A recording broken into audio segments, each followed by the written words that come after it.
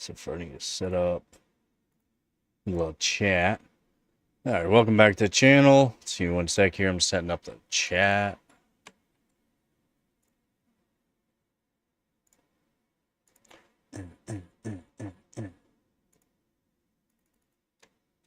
Goats. I think we got the chat all set up. Let's go. Let's go.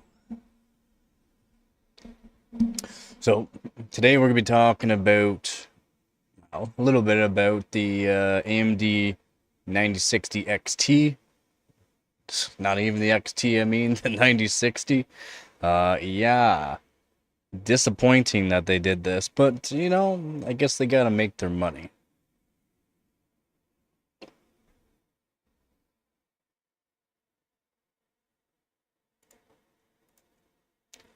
I guess they gotta make their money. Let's go! Devatron! Yeah, so I'll just wait for some people to come into the stream before we start on to it. Hopefully everything looks alright. I'm back on the 3070 Ti.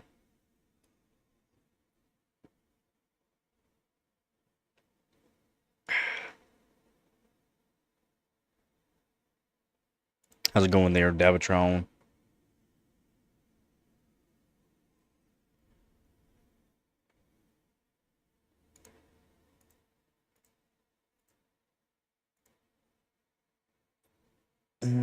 Yeah.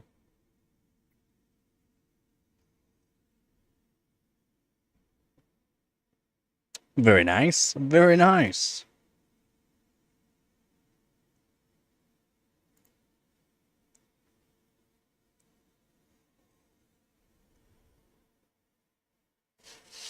Hey, I can't believe there's actually not as many people as I thought doing the 5070 Ti for overclocking. It's kind of odd. It performs really good. Gets about, what, 10,000 more points than my 3070 Ti, which is pretty wild if you ask me.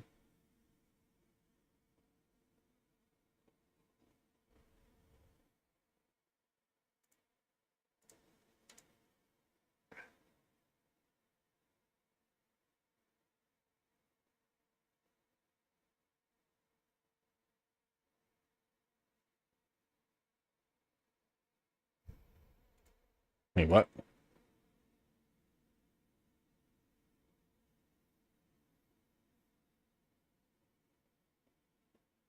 If you had AMD, you wouldn't even get close to the score that you had.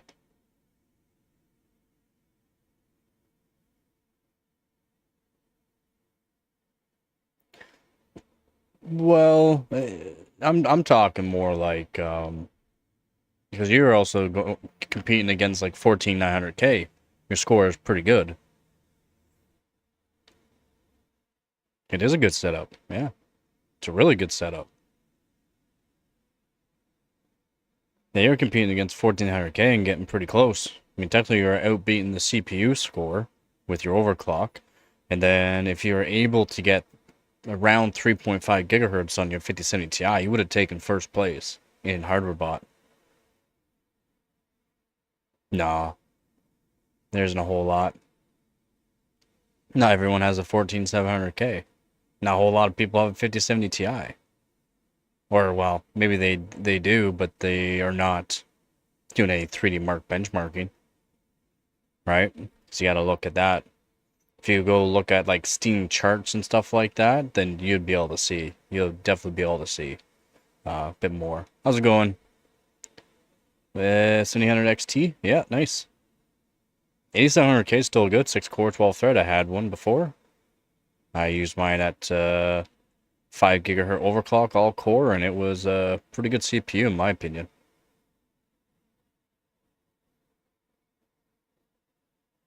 I think it works really good. Haven't seen you in a while. Yeah, the 8700K does OC really well. When I was benching, I benched it at 5.2 gigahertz most of the time. I could have done more too, but I didn't have the greatest motherboard for overclocking, so Didn't want to push it too far, but 5.2 is what I usually benched it at. 5.2 year all core. Did pretty good in my opinion. Again, I think it's still a pretty good CPU. I also had the 8600 K as well, just a 6 core, 6 thread. Still good CPU.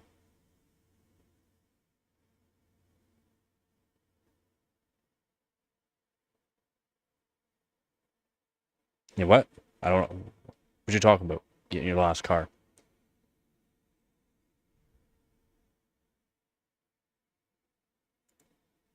What you talking about, Willis?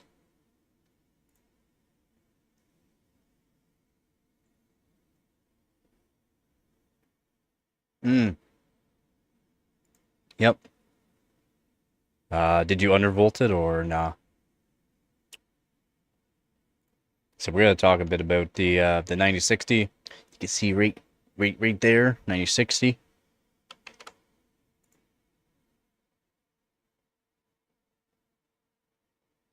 Yo, how's it going, Nova? How's it going, Nova?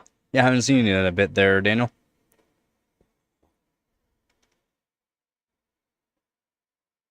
How's it going, Nova?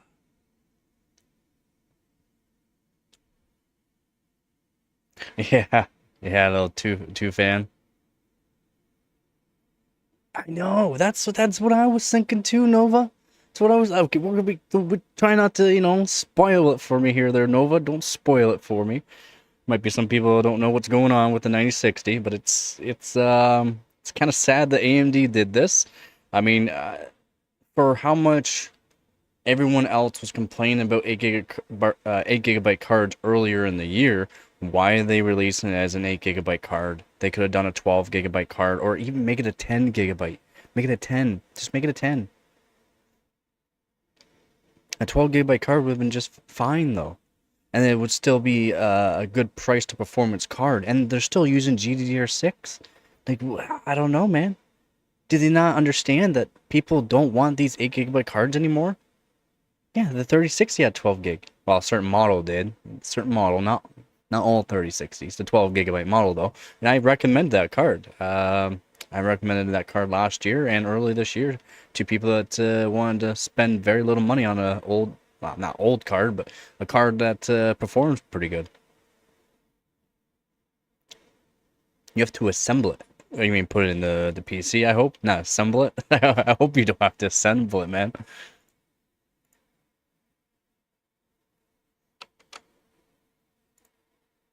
Yeah, man. Eight gigabyte cards, what they did. It's gonna perform like probably 14% worse than 9060 XT. Ah, gotcha. Well, hopefully you have fun doing it. Make sure you take your time and make sure you put it all together proper. Yeah. Because the 16 gigabytes is gonna guarantee that you can do high resolution just fine. Again, I'm on an 8 gigabyte card. I use 8 gigabyte cards still for my main PC, but I'm happy with it. I don't do any 4K. I don't do any 1440p. I do competitive games where 8 gigabytes of VRAM is plenty.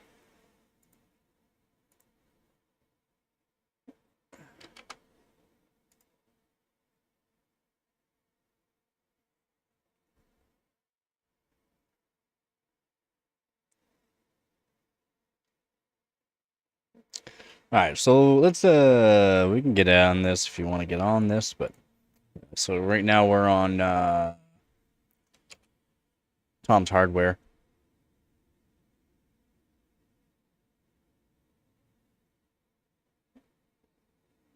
Yeah, 10 gigabytes are weird, yeah. It wouldn't be 2 by 5. Well, actually, yeah, it would be 2 by 5. They wouldn't make it 2 by 5. They can do. They can do it. Yeah, you only do 1080p. Well, you got plenty of VRAM to do 1440p, like maxed out settings too. So, well, 2 by 4 is not going to work.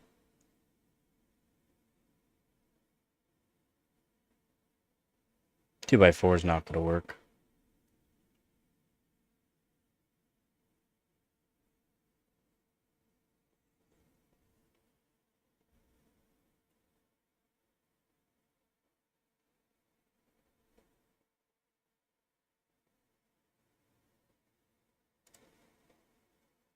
Again, they're only using GDDR6, so they can technically do 10 gigabyte.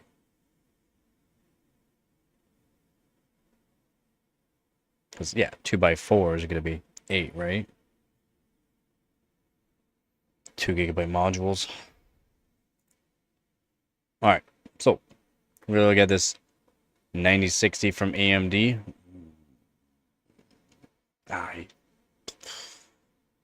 So yeah, they did silently release this. That wasn't really talked about, wasn't given to anybody for reviews, anything like that. So probably a smart thing, but also a dumb thing, because AMD does technically need to sell more GPUs for revenue, right? So I don't get why they didn't do that, but maybe it was a smart thing because even they themselves don't really care for it.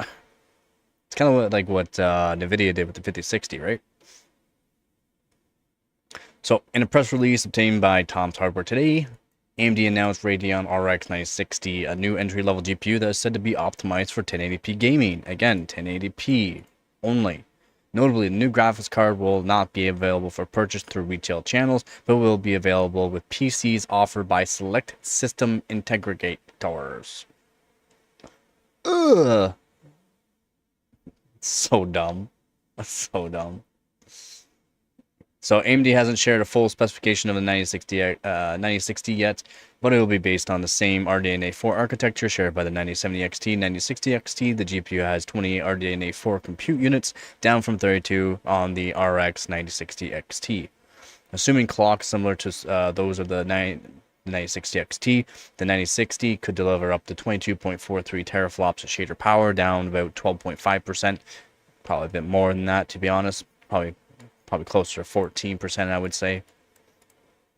From the 9060 XT, it will feature 8 gigabytes of GDDR6 memory running at yet undisclosed speeds, and will offer support for FSR4 upscaling. If they're using the new GDDR6, it'll be fast. If they're using the old GDDR6, well, I mean, this card better be cheap as hell, because it's going to be garbage. Trash. You might as well just buy an old GPU instead of wasting your money on it. So AMD's decision to make the RX 9060 available only through system integrators in pre-built systems seems like an unfortunate one. Even with only 8 gigabytes of VRAM, this product could have been an appealing upgrade for system builders on tight budgets. Exactly. Instead, no, you have, the only way you can get this card is if you buy a full pre-built PC that's going to cost you probably $300 to $500 more because it was built by somebody else. Like, are people stupid? I like Power Color. Nothing wrong with Power Color. Power Color made some really good RX 580s, that's for sure. But yeah, Power Color makes good cards, especially like their Hellhound.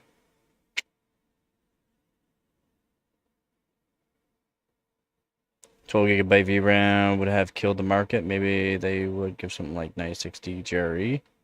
Nah, they probably won't even. They won't be doing a 9060 GRE. They won't do a 9060 GRE, buddy.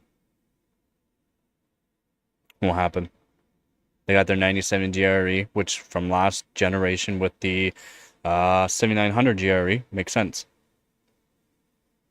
But yeah, they won't be doing 9060 GRE. And the GREs are cutback versions of the original card, so they wouldn't make it a 12 gigabyte card because that just goes back on what they actually did with their cards. Because the GRE is a cutback version, which means it has less VRAM generally, less power.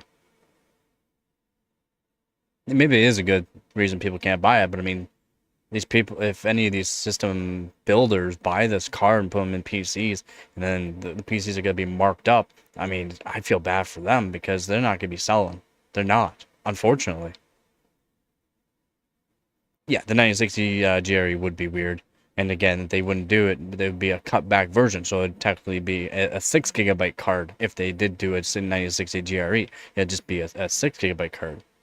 So they wouldn't give it more VRAM because that just goes back onto how they marketed the GRE. The GRE is supposed to be a cutback version of the full, right? And then again, the GREs are only marketed in like European countries. China and European countries, not American. Now, you can find them in America and Canada, but I mean, they're not marketed for it. Nah. They're I mean, they're still going back on what their marketing is, right? So I don't think they would. Nah, nah. Just the way they're doing it, the way AMD's doing it for the marketing and that, nah. Yeah, they're not moving that fast. They're kind of behind. They're kind of behind still. They need to do something. Yeah, sure, they came out with the 9995 WX, the 9980 as well, like the Threadrippers, new Threadrippers. They're beasts, yeah, they're beasts. I again talk to people that have them, then benchmarking them, and yeah, they're beasts, but they're kind of power hungry, that's for sure.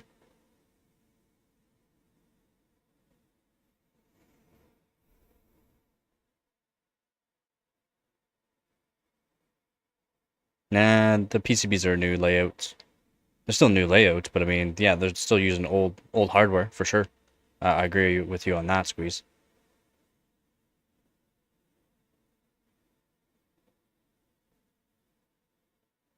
Dual RX 1600 is currently the fastest GPU combo in the game? Nah. Oh, you mean that stupid game that you play? That PC builder? Yeah, you talk about that stupid PC builder game.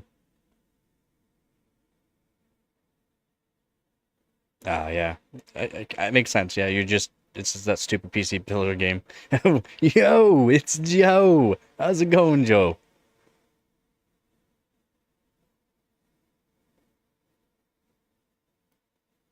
Yeah, for gaming, a single GPU is the best you can do still. The games are not optimized to be running multiple GPUs.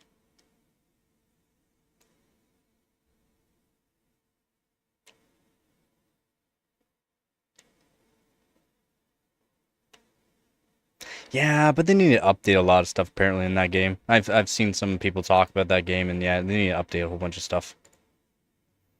So yeah, let's continue on with the 9060. So yeah, this is the 9060 XT, the 8 GB cards. Okay.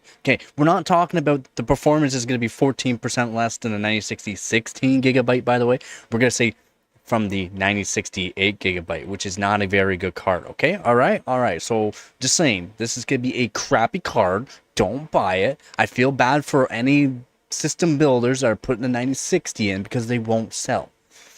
RX 9060 XT 8 GB cards are currently available for about $250 to $300, depending on the retailer. And even cheaper RDNA 4 cards could have been compelling. Without an official MSRP, however, we only have a limited idea of how the RX 9060 would have been positioned in the RX 9000 series product family. Probably around $200 to $230, $229 or $200, probably around there. I would say around $200, what they would price it as, which kind of makes sense, but also in a way that they're kind of smart because now they're not probably going to be selling it with boxes, right? They're going to be selling it as like package deals, so that way they're not going to have to spend the money on the packaging. So even though they're saving money on all the hardware, just using GDDR6 and using all old hardware basically onto these PCBs, all the SMDs and that, everything's going to be older stuff onto it. They're saving a lot of money with packaging. So they don't have to worry about packaging with this, which is smart. It's smart. They can still make money and sell these cards at a very reasonable price to people, but the performance isn't there. And for all the backlash that AMD and also everyone was hating on NVIDIA due to the fact that they were using 8 GB cards, I don't see why they even came out with this. They should have just left it at the 9060 XT, the 8 GB and the 16 GB, and just kept producing those. So that way they can also do and like set up a new plan for PC builders. So that way they can buy bulk and not have to have packaging, pay for packaging. Could have made money off of that too. But doing it this way, I guess it's kind of smart because again, they don't have to do any kind of press release. They don't have to worry about packaging of any sorts. They can just put it in static bag and a little bit of foam in a big box with a whole bunch of them, and they save a lot of money. So it's kind of smart that way. So they don't have to spend any extra money for packaging, which is good. But I just don't see these PCs with a 9060 8 GB selling. I don't see it selling. Unfortunate. I don't see it. So AMD also plans to release a new Adrenalin driver update for its range of GPUs that expands support for a handful of newly released games. Driver version 25.8.1 will soon be available for download and offers optimized gameplay in Mafia, The Old Country, Mecha Break, Wuchang, Fallen Feathers, and the newly updated Unreal Engine 5 release of Valorant. The latest release is also said to offer support for the upcoming Battlefield 6 open beta, which is expected to roll out later this week. I've been hearing a lot about it. Apparently, it sounds pretty good. While AMD's Fidelity FX Super Resolution 4 FSR 4 is officially supported by a limited number of games on the latest update, also expands support for the upscaling tech to more titles. These include Cyberpunk 2077, Wuchang, Fallen Feathers, and Mafia: The Old Country, Arena Breakout, Infinite, Game of Thrones, King's Road, Wreckfest 2, and Lies of P. So, yeah, that's good, I guess.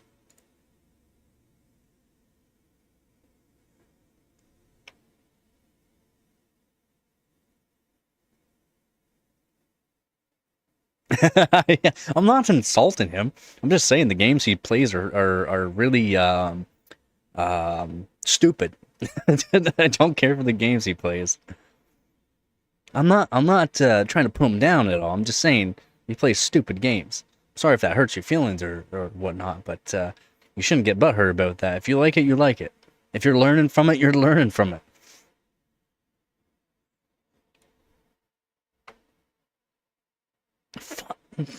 F no, man. No, no, man. I ain't gonna be playing those stupid games. Sorry, man. I'm gonna just keep modding my hardware, keep benchmarking, and play some games once in a while.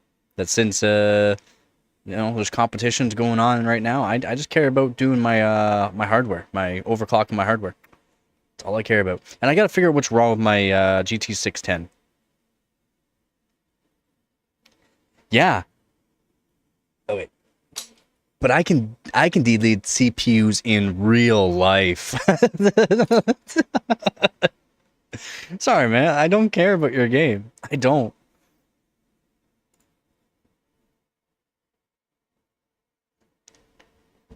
I have to figure out what's wrong with my GT 610, so I'll probably do that later on today. I get the multimeter out and figure out what's going on with the GT 610.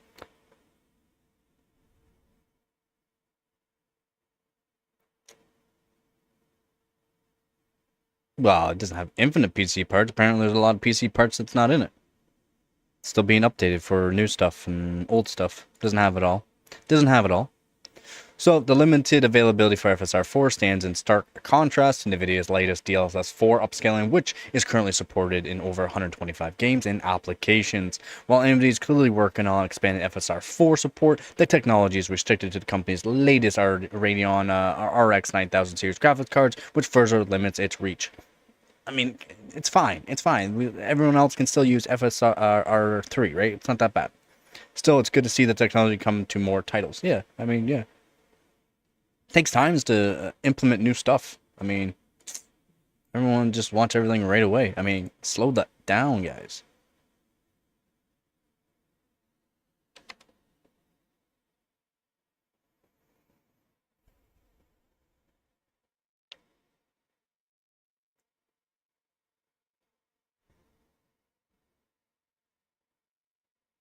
That's it.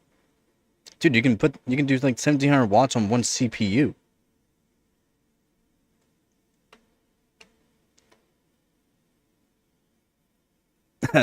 Just look at the 9995 WX.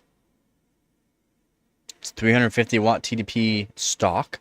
As soon as you put PBO on, it does over 500. And then once you overclock it, it easily does like 1300 watts. Easily 1300 watts.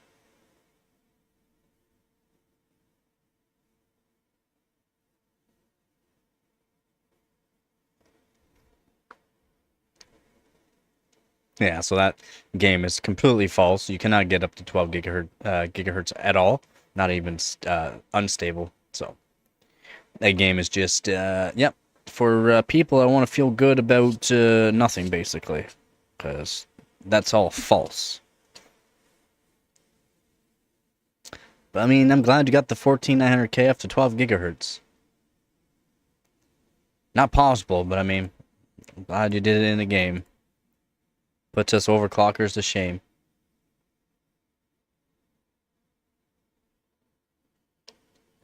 So yeah, what does everyone think about the 9060? I don't care about your in-game world record. I don't. Sorry. I hope so. Too bad the game didn't just crash and you'll never be able to play it again. Too bad. I'm sad that didn't happen.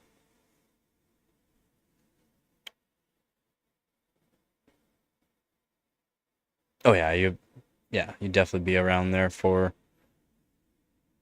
going up above 9 gigahertz. You're probably up around there. So I can believe that. I mean, for even if you're going on like LN2 or liquid nitrogen, or not LN2, liquid nitrogen or liquid helium, you gotta use a lot of volts.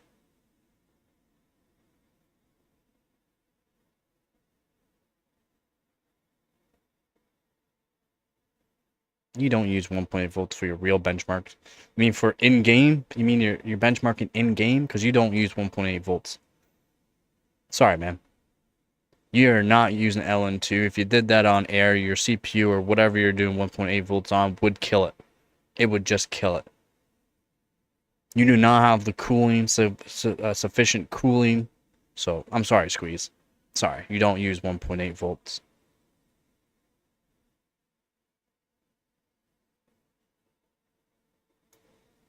That's more like, I'm pretty sure that's all you can cool with what you have. 1.25.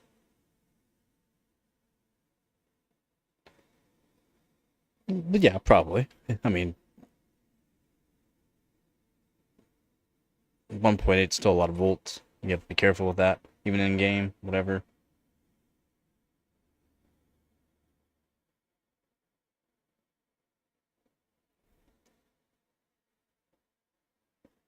I would hope so.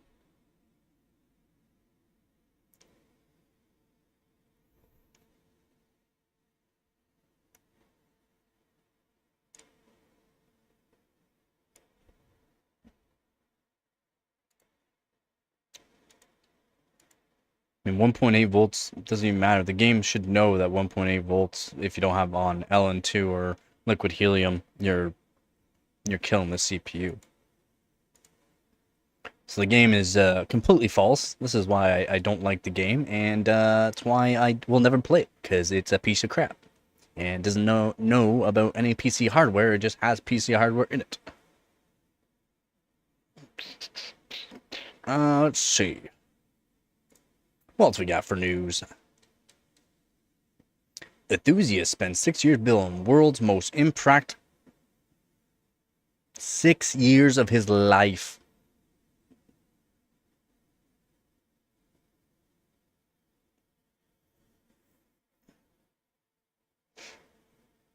Oh yeah, the 9970X3D. I think that's what they're saying. The 9970X3D. I mean, that just sounds odd. I think I read on this a little bit here.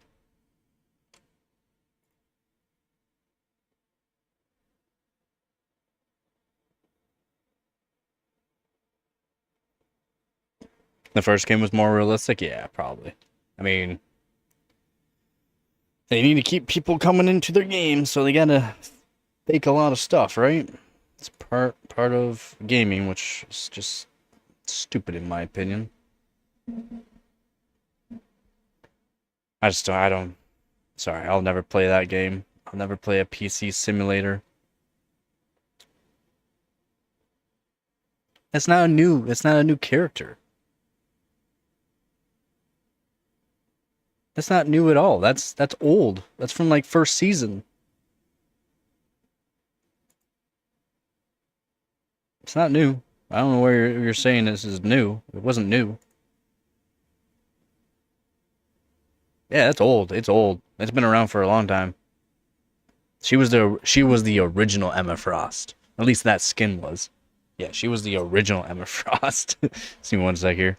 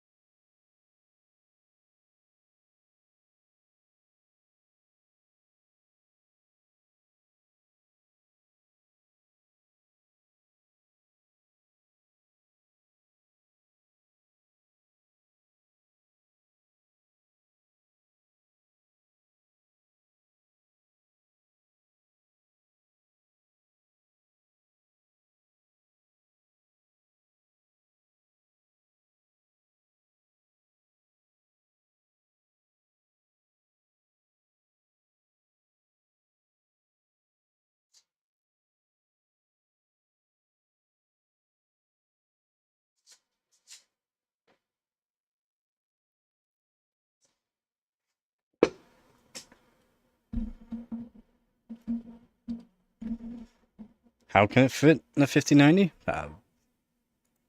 Depends on what 5090, but yeah, should be able to. A lot of older PC cases, as long as you're not going back to the 90s. If you went back to the 90s, 5090 wouldn't fit. But early 2000s PC cases were pretty big. You can take out the hard drive storage too into it, the hard drive bays. Yeah. No, not even just because of the drive bays. Nah, not even because of the drive bays back in the 90s. PC cases were designed differently. Basically, you fit the motherboard, power supply, and then it's not just the drive bays, but in a way, yes, some of the drive bays. Just the way they're designed. And then a lot of them were desktop style, so they were horizontal, not vertical. So, the new processor will continue to utilize Granite Ridge Silicon with the Zen 5 execution cores. One of the 2 rumored models will reportedly have 16 cores. Wow. With simultaneous multi-threading. Huh?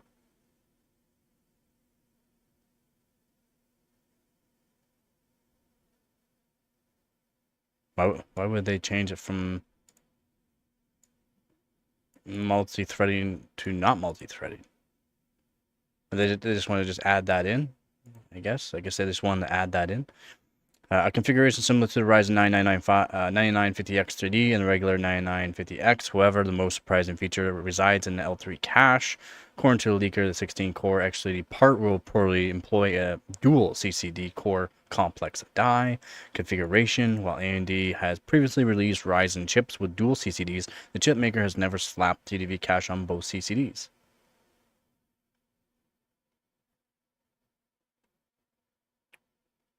Probably for a good reason.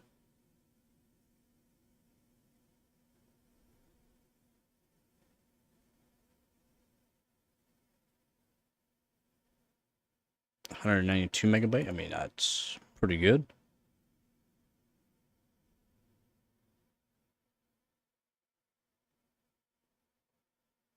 Okay, we don't really care about that. So yeah, it could have 3D V cache on both CCDs. Ooh, it's gonna run hot. It's gonna run real hot. It's gonna run hot, and it's gonna idle hot, and it's gonna use a lot of power on idle. A lot. Hmm. Hmm. Yeah, consume up to 18% more power. Yeah. Yeah, and probably idle around 60 watts, probably. 60 to 75 watts idle. Hey.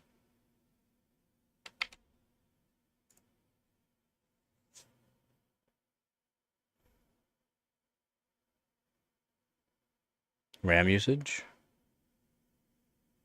I'm not sure why Roblox have the highest RAM usage.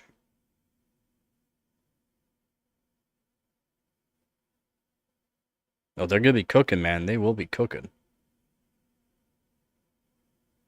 Oh, man, yeah, it's guaranteed to happen. Guaranteed to happen, their Dabatron. Yep. Someone is gonna have a bad day. A real bad day with this CPU. It's gonna be hot. It's gonna be a hot CPU. If anyone is like from my comment sections is saying, "Oh yeah, I'm gonna put this in a small form factor with a small form factor cooler on, it's gonna run perfectly," they're just idiots. Idiots. You're gonna have You're going to have a really good AIO or custom water loop to make sure you can get full performance out of the CPU. Yeah, probably could be hotter than the Emma Frost. Yeah, man. It's gonna idle. I'm gonna say it's gonna idle around 70 watts. Idle wattage. They already idle around 45 watts. Around 45 watts. So I'm gonna say it's gonna idle around 70 watts.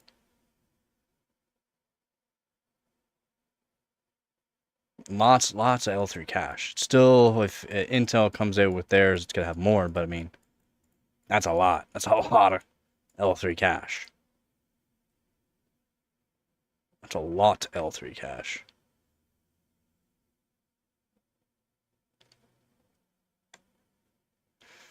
So, second rumor, processor allegedly boasts 8 core, 16 threads, and 96 megabyte L3 cache. Still plenty. The leaker suggests that it's a 120 watt processor. These specifications are reminiscent of the Ryzen 7 9800X3D, which shares similar characteristics. No, the leaker did not disclose the clock speed because he doesn't know. However, the new SQ would probably be a lower clocked variant of the Ryzen 7 9800X3, possibly Ryzen 7 9700X3 or similar model. Well, what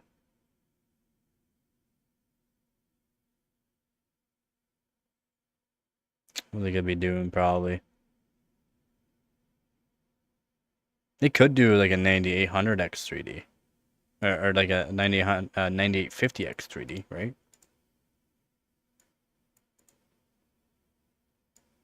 Or a 9750.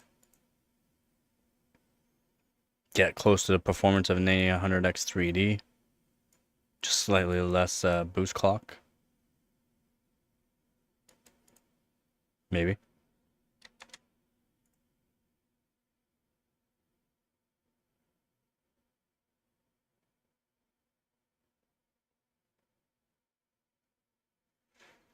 Yeah, so it's gonna be that's a high idle wattage, yeah. Guaranteed it's gonna be around 70 watts idle. You think IG?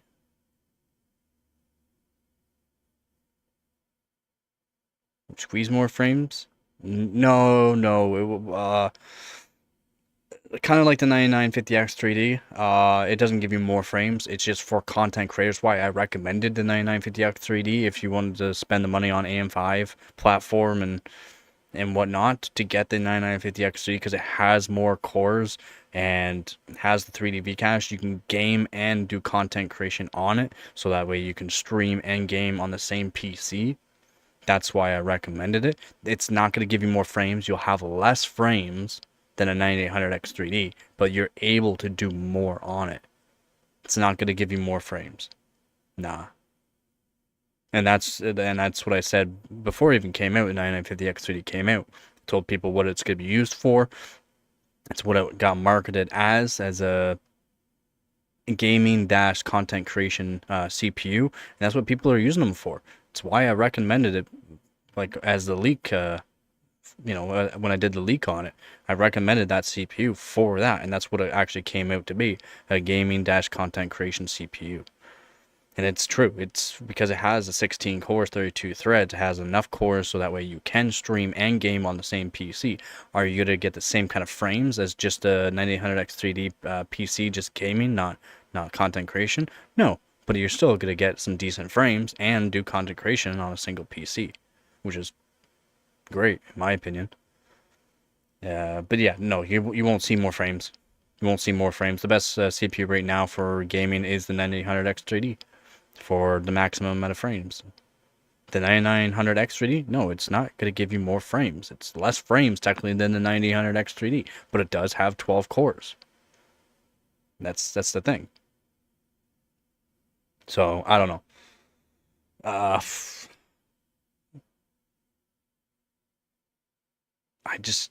don't know if they are having both CDs have X3D Vcache. Yeah, it's gonna have lots of Vcache. It's not gonna give you more frames, unfortunately. It's not. It won't give you more frames. I don't know why they're bringing this out. Maybe on certain games, maybe, but I don't see it giving you any more frames than what the 9800X3D is already providing. Just a 9800X3D. Because again, you go up to 9900X3D. It's less frames. You go up to 9950X or 9950X3D, it's less frames. The 9700X3D, less frames. So I don't know. I just don't see why they're doing this because it's also again a higher TDP. It's gonna have higher idle wattage. It's gonna have higher idle temperatures. It's gonna be a hot CPU. Oh, it's not gonna be. It's probably gonna be around the 9950X 3D. Either around 4.4 for base, and then up to maybe 5.7. Maybe do 5.8 to all boost clock. But that's not all core, right? It's not all core. All core will probably be around maybe 5.4, maybe 5.4. All core. Like the best is the 9950X 3D, and it goes to 5.4. 3.5 or 5 point, just over 5.4 all core. And that's if you have a good cooler. If you don't have a good cooler, it's not going to boost that high on all core. So yeah, I don't see it's going to be much more than what it is, especially if it's going to have two CCDs with X3DV cache. It won't be much more for base clock and boost. If more, it probably won't even be more. I don't even think it's going to be more.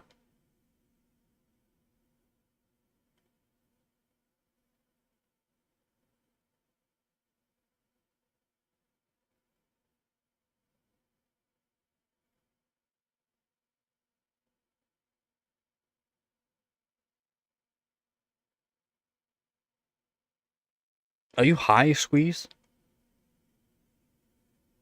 Are you high? Are you actually high? Are you okay, Squeeze? Did you get enough sleep?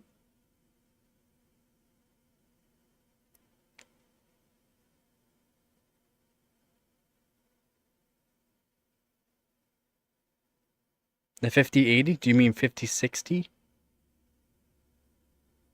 Maybe you should get yourself some sleep there, buddy. So what you just said there was literally like breaking my brain. It kind of hurt. It kind of hurt, man.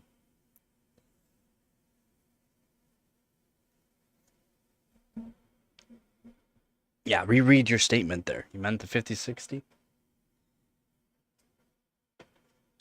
And your 1060 does not use that much wattage.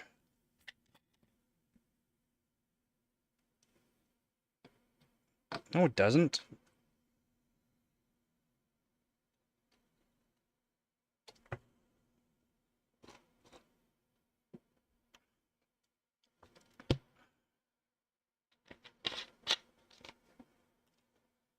Your 1060 does not go to 220 watts.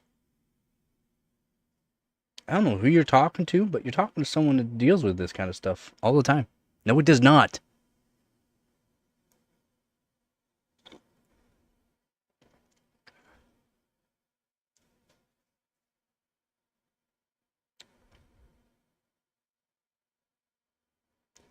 Your 1060 does not use 220 watts. That's a 1070. Overclocked to snot at it for 220 watts. That's a 1070. 1060 does not go up that high. Will not go up that high. No model goes up that high. It won't. It won't. I don't care what you say. It does not.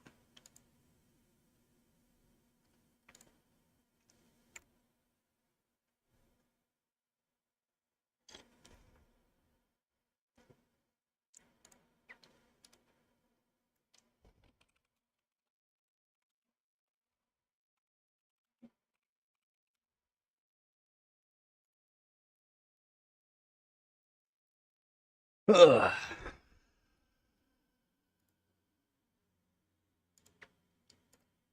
Yeah, no, it doesn't. So yeah, yeah. This new Ryzen is it's gonna be a toasty boy.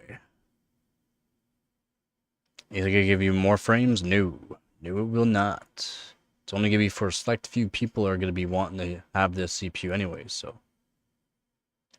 I don't even see the extra L3 cache helping for content creation and gaming for giving more frames. They would have to have a higher base and boost clock to give an all-core clock higher for more frames, but I don't see how the 192 megabyte of L3 cache is gonna help.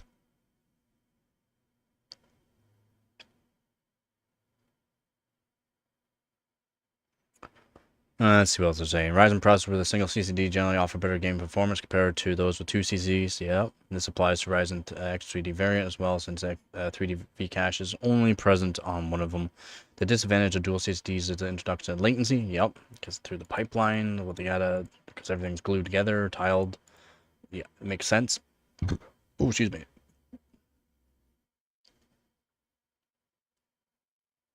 Oops. Which negatively impacts performance because data has to travel across CCDs instead of a single CCD. Consequently, the Ryzen 7 800XT outperforms Ryzen. Okay, I just said this, right? I did say this, guys, right? The Ryzen 7 900XT outperforms the Ryzen 9 9950X3D. It does. It would be intriguing to assess how having 3D V cache on both CCDs would enhance performance and possibly reduce latency.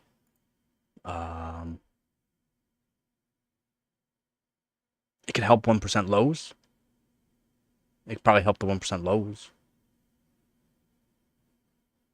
That's I don't see it giving you more frames than the 9800X3D. I don't see the new CPU being better than the Ryzen 7 900X3D, other than 1% lows. Even with the extra amount of 3D V cache.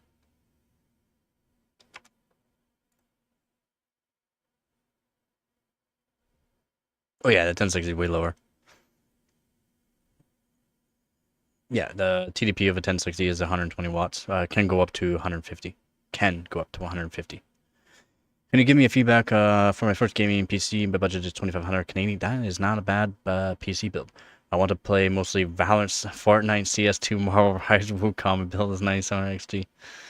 And my build, you already have a good. What? Your first gaming PC? But you already have. Your build is the 97 DXT and. What? But you already have.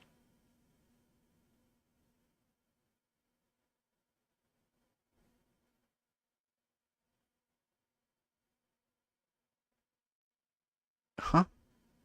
You already have a PC. This is not your first PC build.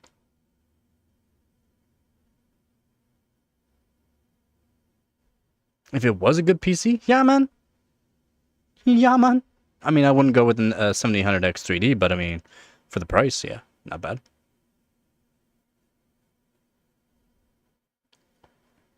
I mean, the 7800X 3D is not bad. It's not bad.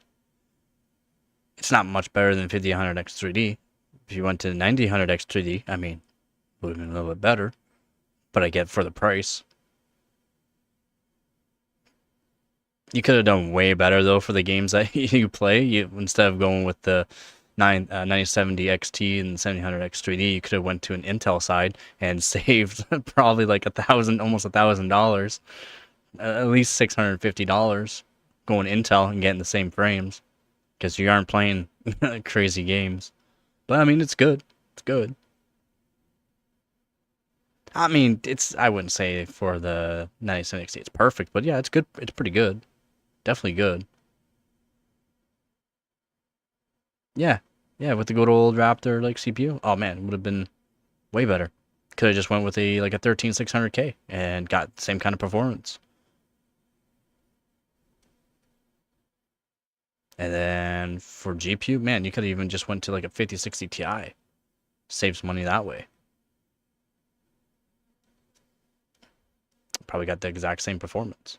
Because again, you're only playing Valorant, Fortnite, CS2. I mean, those are... You can play those on a potato PC. Marvel Rivals is a little bit different. Having more RAM does help that game. Having faster RAM helps that game. I've done benchmarks on that. Wukong though, that's Wukong's a little bit different. I'm a black myth, Wukong. Yeah, Wukong's a little bit different. But I mean, with a 7000X3D, it definitely helps.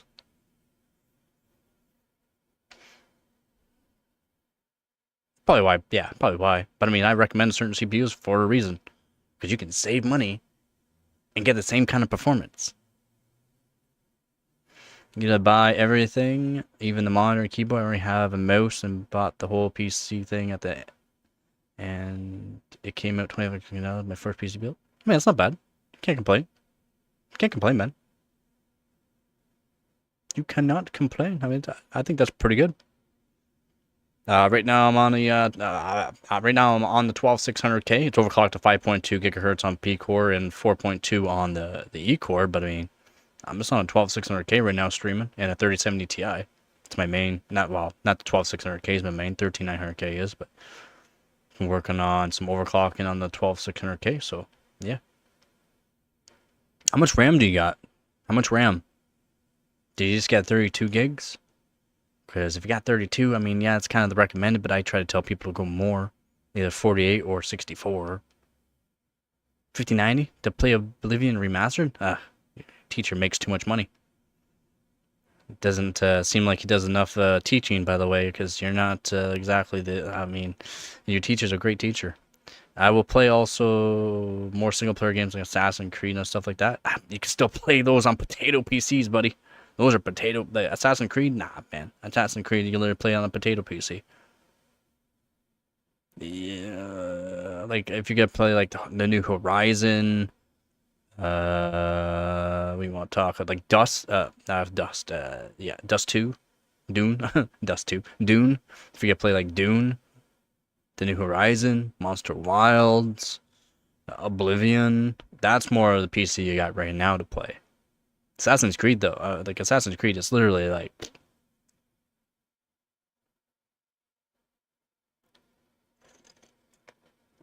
You can literally play it on a potato PC.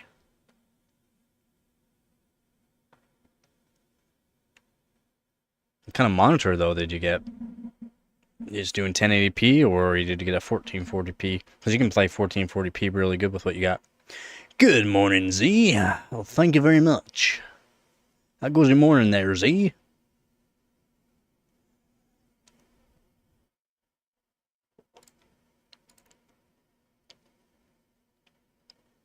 Yeah, 2.6 is what you don't want to do for gaming. Let's go. Yeah, 32 gigs is recommended for nowadays, but if you're going to be playing some single-player games at like 1440p, more is merrier. Again, because you are using AMD, the 6000 CL30 it's decent. Yeah, you do use 4-stick at 6000 CL30, but blah.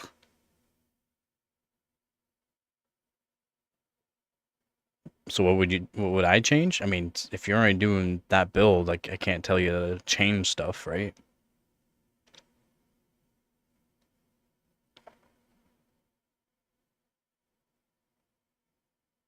To help you get more performance, though, I mean, you could just get more RAM. 1440p, nice. Okay, yeah, then I would say you're doing all right. A 50, yeah, a 5090. I'll give you some more performance.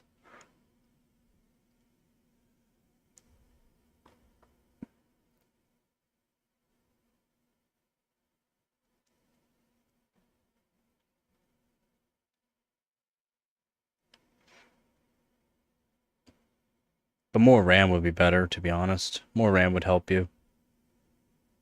I know you might not utilize more RAM, but having more RAM does give you more performance. Just due to the fact you're on AMD as well, having more RAM is going to be better. Because you're only going to be doing 6000 CL30. 6000 is not very fast, right? The bandwidth isn't the greatest, so having more RAM technically does help out.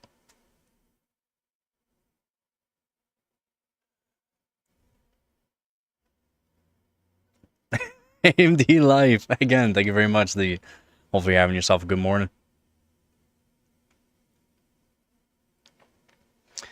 Still good about it. Okay. I can't say it's not a bad system, man. I can't say for $2,500 it's not a bad system.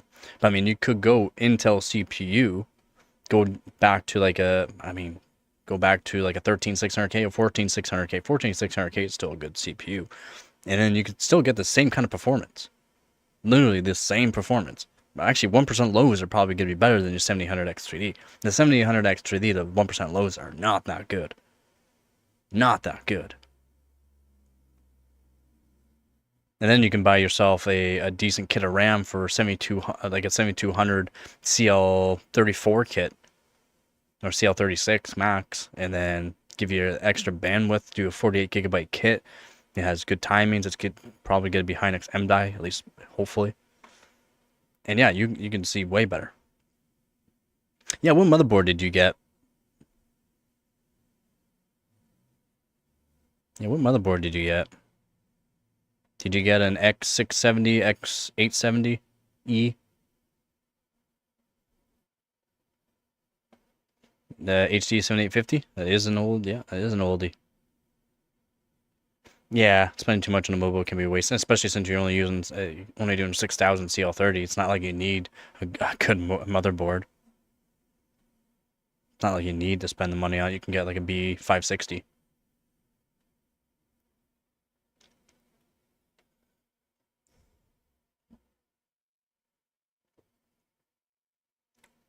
Did I say 560? 650.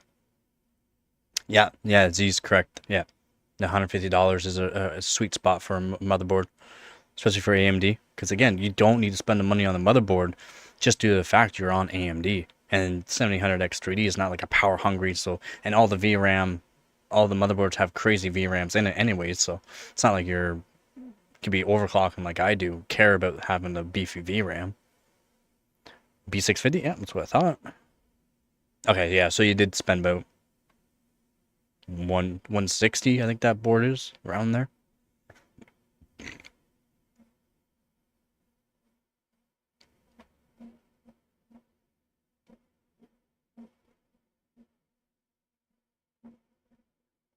The highest mobile right now is over 8,000. The highest motherboard right now is 9600 mega transfers per second. 9600. Yeah, MSI. Those pros are actually a really good price motherboards because they're actually pretty good. Because again, as you can see, it has Wi-Fi 2, built-in Wi-Fi. It's good. Yeah, it's all good. Now we're on a mega transfers per second now. And then to get megahertz, you're dividing mega transfers per second in half to get the megahertz. So if you go to DDR4, you go back to megahertz. I don't care for saying DDR4 is mega transfers per second because it's not. It's megahertz technically.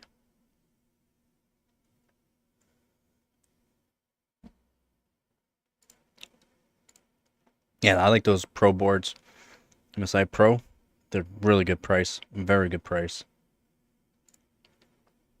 So what did you spend the money on? You spent the money on the GPU, really.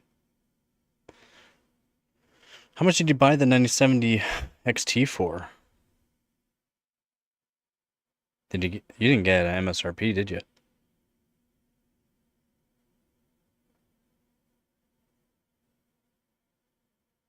Ah, yeah. Is it really? Just a few dollars more? For you, maybe. Not for me. Not Canadian-wise, unfortunately. They're really expensive. Like, they're... Whew. So the ROG Strix around here? Hold on, let me 1 sec.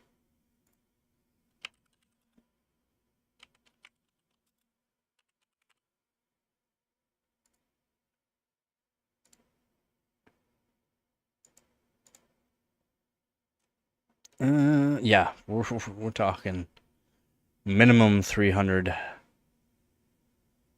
Minimum 300. It's over 300 technically. Yeah, minimum 300 here, Canadian. Yeah, good to be Canadian.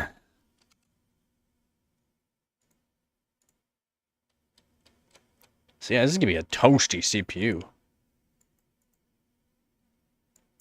Yeah, and think what I was reading on another page, what's gonna be the 9970X3D.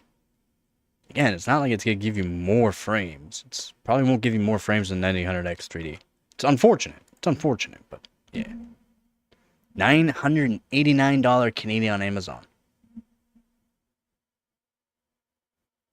Where are you finding for $989 on Amazon? What? They're like 1100. They're like 1100 last time I checked.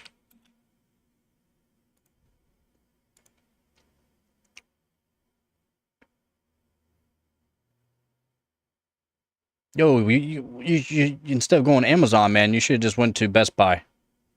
610 bucks. $610 for the 9070 XT Tough. For the Tough. Yeah, man. Which one did you get? Which one did you get? What model? What brand? What brand? Yeah, you can literally get 9070 XT for $610 right now. Asus Prime, man, you can get the Tough. You can get the Tough at Best Buy. The Tough for $610. 150, 170 all day? Man, that's wild. Yeah, $310 for Asus Strix board for the like the cheap ones. The cheap ones. The other ones are around 450 to 500. Yeah, no problem, man. No problem. Yeah, I was just checking. Best Buy, they're generally around $1,000 for the 9070 XT Tough. Right now, $610. So, yeah, yeah, man. Yeah, Z. Yeah. 450 is the average for the Strix. For the cheap Strix, like we're talking like just the cheap Strix, $310. 450 for around average, and then some of them are over 500. Wild, eh? Gotta love it. Gotta love it.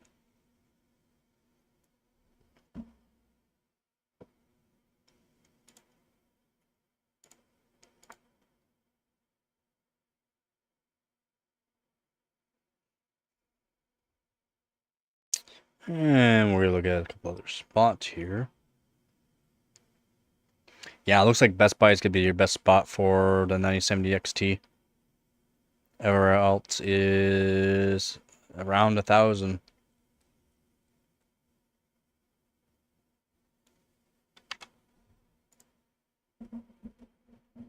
Yeah, it's wild. That's what I'm saying. It's not great to be living here in Canada. How's it going, Milkman?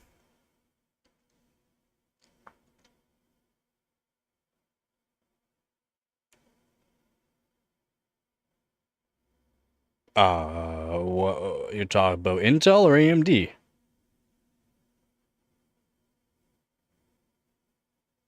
You want to compare Intel versus AMD, or you want to just go from Intel's AMD for like you want to say like the 3Ds, or you want to just say the non-3Ds? We gotta be specific here, man. We gotta be specific. If you're specific, I can help you out a bit more, give you a little bit more information.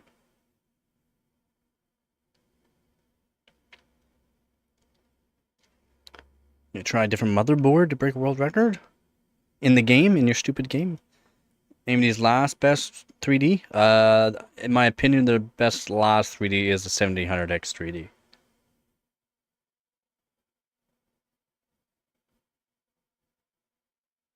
No. 97 XT Tough, right here. Best Buy Canada, $609. You even get free delivery.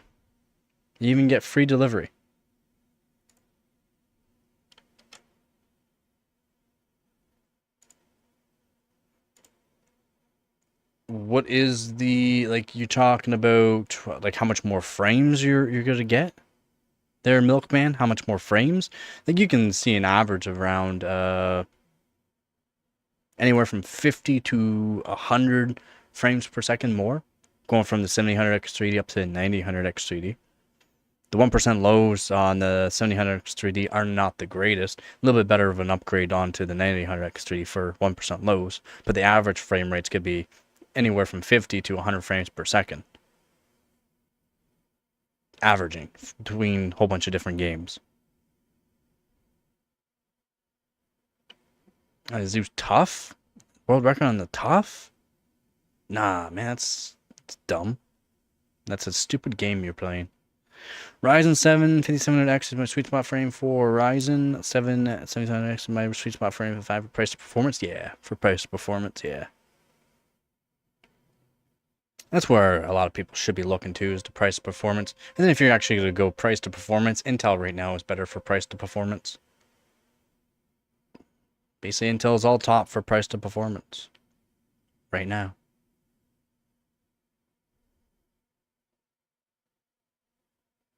You should do the OCF. The Tai Chi OCF. ASRock Tai Chi OCF. You probably get a record on that. No problem there, Milkman. No problem. But yeah, the 9070 XT Tough 16GB gaming, $610 Best Buy. And then everywhere else is a lot more.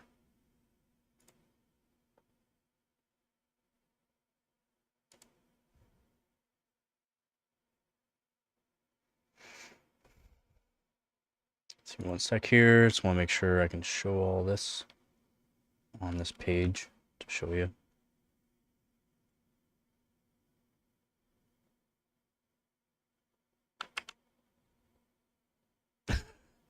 Again, thank you very much, Z. Hold on, man. Hold on. Give me a second. I'll switch stuff over. Give me a second. I gotta make sure I'm not gonna show stuff I can't be showing here. This one. Yeah. There you go. Boom. Ta-da! $609.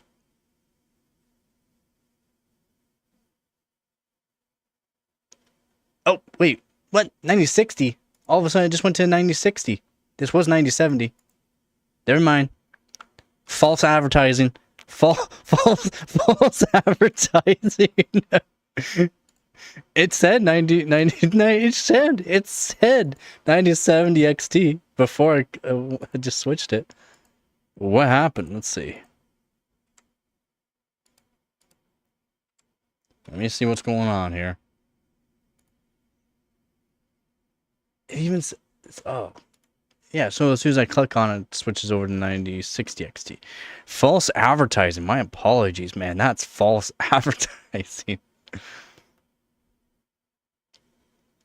Yeah, I mean, around that $960 is the best you're gonna find 9070 XT then. From everywhere else that I'm seeing. Yeah, my bad, man. Again, thank you very much, Z. Thank you very much. You still on vacation, man? It would definitely be worth it. Yeah. Yeah, every time I clicked on it, it just said 9070 XT. When I clicked on it, it switched over to 9060. So, on your way to work, well, hopefully you have yourself a good day at work, man.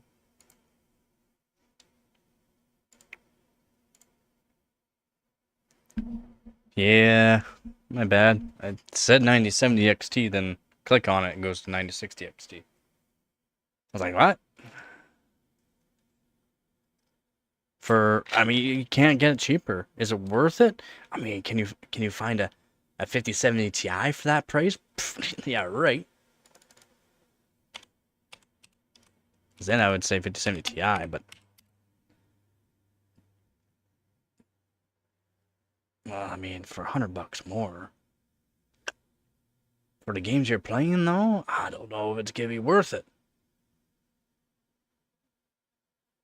Gotta remember, we're Canadian. We get screwed. We get screwed. Everything's so expensive.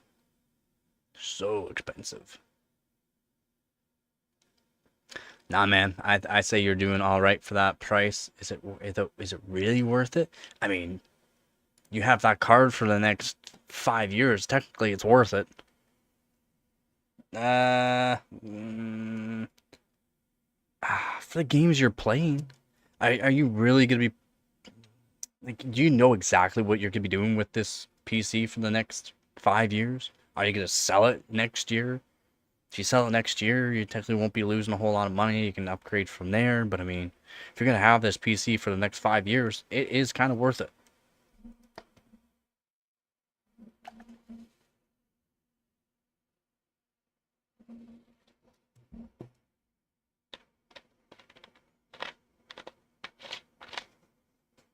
And you're not really saving a whole lot going to 9070 or 5070 as well.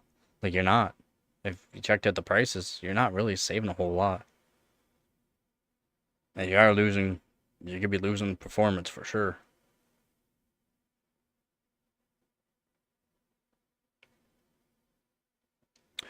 So yeah, I would stay going with the 9070 XT. Because then later on too, what all you have to do technically is upgrade your CPU. You can gain more frames just by upgrading your CPU to like the 9000X3D. Easy upgrade. And then the 9800X3, hopefully it's a bit cheaper by then. Again, they're going to be coming out with, right here, the new 9970X3D, but I mean, that's only going to be for select people are going to be wanting that. For gaming, no. It's a worthless CPU strictly for gaming. You're going to be streaming, recording, and gaming on a single PC doing that new CPU. It's why the 9950X3D, it's why I recommend it for content creation. It's why when I did the leaks, I said it's going to be for content creators. It's not going to be for gamers. You're not going to get the same frames. You know, you can spend less money on the 9800X3D and get more frames with it if you're just gaming. But if you go to the 9950X3D, you do content creation, you can game, stream, and record all on one PC. And that's what it got marketed as after I came out with the leak. Ta-da. It's true. Same thing with this 9970X3D. It's going to have lots of L3 cache. It's going to be great. For certain games, it's going to help give some more frames, especially if you're streaming and recording at the same time while gaming. It will give more performance, but on certain games, the extra 3DV cache isn't going to help. It's not. And it's going to be a high TDP, 200 watt TDP. Again, that's minimum TDP, 200 watts. All the way around 200 watts while gaming easy. No PBO. Nothing like that. Just 200 watts. And then idle. You're going to be idling around 70 watts easy. Probably consuming around... it's going to be around 70 watts idle. And then temperature is going to be pretty high temperature too. Just by idling. You're going to need a beefy cooling system. Or either a really high-end AIO or custom water loop for the CPU. That's what I recommend also for 9950X3D as well. And it's what even AMD recommends. Water has to be a good AIO or custom water loop.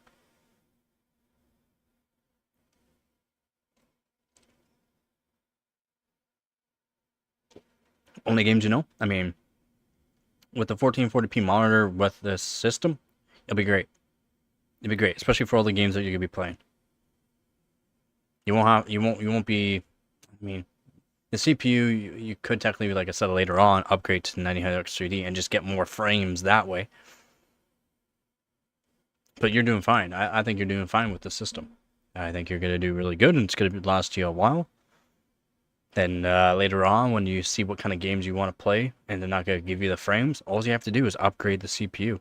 And then later on too, you can upgrade the RAM to give you 64 gigs of RAM or 48 gigs. That's all you have to do later on. You can keep the 9070 XT. It could be a good GPU for a while. And then your single player games, you can use FSR4, whatever games will utilize FSR4 and just give you a crazy amount of frames, right?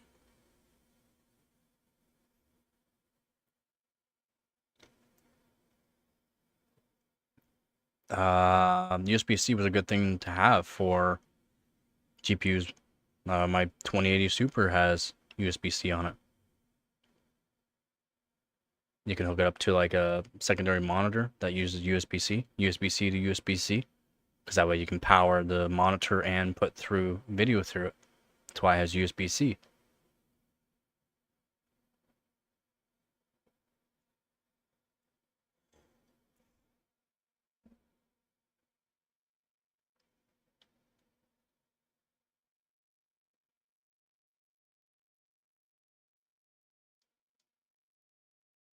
Great price, yeah.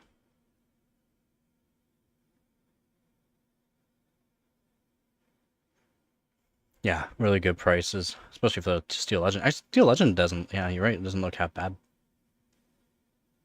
You like the XFX cards? Is it the magnetic levitating fan ones that you like more, or do you like the, just, doesn't matter which one? Thermite Aqua Elite, I've heard a lot of people have been using that one, it's been pretty good. I mean, it's gonna be just fine for your 7800X3D. It'll be just fine. I'm not saying, I was saying you're gonna need a beefy cooler like water cooler, either custom water loop or AIO for the 9950X3D or 9970X3D when it comes out. Like you will have to have a really good cooler. New Doom game? You'll still be fine. You'll still be fine with what you have right now. Yeah, man. You'll be just fine with what you have right now for the Doom game. If you're talking like Oblivion though, but Oblivion's just a terribly optimized game. Even a 5090 has a hard time running it. So if you want to play Oblivion, that's gonna be a little bit different. Like I said, even a 5090 has trouble. That's a dual fan. True. And you can save money using a dual fan too. I like the way they did the magnetic levitating fans. So that way you can just pop out that fan, clean it up easy cleanup for those fans, put it back on. You don't need to deal with anything. Just pop it out, pop it back. I thought that was nifty. I thought that was pretty nifty when they came out with that. It's very convenient, especially if you like to make sure your PC is clean, in which I respect you if you like to keep your PC clean. That's a great way to keep your fan blades nice and clean. Make sure they last longer, they stay balanced better, right? Keeps everything clean. I think that's great.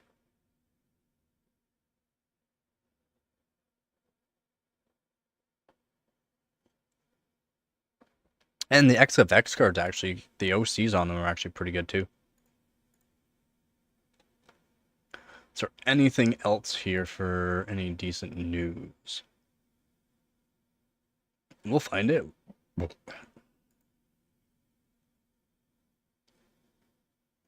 SanDisk unveils colossal new 256 terabyte SSD. Damn, son. 256 terabyte SSD. Damn, son.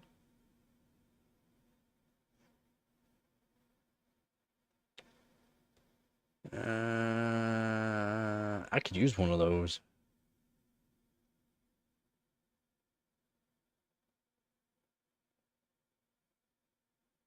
Oh, the Zeus. We're going over the Zeus card. Apparently, it's pretty good. I don't expect to be in that good though. Vip, how's it going, Vip? All the rest of the parts coming in today for music studio build. Nice. Yeah. You gotta be doing some videos on that, putting it on YouTube.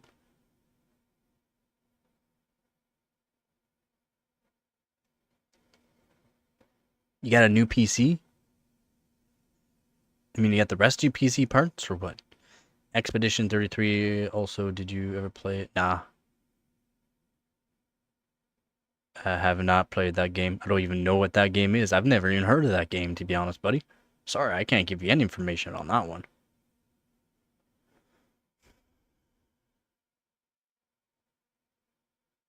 A gold 5090? I wouldn't waste my money on a gold 5090.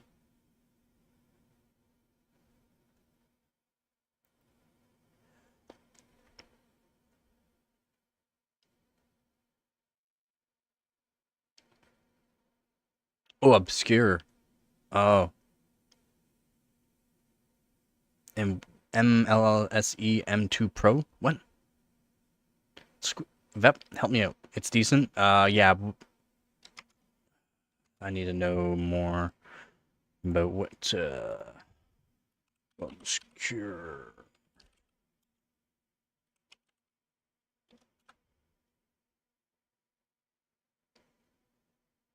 I mean, it looks like you don't need a... What's it called? Expedition 33. 50 US dollars. 50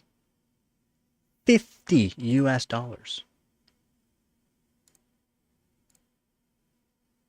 Whoop.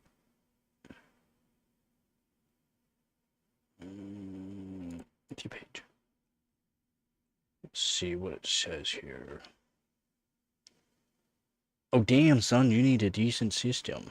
I mean, what you got is more than enough to be playing that game. Yeah, you're fine for playing that game for sure. Recommended you need a pretty beefy system, but your system's definitely could be able to play it no problem. Yeah. You'll do just fine. Just fine. Free on PC Pass? Oh. It's a micro PC. Oh. So you can pirate movies. Yeah, for your system, the 9070 XT and 7000 XT, you do just fine on that game too. Well over 60 frames per second. 1080p, but 60 frames per second, no problem. What color coolant should I use for this black and white PC? What? Yeah, 2 PCI. Who was it that recommended that Look movie website? Born, I think it was one of them. I think Born was one of them. Yeah, I agree. Yeah, pearl white coolant. Do the cool pearl white. Yeah, so this is the Zeus. If anyone doesn't know, this is the startup for the Zeus boards here. As you can see, this is the Zeus. They're saying it's going to be like 13 times more powerful than the 5090. they're freaking high. But yeah, this is not just a GPU, by the way. This is like, it's not just a GPU. So, yeah. When the Bolt Graphics formally announced its Zeus GPU platform earlier this year, again, we went over a little bit of this, the company briefly stated that its upcoming flagship graphics processor can be around 10 times faster than NVIDIA's GeForce RTX 5090 in ray tracing workloads. Again, ray tracing and path tracing. But the startup never previously demonstrated actual benchmark results because they just want to sound like they are the best of the best of the best.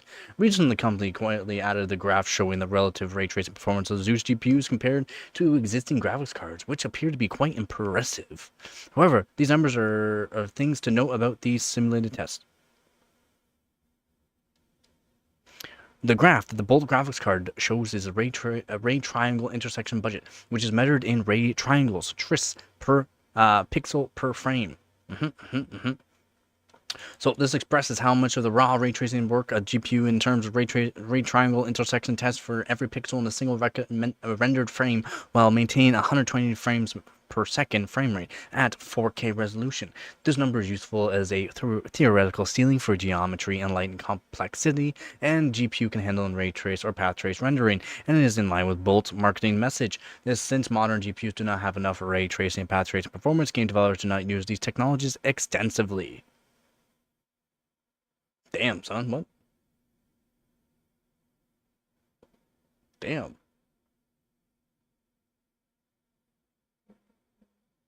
That's actually pretty good.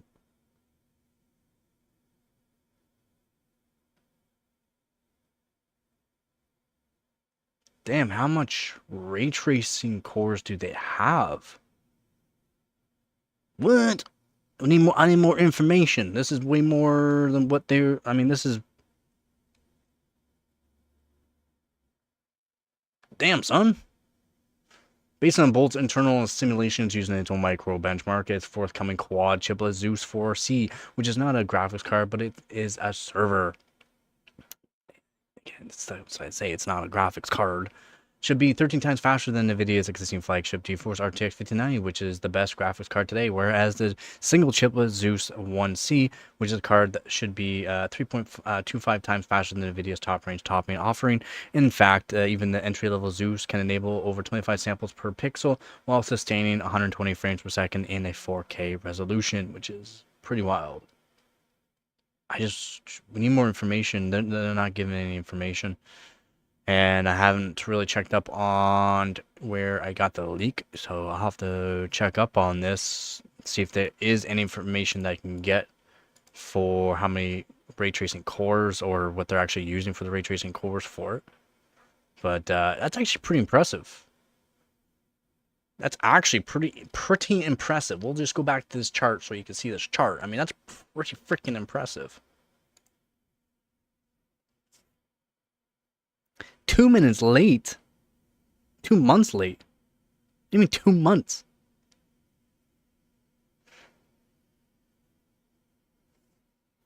I've already went over that 9060. I was one of the first 2 months. I was literally one of the first person for the 9070 XT, 9070, and 9060 XT, and 9060. But guess what? 9060 is not for people.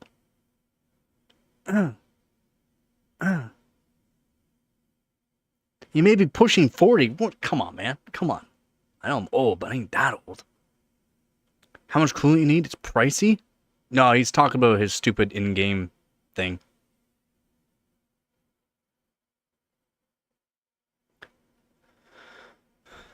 Try Cyberpunk Wukong. She runs on my girl's PC fine. This is why I have a hard time with going new stuff coming out. If the old stuff is doing fine, it does fine. It does fine on Wukong, but try playing Wukong on cinematic. Cinematic, brutal, man. Vet met a girl streamer playing Skyrim VR on 5090. I said, "Damn, girl." What's this article have to do with Skyrim VR? What? Skyrim VR? Meaning on a certain bench, it did 120 from 4K, but I wonder. No, no, no, no, no, no. No, no, no. So what they're saying here is how many. So ray trace per pixel per frame, right? So it can do 120 ray trace, so per pixel per frame at 120 frames per second at 4K. It can do this kind of ray tracing. And that's not how many frames it can do. It's how much it's actually doing for the lighting and geometry complexity. That's what it's saying. It's not saying it does 102 frames per second. It's at 120 frames per second. All of these are at 120 frames per second, okay? At 4K, 120 frames per second. This is what it's doing per pixel for actual lighting and geometry for ray tracing. That's what it's saying. It's kind of it's obscure on how they're saying this, but that's what it's doing. That's what ray tracing is. Ray tracing isn't just, oh, you get so many frames. That's why frames go down when you enable ray tracing, because you're using ray tracing cores, and ray tracing cores are not as advanced as regular cores, or not as many cores as well, right? So that's why your frames go down. But technically, if you did 120 frames per second, and then have this ray tracing, and then the frames actually don't go down, this is what kind of lighting you'll get per pixel. Okay.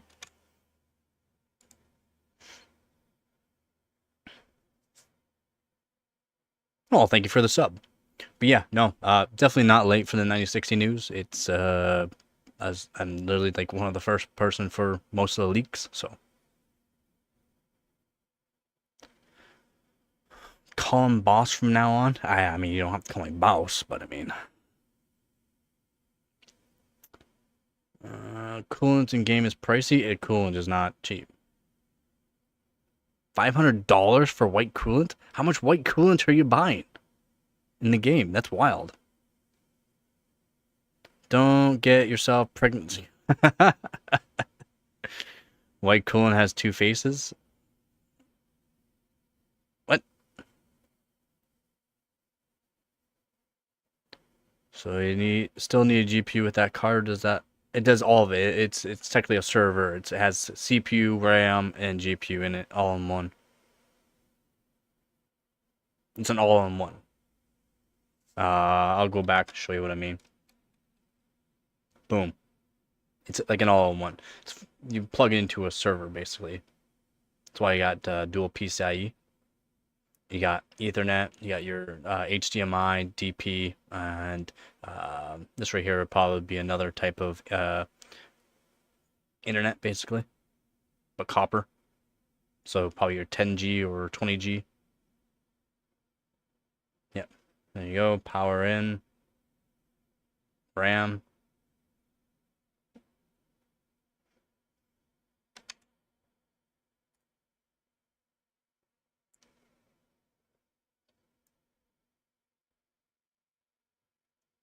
Maybe more coolant than a car. I'm 4 radiators.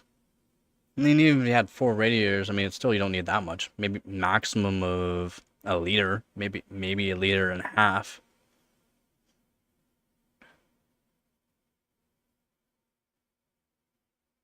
Yeah, basically, yeah, dedicated ray tracing card.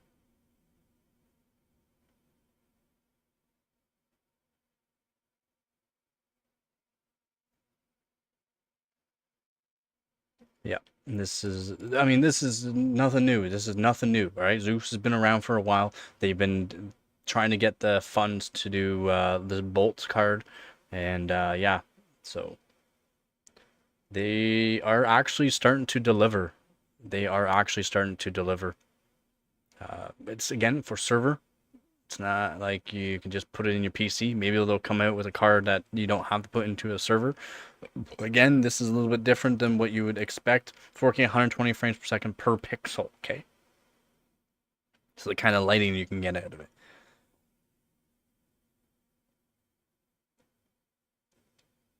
And let's see. A higher value in this micro benchmark means GPU can sustain more samples, denser geometry, or both without dropping below a target frame rate of 120 frames per second in this case. Bolt does not disclose anything about its micro benchmark or how it simulates the performance of its hardware and how it gets comparative performance for AMD, Intel, and NVIDIA GPUs, so we can't really say much about these results. Yeah, they're using their own in-house type of testing, their own in-house type of ray tracing loads, so it's not like it's going to go to real-world gaming, but synthetic tests are still needed to be done, right? They got to use synthetic tests before they can implement it into games, because the games will have to make it so that way this card can actually be used in games. It's going to have to be optimized in games. So typically the workload in synthetic test is controlled. Ray tracers are cast in predictable patterns against fixed triangle sets, and acceleration structures are static and well optimized. This test, however, produces a clean, high number that reflects GPU's raw intersection throughput under ideal conditions, which is good enough if one only wants to learn about the theoretical limits of a GPU in a specific workload. Which again, theoretical limits is good to test out. So in a real game engine, again, in a real game engine, the number is affected by many variables. Acceleration structures may need to be rebuilt or updated for dynamic objects. Rays may be incoherent due to reflections and refractions. So as you're moving around, you're changing the angles a different way. So that way, it could be you're getting more lights from one section, but then you're getting a refraction of light from another section due to the fact you're moving around, the way light bounces and all that, right? So that's why it can change up, and that's why synthetic tests, if they're using certain synthetic tests that does not have these refractions in place, then yeah, things can be a little bit different. But I mean, depends on how they're doing it.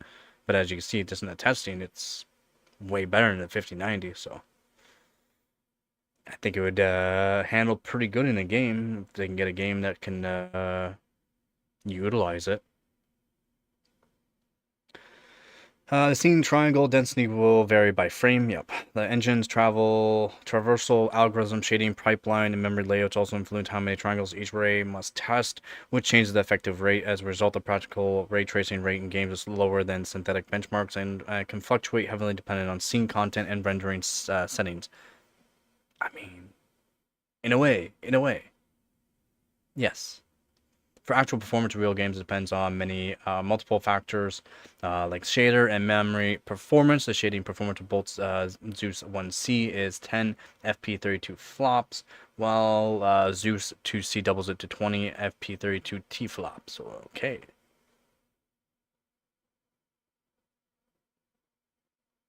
That is dramatically lower than the 5090. The 4C is what? As for memory, on the one hand, Bolt 2C, which is the best company can offer in an add-in card form factor, can carry 120 gigabyte low-power DDR5X memory on board, which is significantly more than GeForce RTX 5090 32 gig GDR7. The bandwidth, though, the bandwidth is not going to be there. But on the other hand, NVIDIA's graphics boasts a memory bandwidth of 1.8 terabytes per second, whereas Bolt can only offer 725. Not even half. Not even half. So, yeah. I mean, yeah, it's lots. It gives you lots. It gives you lots. But, yeah. It's not... The bandwidth is what you really need, too. You need bandwidth.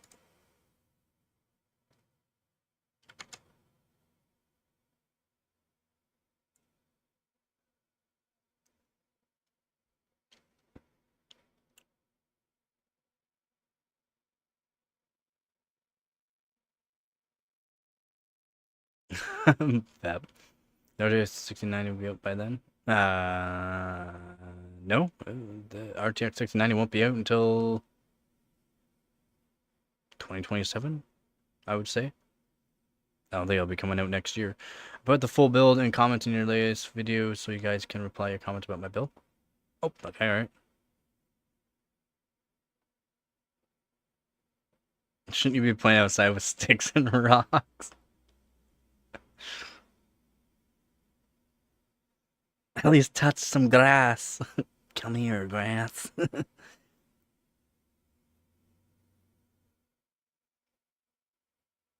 Alright, take her easy.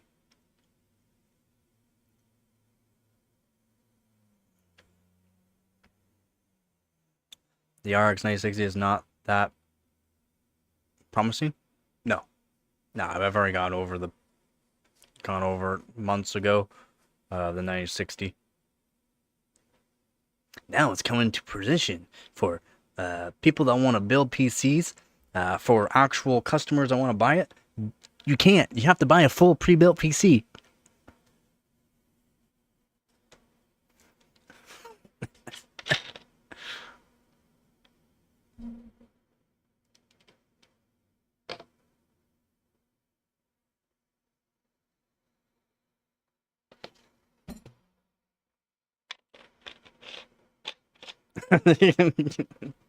Go play with some balls.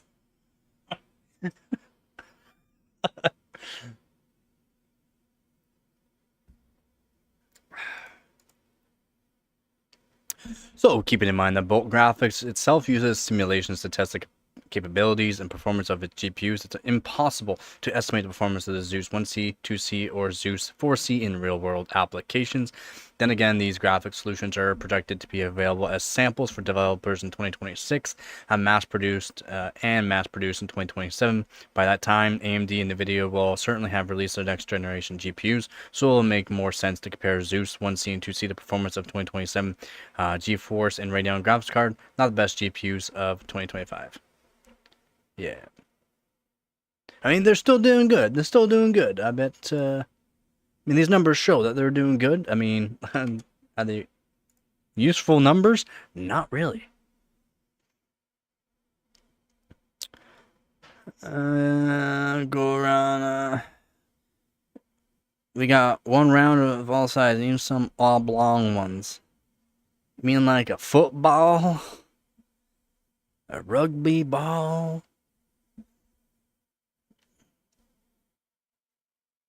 Make sure you hold it while... Foosball, yeah.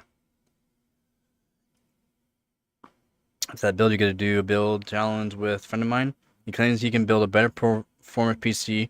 We're both going to have $900 budget and going to compare scores on 3D Mark. $900 budget.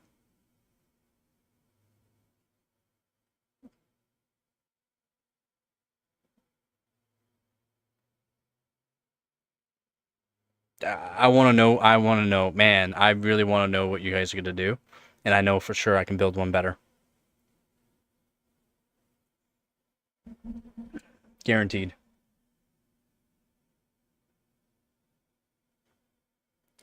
Because you're going to probably try to build one AMD. For $900 for AMD. You're going to be going for old hardware.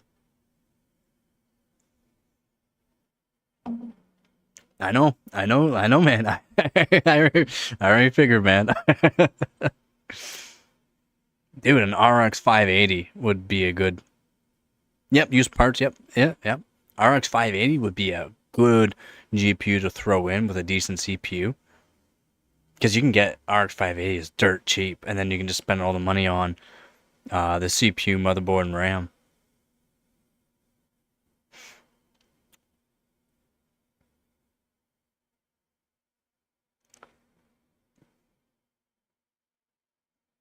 If he did get the 14600K, he would outdo his friend, depending on what his friend was doing.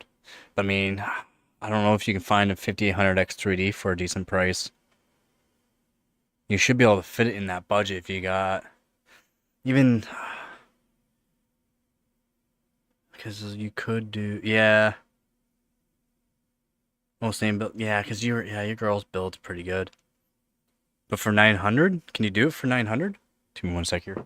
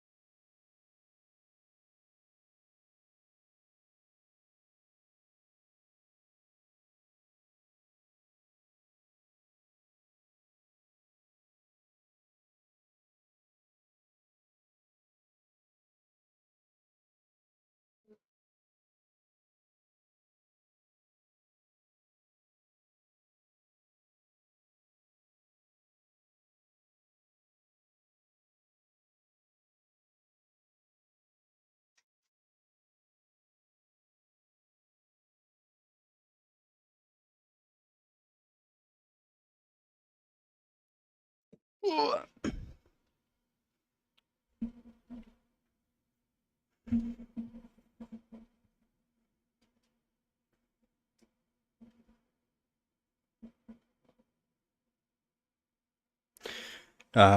58. The 5800X would work for that budget.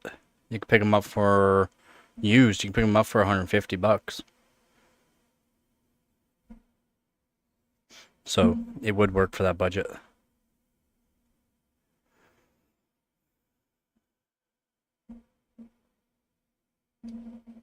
Yeah, you'll destroy the performance. Yeah. Yeah, 5800X 3D. Yeah. But you can even do the 5950X if you wanted, which is still decent. But 5800X3 would give you more gaming performance. Used. We're going used. Yeah, they are 150 used.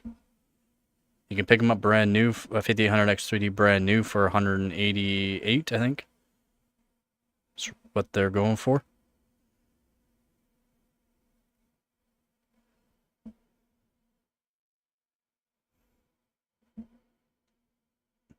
Still good.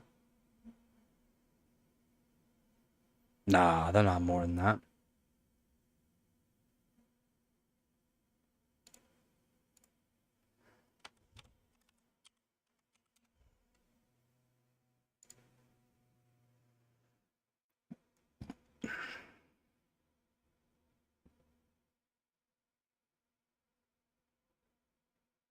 Oof, people are on crack here in Canada.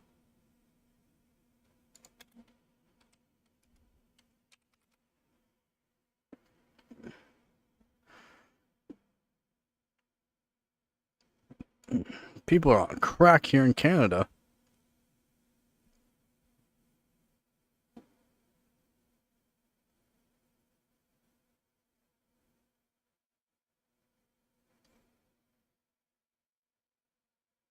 Yo, what? How did the prices go way up again on them? Why did the prices go way up on them again?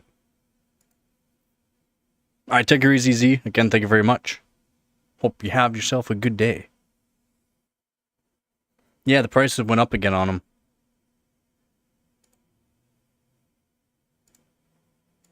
That's wild. That's actually wild. The prices went up again on them.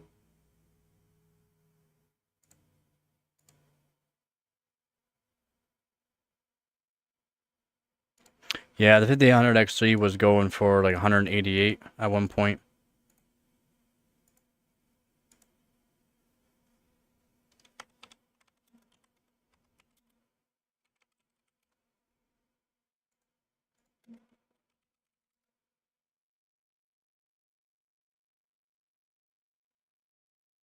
Yeah, pretty wild. Yeah, like 350 Canadian now for used. You could buy them for like 200. So yeah, it's pretty wild. The prices went up again on them. Wild. Just wild.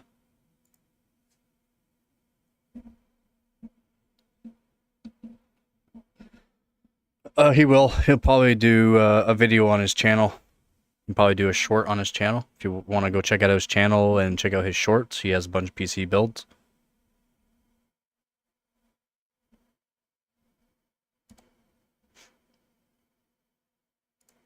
Yeah, he probably will. So yeah, this Zeus card's looking pretty promising. Again, this is not a GPU for server, but I mean they're delivering from what they were saying before. They're delivering performance. Yeah, 256 terabyte SSD. 256 terabyte. We're not talking about gigabyte. We're talking about terabyte. We gotta go over this. If anyone came from a 9060, let me know. If you want to know any information, I went over this months ago, and now it's come to fruition. So I'll let you know more about it if you want. 256 terabyte. Damn.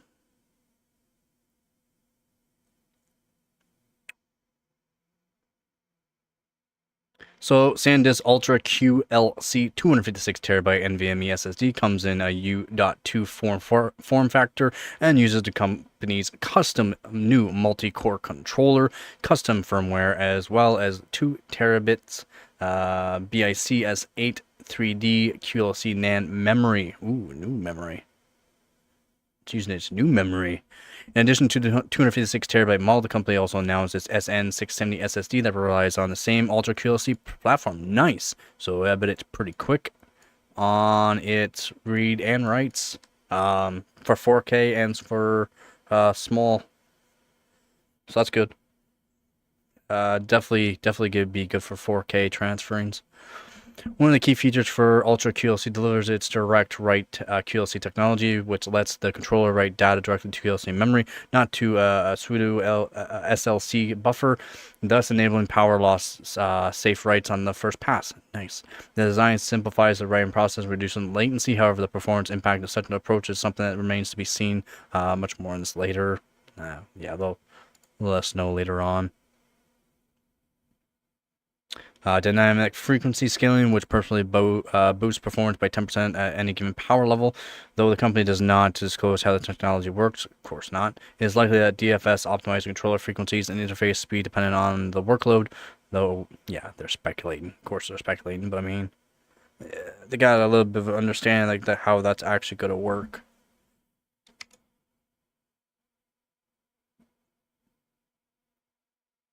Came at 1630. Not bad. Not bad, man.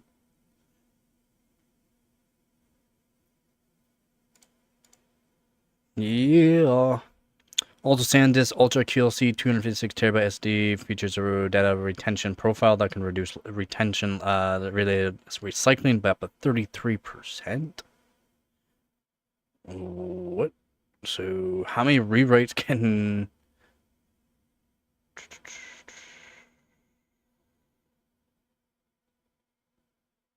This thing's gonna be a monster for amount of rewrites. For 256 terabyte, I wonder how much you can do for rewrites on it. 33%. Technically better. So I should see what the rewrites are on their older QLC. Let's see what it is.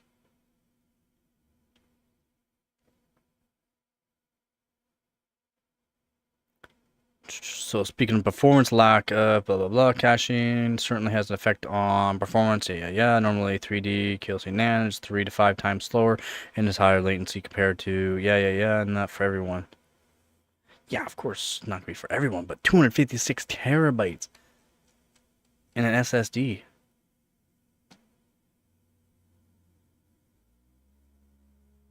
Sequential read 7% up.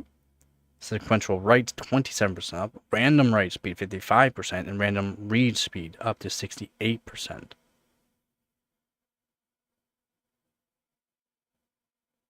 Damn. Damn, son. Could have saved more money on the AIO and RAM, but not good performance. Well, I mean, that's still fine.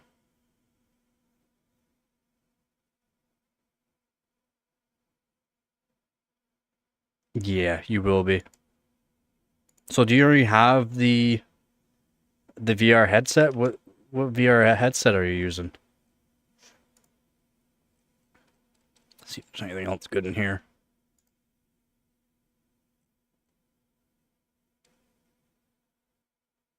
Oh, 2 TSMC employees got charged.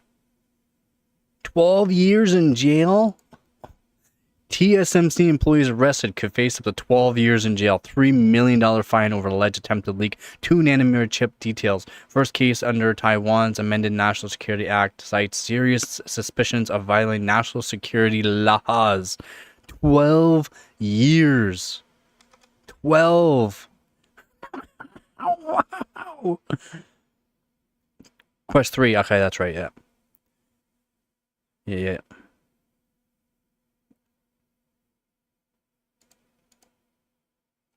12 years in jail. 2 employees of major semiconductor manufacturer and design company TSMC, as well as 1 former employee, have been arrested over claims they stole proprietary technology, according to Financial Times. This is first trade secrets case to be filed under Taiwan's new national security law, which is designed to clamp down the sale and theft of trade secrets of national core technologies, the country's hugely imported chip design sector. Taiwan is home to much of the world's chip design and fabrication infrastructure, headed by TSMC's cutting-edge facilities and intellectual property. In recent years, it has leapt ahead of traditional rival Samsung and Intel. I wouldn't say leapt ahead, but okay. And now produces much of the world's most advanced silicon. This makes it a key target for IP theft. However, over the years, TSMC has struggled with engineers defecting to competitors and taking trade secrets with them. Well, I mean, that just makes TMC sound bad because they're not probably paying them proper amount of money for their for what they're actually doing for the company. To that end, Taiwan amended the National Security Act in 2022 to include specific charges for economic espionage. Wow. Related to national defense, aerospace, agricultural, semiconductors, and information security. It's this law that pairs the engineers and third suspect that have been caught by, while FT reports, Financial Times reports that 2 of the trio of former employees. Reuters report that the 3 who have been detained, 2 are current staff members, while 1 is a former employee. Confusion could stem from the fact that TSMC has fired the workers involved. I mean, yeah. According to Bloomberg, the number of people arrested could be as high as 6. The Taiwan High Prosecutor's Office website is currently offline, leading to the confusion. Oh. TSMC allegedly discovered the leaks as part of its own internal auditing before it forwarded the complaint to the authorities. Conducted a robust investigation, questioning a number of suspects and witnesses and searching up their residences of places of work that include a seemingly unaffiliated Japanese chip toolmaker, Tokyo Electron.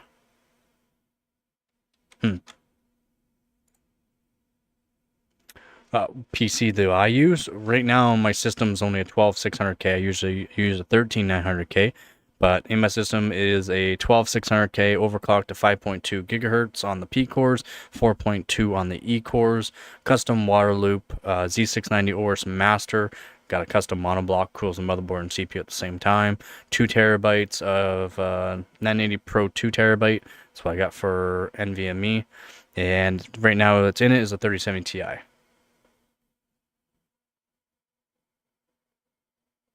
Yeah, man, yeah. One of the fastest 3070 Ti's in the world.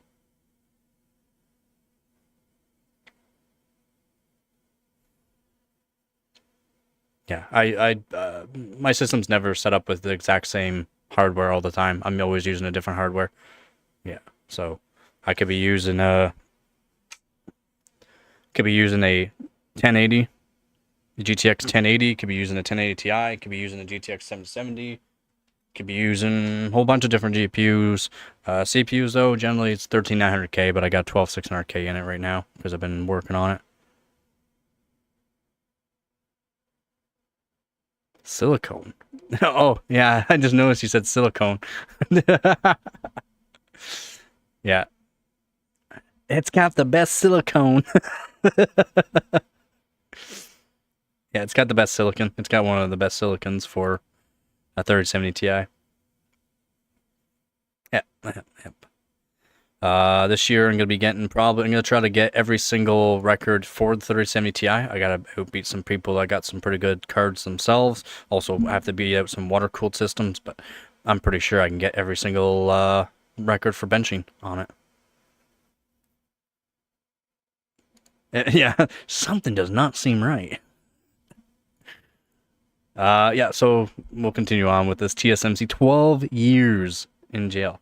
The suspects were arrested on serious suspicions of violating national security laws, alleged that they were attempting to leak details on TSMC's cutting-edge 2-nanometer chip development, which puts them well within the sights of National Security Act, which has specific reasons on the leaking of semiconductor technology at the sub-14 nanometer scale. Smaller process nodes offer greater efficiency and performance as they allow the packaging, but we don't care about this. We don't care about that. So TSMC couldn't be drawn to discuss the case further, but stated that we will continue to strengthen our internal management and monitoring systems and work closely with relevant regulatory authorities as necessary to protect our competitive advantage and operational stability. Damn. So punishment for transgressions under the amended National Security Act include up to 12 years in jail, as well as a fine of up to 100 million or over 3.3 million US dollars. Wow. 12 years in jail. Up to 12 years in jail. That's wild.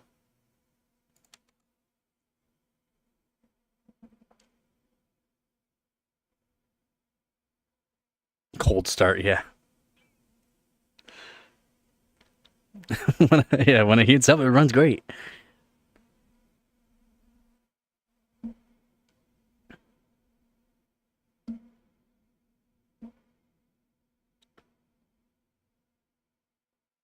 Same price? Is it really the same price? That's pretty crazy.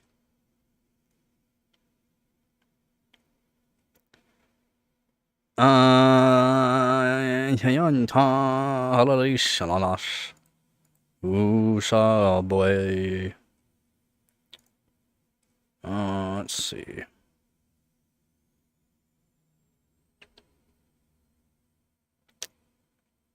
Ooh.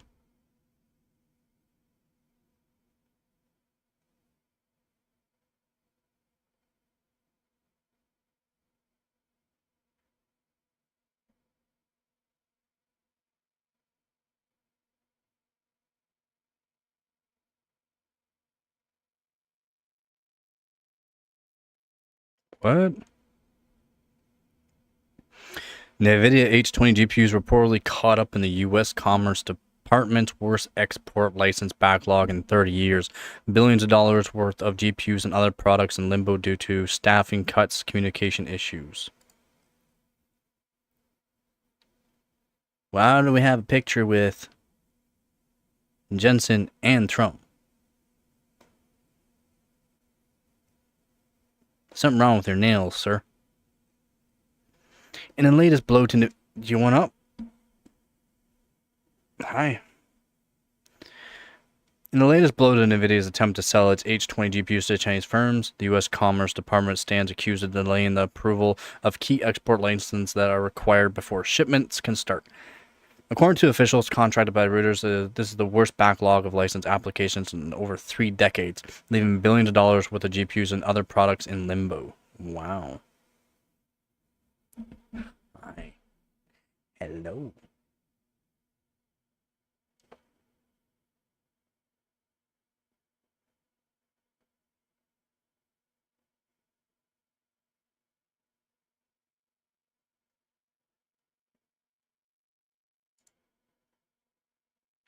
We're seeing whole sectors where there is no movement or indication if or when license will be issued, said Sean Stein, president of the U.S. China Business Council. Part of this may be micromanagement within the Commerce Department. Staff are allegedly critical of BIS Undersecretary Jeff Kessler, who started at the department in March. He has allegedly urged staff to limit their direct communication with companies and industry officials and demanded that all meetings be entered into a central spreadsheet. He has also been difficult to pin down for his own meetings, according to what? For his own meetings.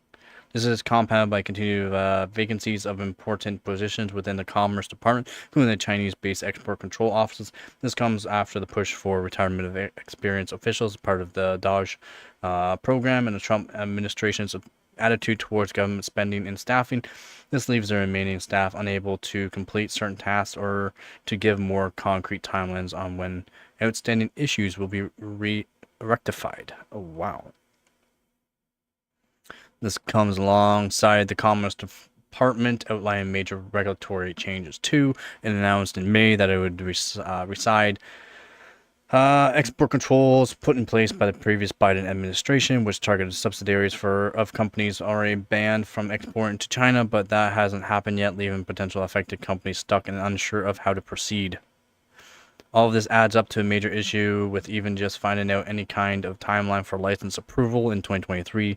The BIS reportedly took just 38 days to respond to a license application, but it's extending far beyond that in 2025. Wow.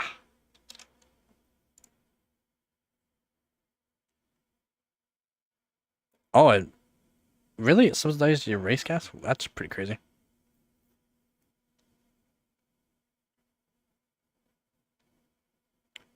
Yeah, air to fuel ratio. Yeah, it's gonna use more fuel. Yeah.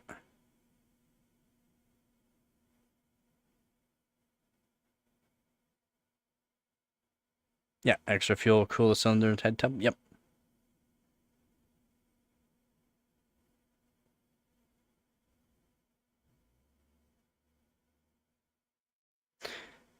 Gabby has the ultimate per 9,000. It gives a million pers per second. Yep, that's what she's got. Yeah. Oh my god, she's just so nice. So don't stop petting. Don't stop petting, she says.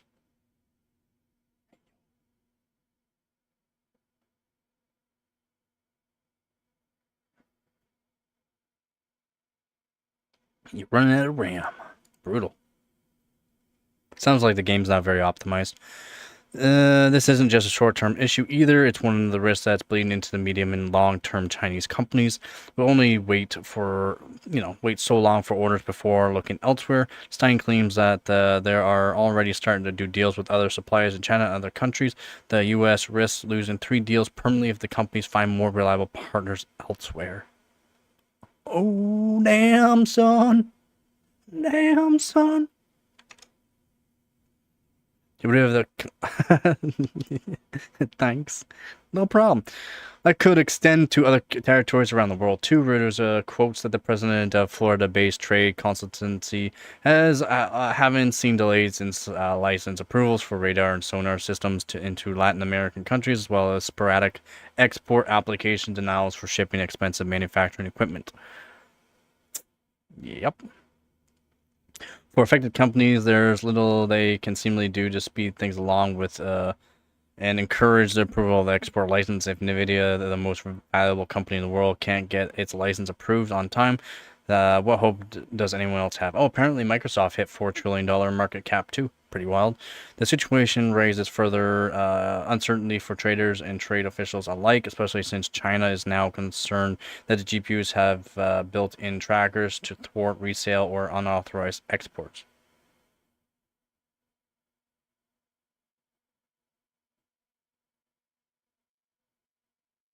Built-in trackers. Well, I mean, those cards are kind of worth putting in a built-in tracker, I guess.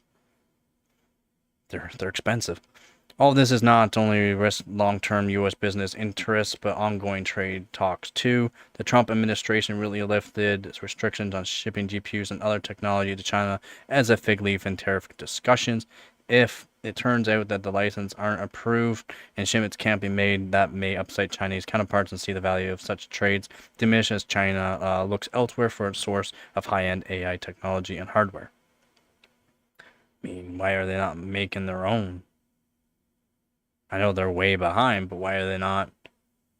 Why is the government, if they want all these high-end stuff, why don't they just make their own fabs and kind of like re-engineer some of the stuff they already have and see if they can make it better? I mean, they're way behind in technology. Way behind. They're getting better, but I mean, they're still way behind. So, I don't know.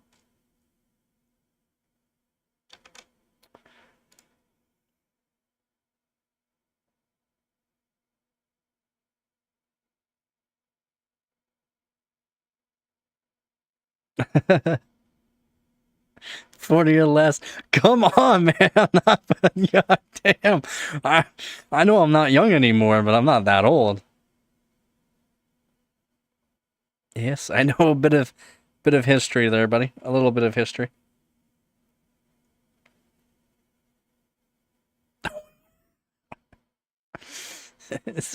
Especially that one right there.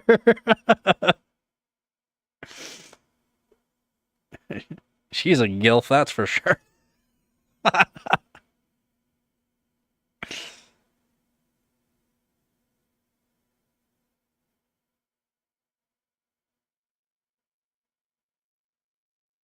A million? Was it $1 million a tea?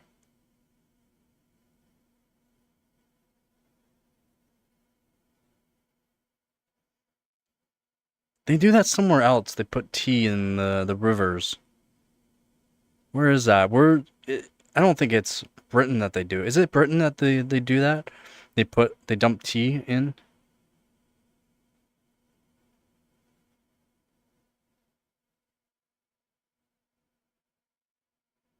I mean, I can't say much there.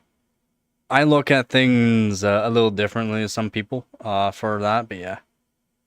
Yeah, they do it every year. I'm not sure if it is Britain or not. It could be Britain or somewhere in England, right? They do that. They do it every single year. They dump a bunch of tea in the rivers.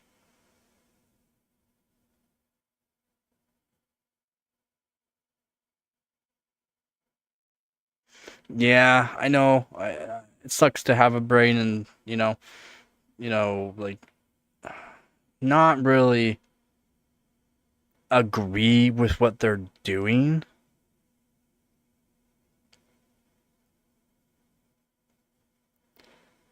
Anyway, oh, I'm definitely not. I'm definitely not commie leaning. Definitely not commie leaning, buddy. Ever. But I mean, I don't. It's not like I agree with what they're doing. I understand why they do things. Again, if you look at it as like trying to have the leading edge on stuff, right? Trying to make sure you're having the best stuff, the leading edge on stuff, to make like for you Americans to make America great again. It's not an easy step, man. It's not an easy step. You Americans are so far into debt. It's wild. It's wild. You Americans have a spending problem.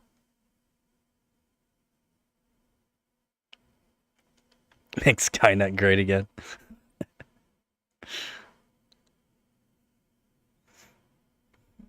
Exactly. Everyone's trying to do the best for themselves. And that's all you can really look at a lot of things too.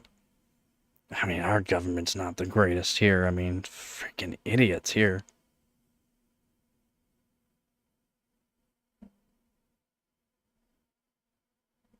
Oh, but a majority of Americans, like, they're just horrible. Oh, you know, for this household, we make $10,000 a month. That's an insane amount of money for a household, by the way. $10,000 a month, but we're spending $20,000 a month. How the are you spending $20,000 a month? Oh yeah, argument's just actually something wrong with them. Actually, something wrong with them here. Oh, let's just help them. Let's just help them. Let's just help them. Let's just give them more money. What are they doing for us? What are they actually doing for us? Are they giving us the revenue? No. So why are we giving them money? But they need our help. Not really. They need help. Not ours. Not ours.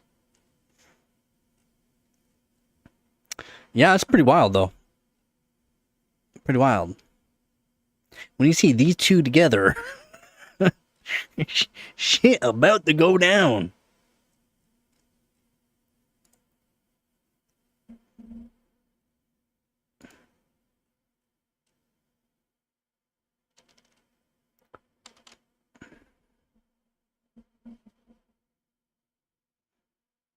I was wishing this in the past. Yeah, true.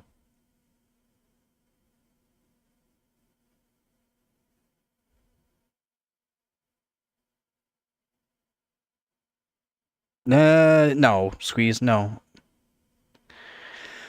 No, Squeeze. You're just talking nonsense there.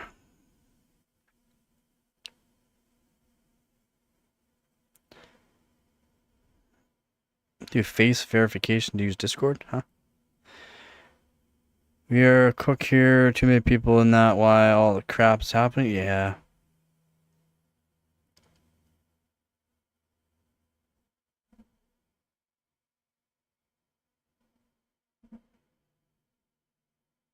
Rule 34 is completely banned? What do you mean it's completely banned? Maybe for you. I don't think it's banned for us.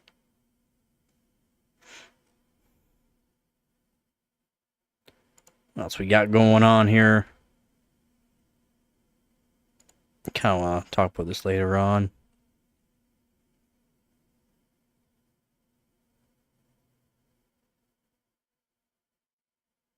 New Z2.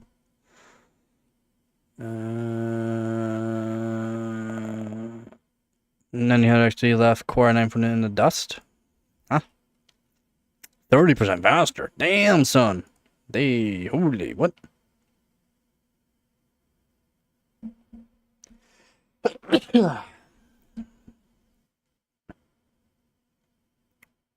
Yeah, well, it kind of makes sense of the Black Ops because again, it's optimized for heavily optimized for AMD. So of course, it's gonna perform a bit better for that. Makes sense.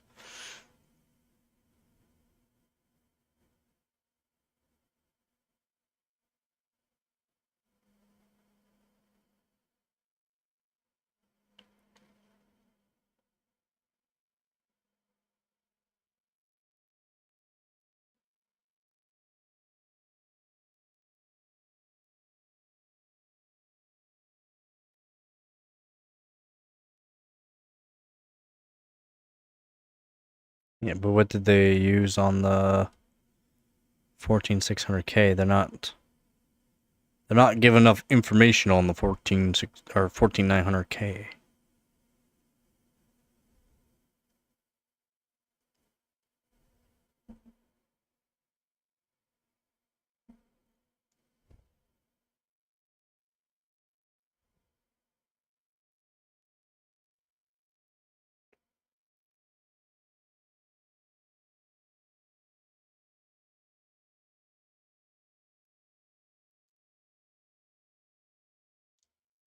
Okay, well, they're using 6400 megatransfer per second for the 14900K. Of course, it's not going to be that good. This is terrible.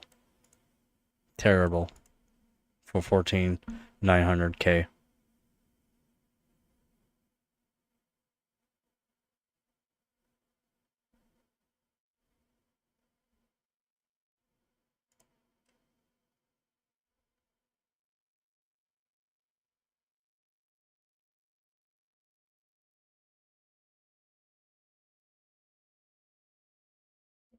Really good latency, though. That's really good. 6.7 to 8.5, that's really good.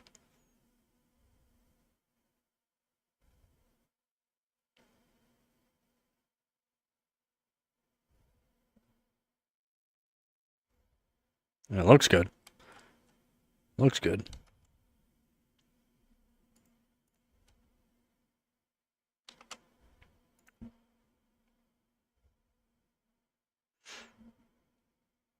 Yeah, 9060, 8 gigabyte. Brutal.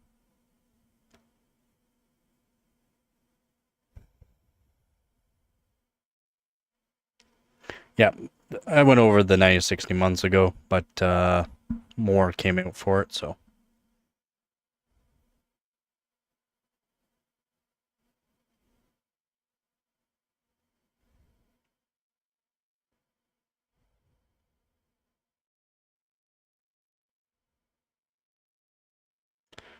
I don't know, man. For what Trump's trying to do for Canada, it's not great.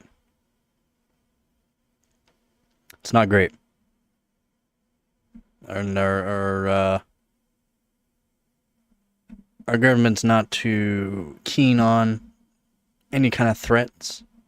So if he does do tariffs, we already got stuff in place for tariffs that will absolutely diminish any kind of tariffs he has on puts on Canada.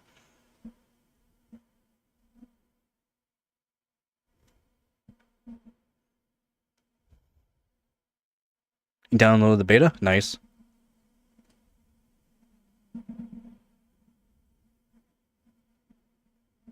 Yep, yeah, technically we'll have more frames per second with the 9000 XG. Yep. I cannot say it's not going to have more, right? But what are the 1% lows going to be looking like? There's no 1% lows on that at all. Does everyone give enough information on the actual systems itself? Not everyone's going to be running 6400 as well. FCLKF 2133 as well. So, I mean, I think most people should be, but not everyone will be.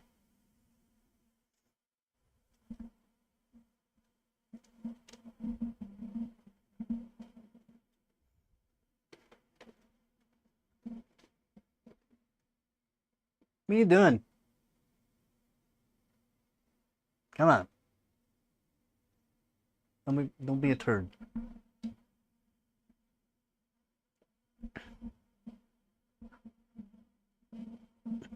You say you're done, but I don't think you're done, Vep.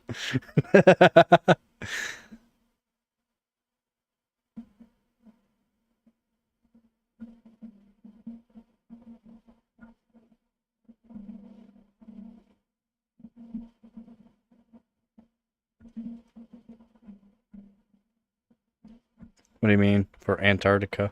I don't know what you're talking about for the Antarctica there, buddy. I don't know what you mean. What you talking about, Willis? What you talking about, Willis?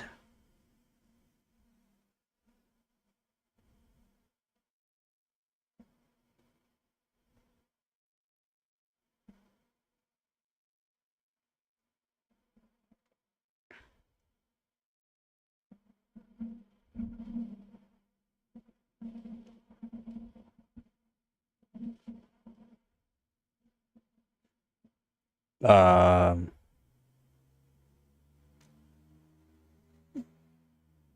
you mean like the military base?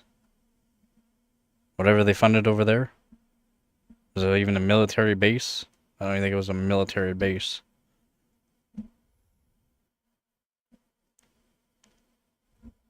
You mean like research or whatever?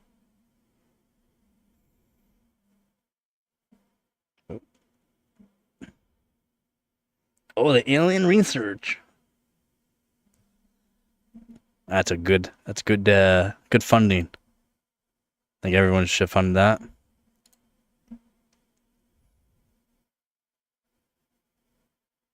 You're joking.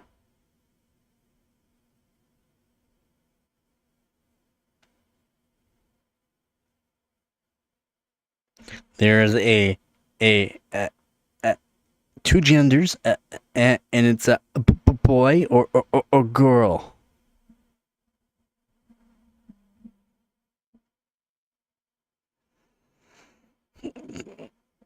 I'm gonna get canceled.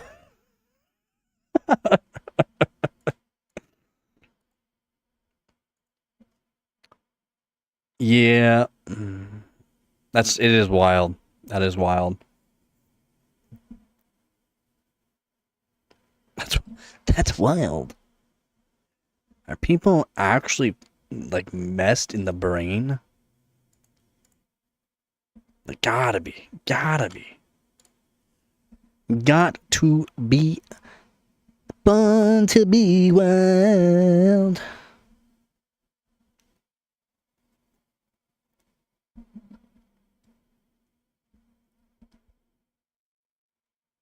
I don't want to believe it.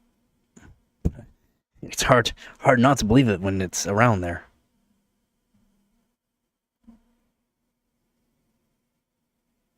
Gabigo. Are you psycho? You in psycho mood?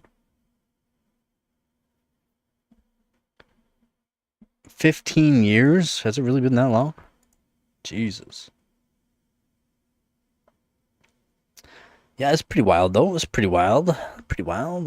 The Black Ops or the Battlefield 6 looking pretty crazy game.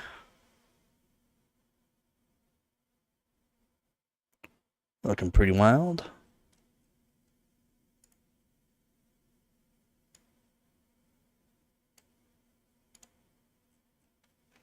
What else we got going on?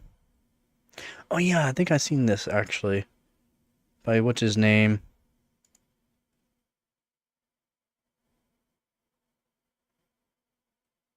Yes. Yes. This guy.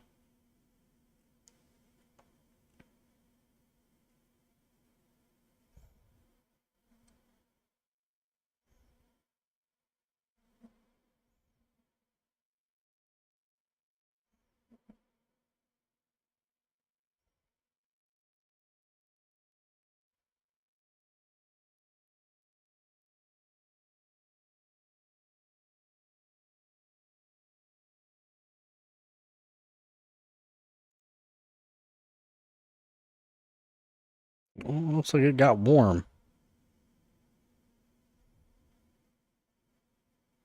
PCB color looks fine though.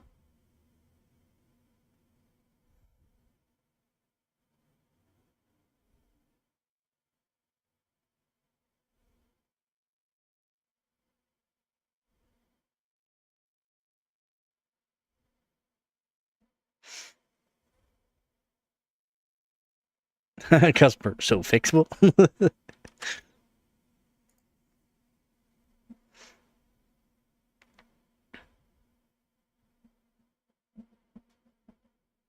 There's not 4. There's 2. You cannot understand anything more than 2. It's pretty easy. 1, 2, 2. Not 3, not 4. 2. 1 or 2.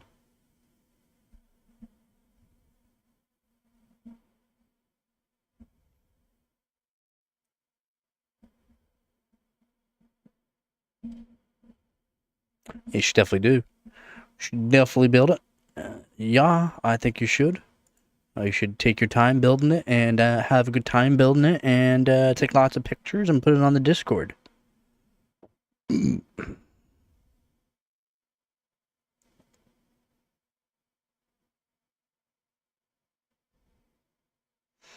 Course was not downplay the sheer craftsmanship involved in such a task. Place and GPU's memory is a tall order in itself, let alone revolve the core. 7800 XT in question came with a non-human blood and marks over PCB as well.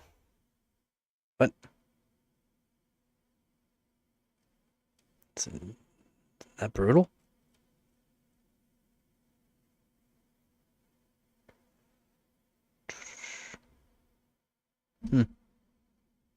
Looks like we're missing components though.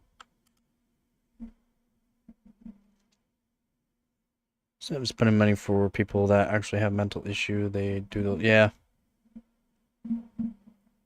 Everyone just wants more money. So true, man. So true. Well, hopefully this week is a bit better there, buddy. Hopefully this week is a bit better.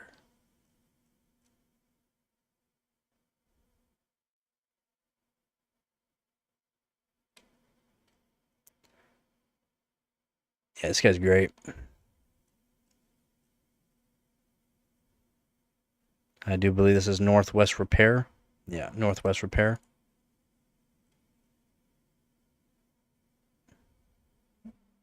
Good old Northwest Repair.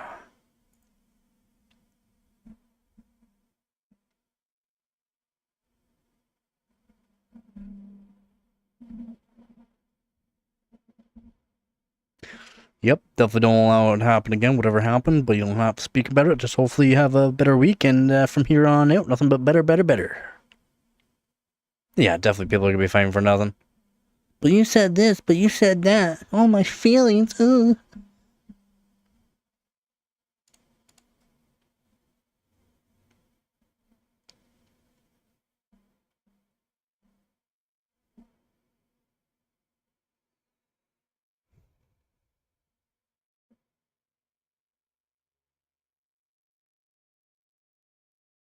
That's why doing the oven method is not recommended. I can already tell a whole bunch of components are actually missing. I'm gonna watch this video actually. Yeah, I'm gonna watch this video. Probably watch this video here.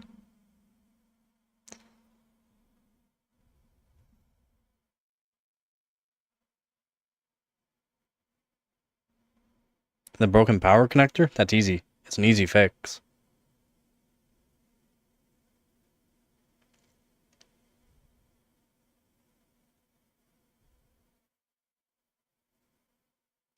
Canada's now in Chile, Mexico. Yeah, Northwest, I like him. He's funny. He's actually really funny, and he's very talented. Very talented.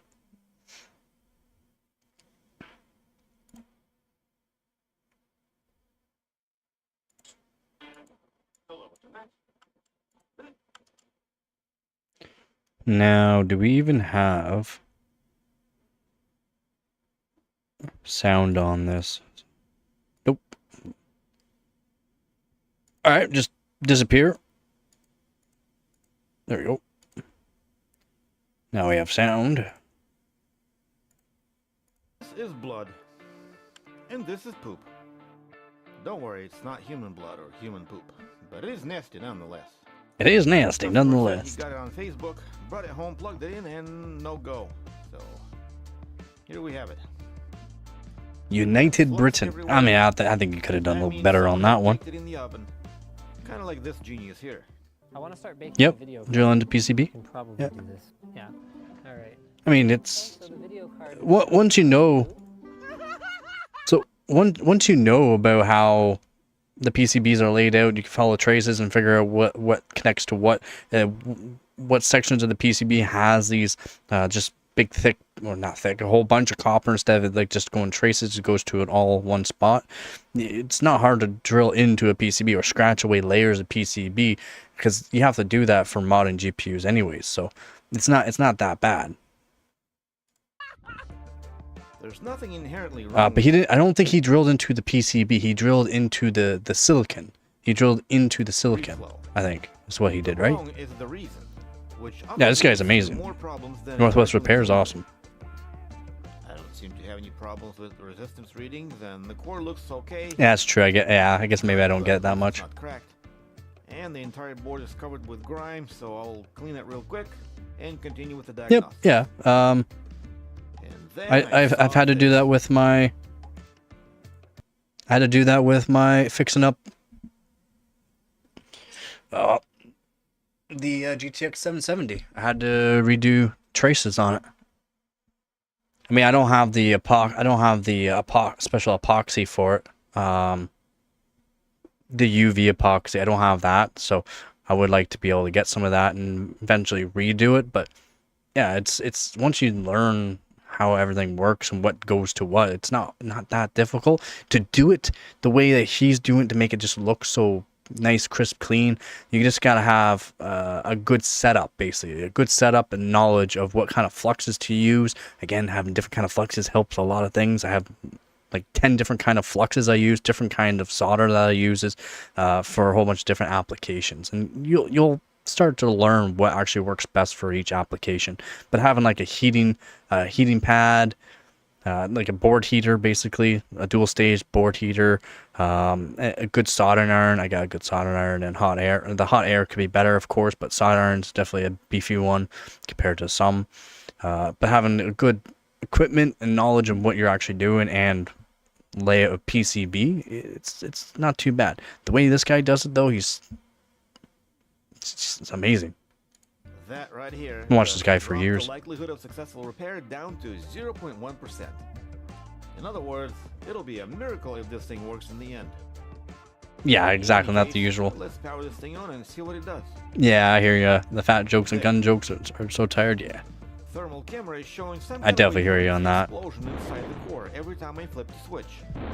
But the rest looks fine, so who knows? Maybe it's just one of those AMD things. Again. Either way, Yeah. It's just one of those AMD things. Getting exactly nothing. I had to run a memory test, and this is what we have. Errors pointing to these 3 chips here. Since the reflow did not help, my best guess is that we have rip pads somewhere, and the cat suggested to lift the core and 3 memory chips and see if we can fix anything, and hopefully that helps. Kind of like I'm helping. Yeah, it's good. Yeah, just an easy test. Yeah, easy test, so that way you're just not overheating the core.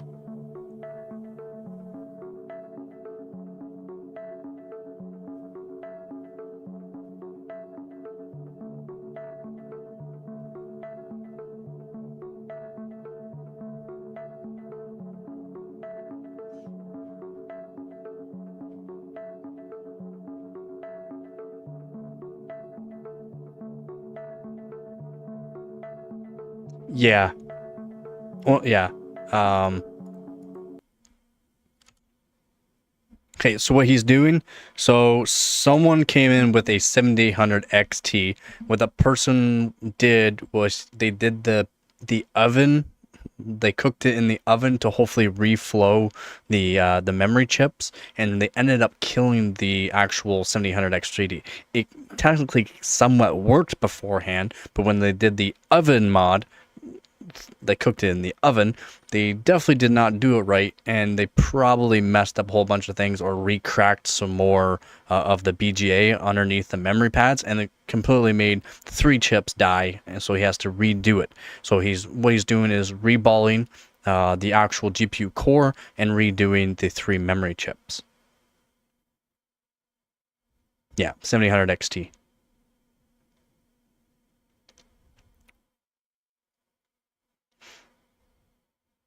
Yeah, like you can literally use, like let's say if you have like a CPU, just a random CPU or whatever, you can just put that on there, as long as it has enough mass. So when you're testing it with like GPUs, like especially lower power GPUs, you don't need anything hefty. You just throw that on there and then turn it on to give power to the GPU. Giving power to the GPU, you can check out voltages that way. You don't even have to go all the way into Windows, but you can to do different kind of tests for different vids and all that, but you can check out the voltages that way, because you have to do that for modding them, right? You have to turn on the GPU and then you have to check the voltages that way. You can't just check voltages unless you plug it in, turn it on, and give it power. So you cannot have the core heat up, because if you get the core heated up, it can just die.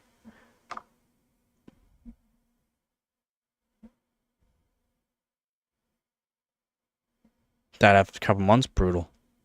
Yeah, I mean, it's doing the oven mod can work. You have to set it up properly. You have to make sure you can set it up so the oven actually works for certain locations on the actual PCB, so that way you can reflow certain sections. But you literally have to set up the oven burners, the actual elements, so because you can cover the elements in like tinfoil, not like cover the actual elements, but like make a section so that way there's a certain element showing, so that way it's directing the heat to that component, and then the convection of the actual oven will heat up the PCB, make the reflow easier.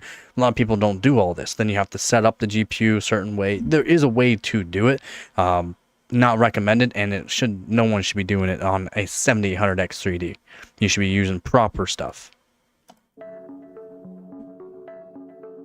So what he's doing right now, if you can read this, congrats. You can read. Hit the like button. He's reballing the actual core, and what he's right now doing is wicking away all the BGA solder that has melted, and he's gonna reball everything. Reball the memory and reball the GPU. And it's BGA, ball grid array, so they use little solder balls to connect everything.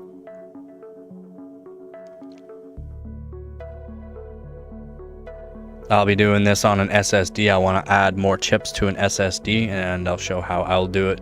I don't have all the appropriate amount of tools in that, but there are ways to do it.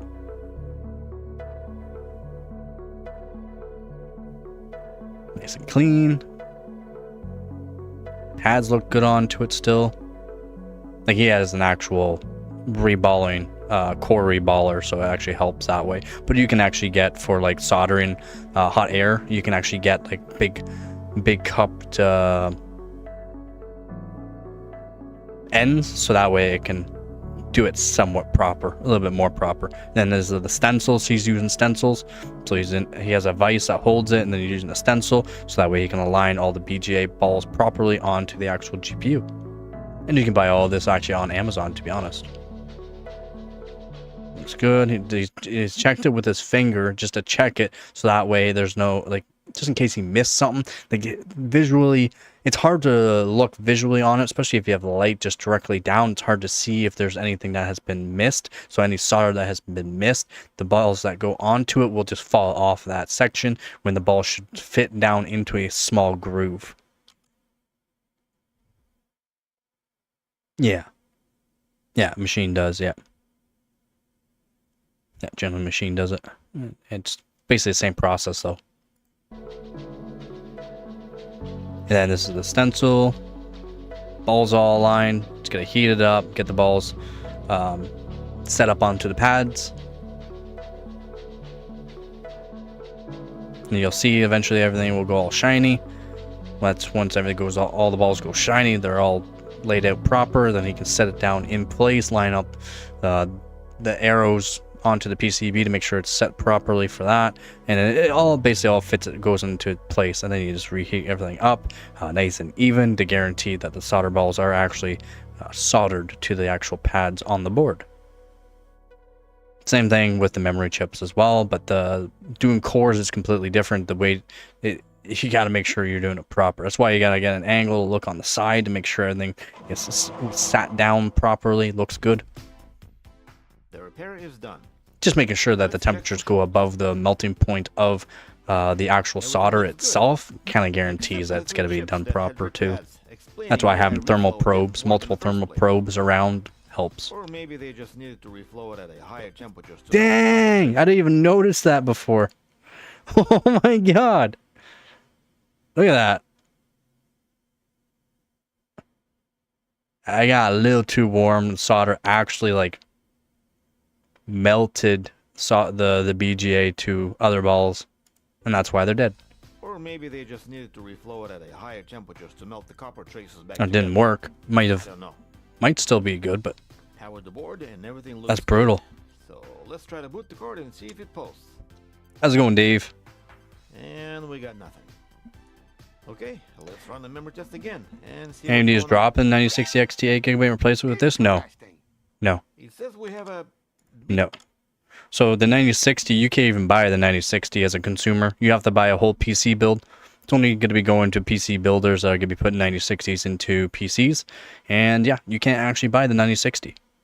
It will not be replacing the 9060 XT at all, because you can actually buy the 9060 8GB from stores, retailers, and that. You can't actually go to a retail store and buy a 9060. Yeah, you don't want to go 200 degrees. Well, Fahrenheit, yeah, you're probably Fahrenheit. Degrees, though, no. For now, no, they probably won't. They'll make the board cost too much. You gotta remember, they're doing this for a reason, so that way they don't have to worry about packaging.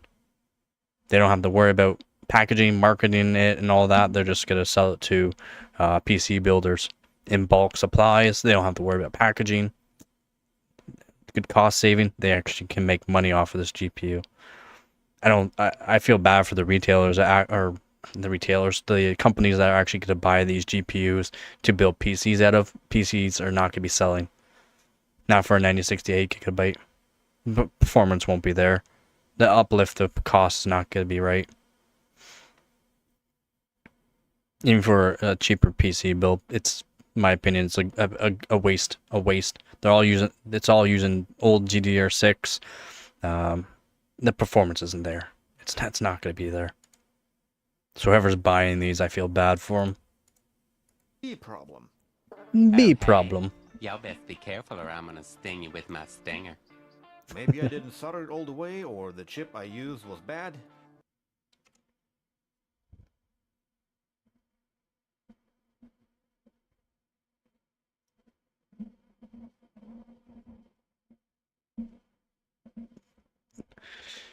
And then it released as a consumer product with their CPUs? What? CPUs are different.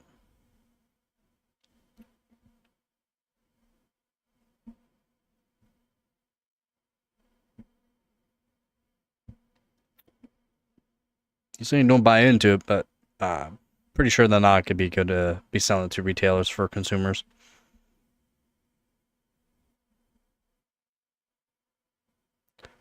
Pretty sure.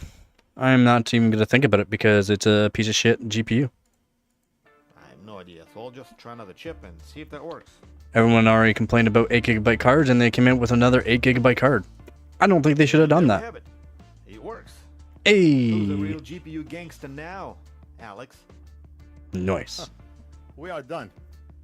Wow. In any case, Wow. I'll put new pads on this thing since the originals were all junk to begin with.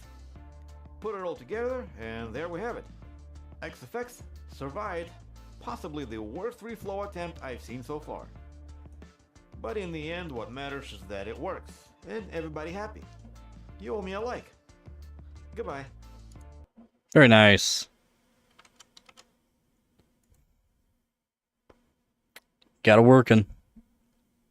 Yeah, that was a terrible reflow. You could see it on the memory chips, how bad it was. Overheated it for sure. Definitely overheated it for sure. And then they didn't add actual flux. You have to add flux or else that can happen too. Solder, the actual solder can spew out and not go where it should be. That's why adding solder when you're doing like reballing and that is kind of a must. If not, you'll get stuff like that. Oh, they definitely grilled the card too long. They definitely did. I mean, they grilled the chips too long. They didn't use flux. And that's why the solder spewed. Went where it wasn't supposed to go.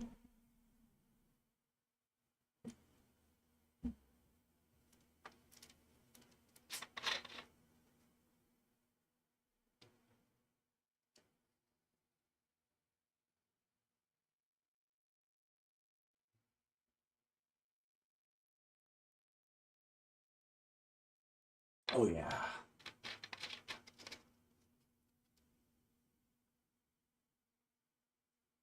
So yeah, if anyone doesn't know about Northwest, you should definitely go check them out on YouTube.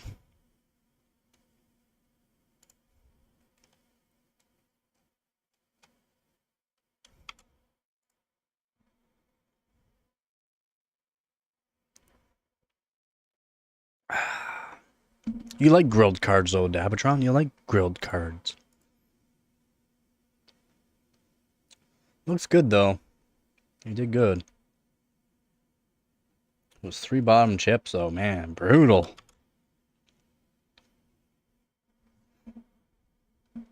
Makes you nervous? And it's crazy and cool at the same time? I don't know, man. Do I want to know? Do I even want to know?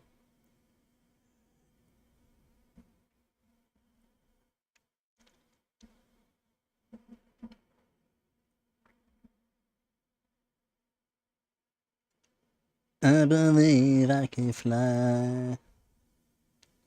That's not what you're talking about? Oh. I don't believe I can touch the sky.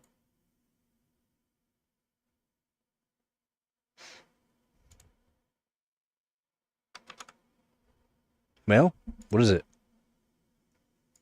What is it? What is it?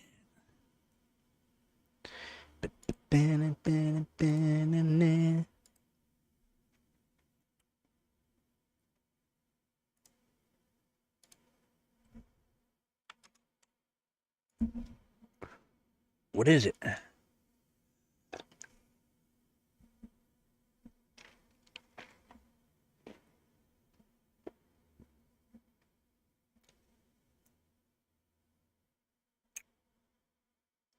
No clue how. I mean, that's pretty wild. I don't get how that's even possible. Because they would have to have account information technically for it. Right?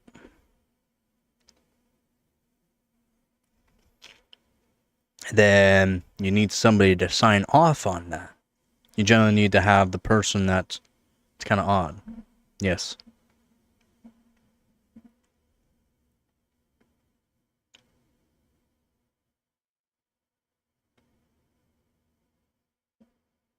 I mean, what company? Was it Visa or MasterCard?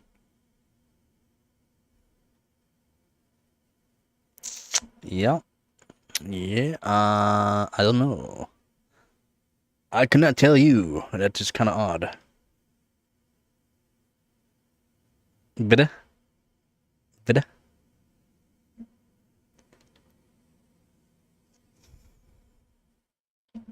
Okay. Well, I mean, now those things have changed. Yeah, I know what you're saying. Now those things have changed, but I'm pretty sure you need... It's not even that... Even if your parents had the information to put the money onto it, you need to have it signed off by the person that actually owns it. It is weird, yeah. Because that's how it works here in Canada. Can't just have somebody pay something off for you. I mean, right? I mean, you would expect somebody to be like, hey, you know, Visa's like, oh, you know, whatever, money's money. But no, you need to have the person that owns it.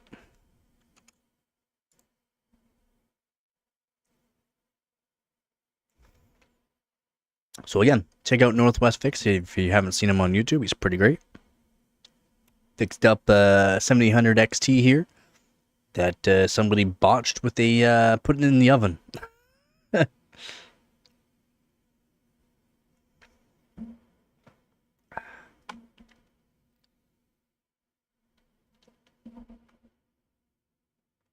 Just give me 1 minute.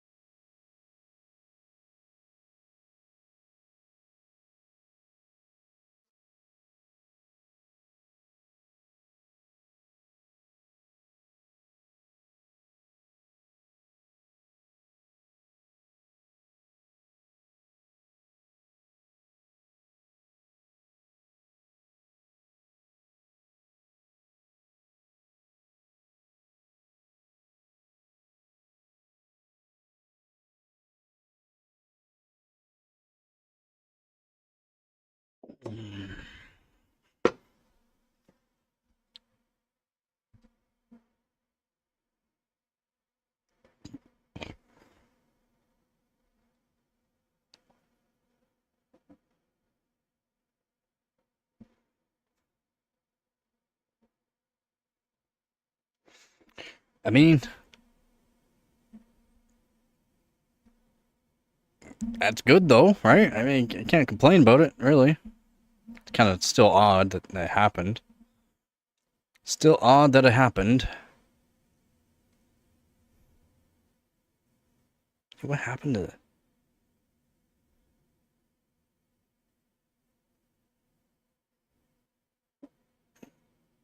Brutal.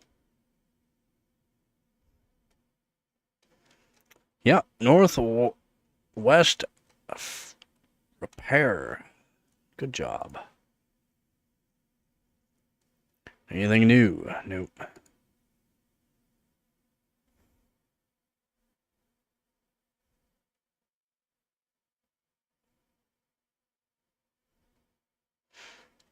Let's go over some old news. Is there any old news? No.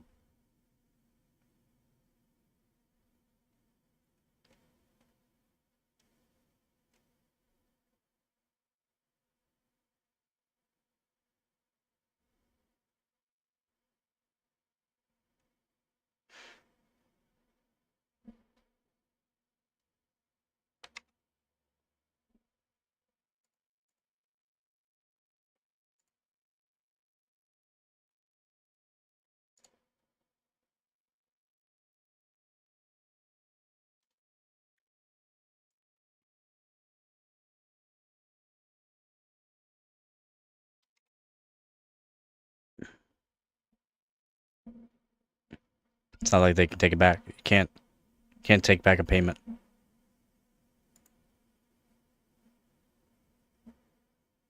And it's done by check too, so it's done and dealt with.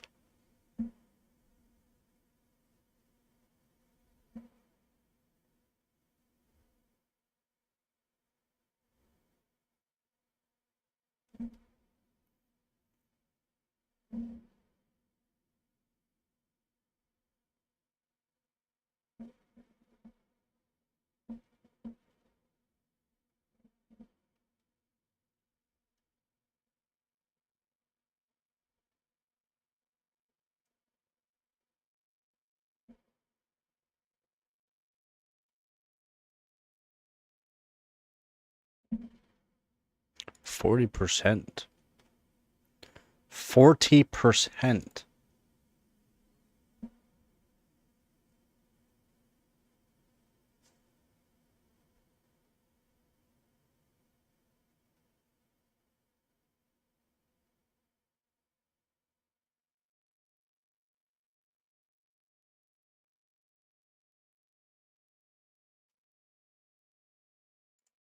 Why are they showing GPUs though?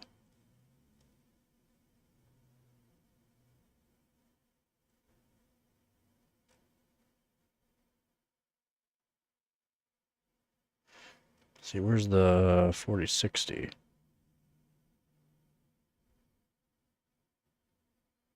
65%. Holy, that's a lot of GPUs. Laptops, 4060s.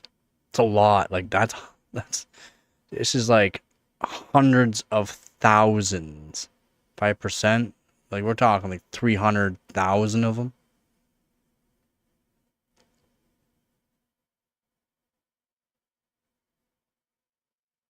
Yeah, 5%. That's probably more close to 400,000 of them. It's wild.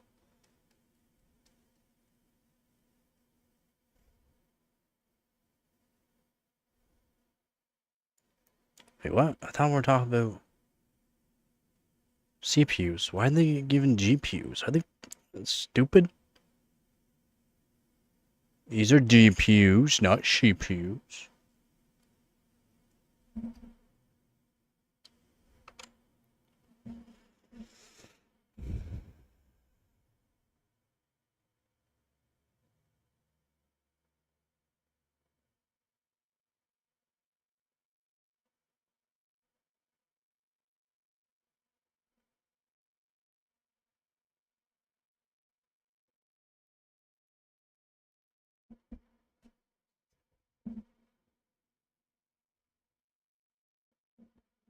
No, you don't.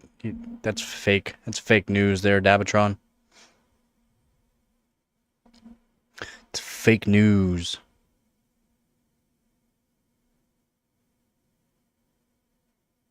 Yeah.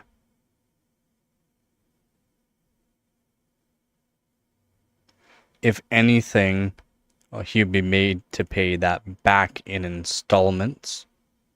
But that is a mess up from the actual company itself. So the laws will be in his favor due to the fact it's not his mess up. He didn't do fraud.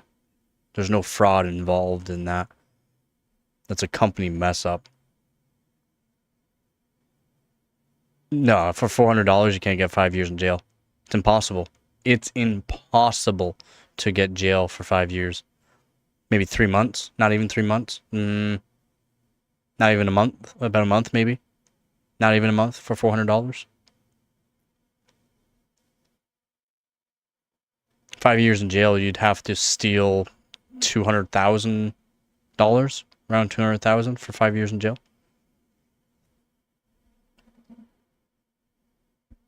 Yeah, so it's fake news. It's not true. Cannot happen. Impossible. And it's a company mess up, so I've had companies mess up and not pay me the appropriate amount. I just go to them and be like, hey, you forgot this day I was here. This day I was here. Oh. Look at it. We're bad. Would you like cash or would you like another check? I'll take cash, please. All right, well, here you go. Thank you very much. Just sign here. All right, thank you very much. Nah, not even $400. $400. 5 years is like, you'd have to steal like $200,000 worth of stuff. For $5,000, you can only get like, what, 3 months maybe?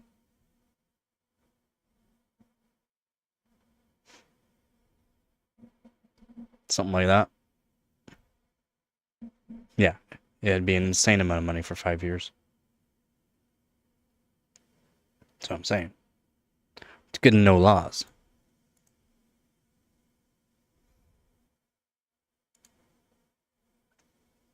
So the Steam survey also highlighted the rapid adoption of NVIDIA's new Blackwell-based GPUs. Well, yeah.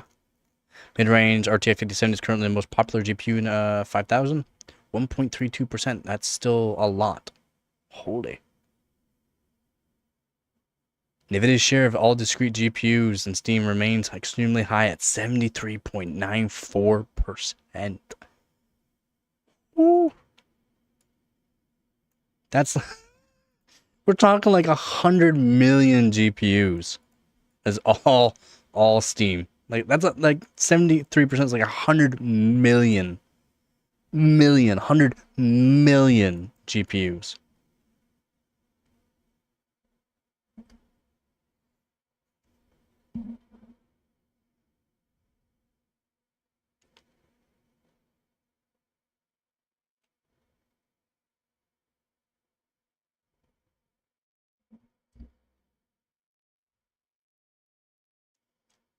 We got here. There's the OS. Almost 60% of people are on Windows 11 now. Holy.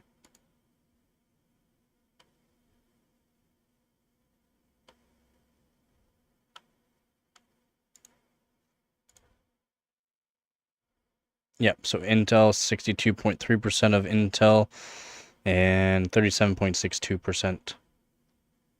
Oh, actually, no, July. about 60% for Intel, 40% for AMD, 0.08% for Microsoft.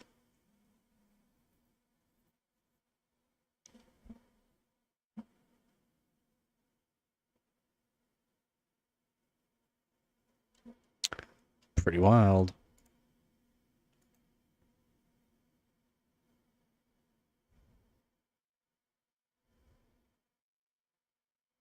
Still quite a bit of Ubuntu in here too.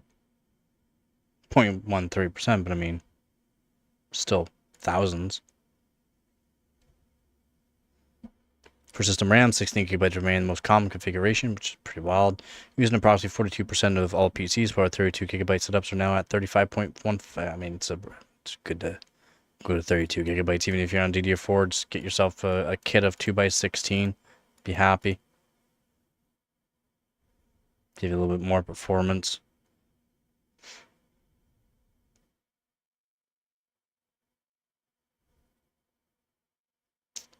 It's 12 gigabytes account to, wow. Still using 8 gigabytes.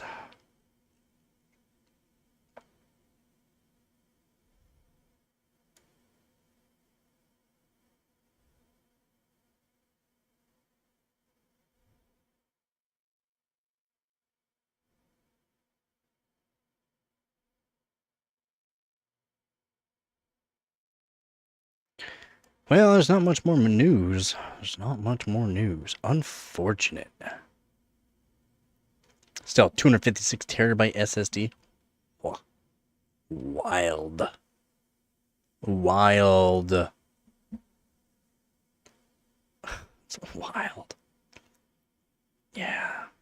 And these three technically, but 2 TSMC employees arrested, face up to 12 years in jail, $3 million fine.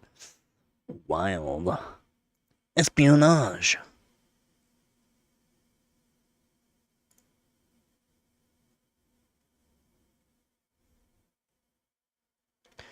Again, the 9060 is only for PC builders, not for anyone for retail, so good luck trying to find these. Cards will not be available for purchase through retail channels. So yeah. Don't expect it to be good though. 8 gigabytes of VRAM, but they're saying 12.5%. I'm gonna say it's around 15% less performance than 9060 XT. 8 gigabyte, not 16 gigabyte. Worse than the 9060 XT 8 gigabyte.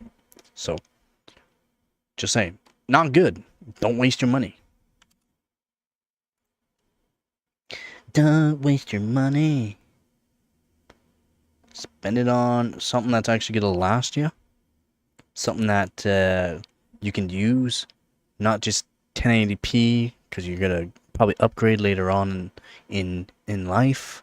In the years, in the upcoming years. So yeah. Don't waste your money on the 9060 non-XT 8 gigabyte, please. Don't waste your money. Do not be buying PCs with this graphics card. Not unless you can find it for a really good deal. That comes with a really good CPU and a decent amount of RAM. Because then you can just upgrade the GPU later on. But they're not going to pair a 9060 with a good CPU. So if they do, I don't know if it'll be worth it still. They paired it with a good CPU and you can upgrade later on. That'd be way better, but I don't see it happening. I don't see it happening.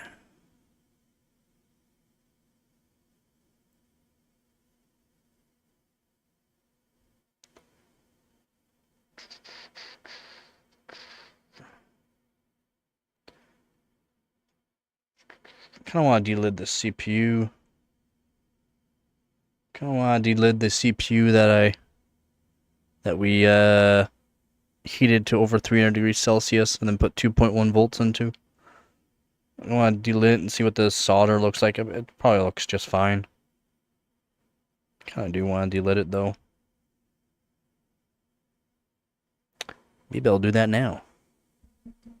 If anyone has questions, please let me know. If you just want to say hi, please say hi. Don't forget to like the live stream.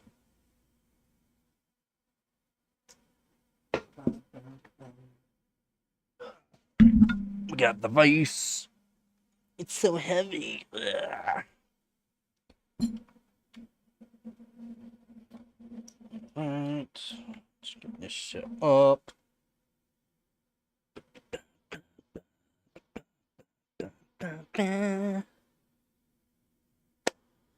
Alright, let's get this.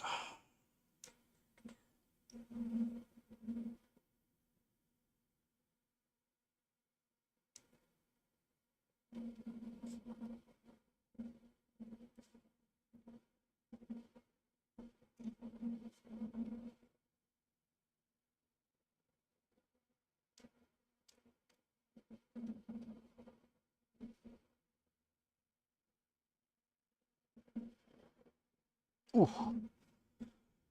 Yeah, come on, baby. Come on, baby.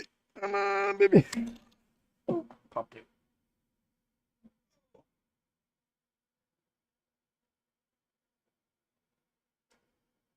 Let's put you back in there. That's true this again. Oh.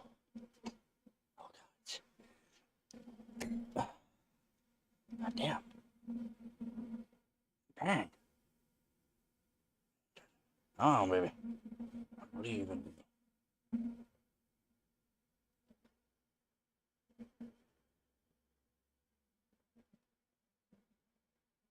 Oh, that's it for a second. Whew.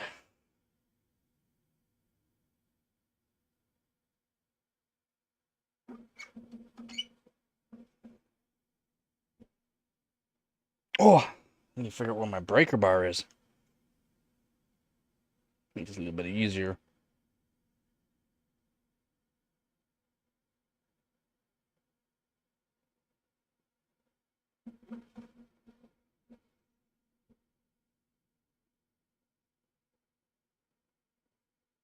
Oh, I think it started.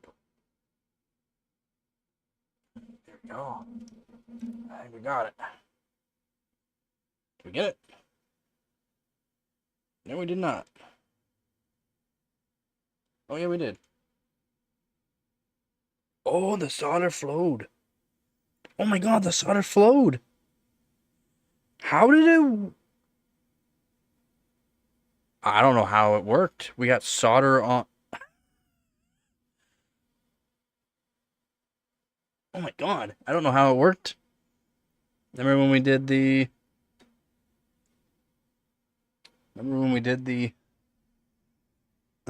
300 degrees Celsius on the CPU? So, we look. Yeah, some tape on my finger.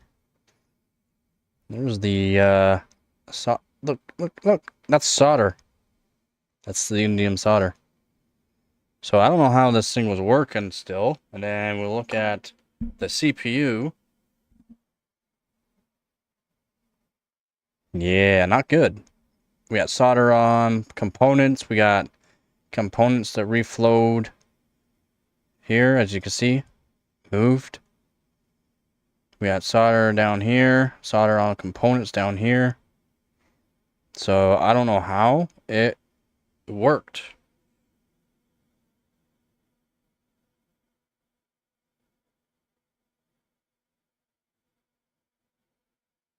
That's actually pretty wild.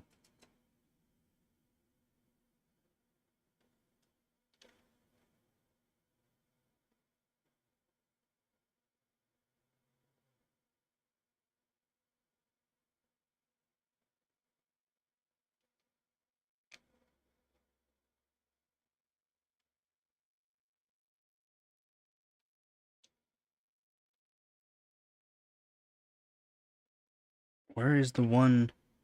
Oh, there it is. The one whole SMD is completely off as well.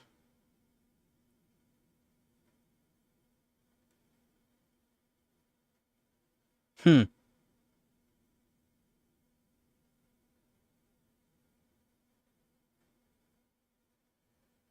actually pretty wild, though. Again, we'll show it. You see, missing down here, flowed up here, solder touching these. And on the IHS, solder literally, it must have bubbled pretty hard. Solder literally flowed down here. Solder there.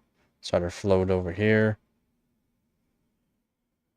That might have been when it popped out of the vise, though, that it did that. I don't know how it still worked, though. Definitely got hot. Bunch of rosin bubbled everywhere from the CPU. It's hard to show it. See right here, though, it's shiny. It's rosin.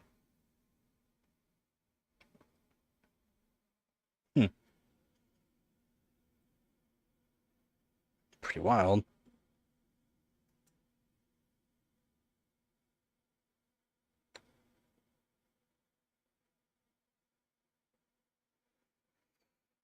Hmm.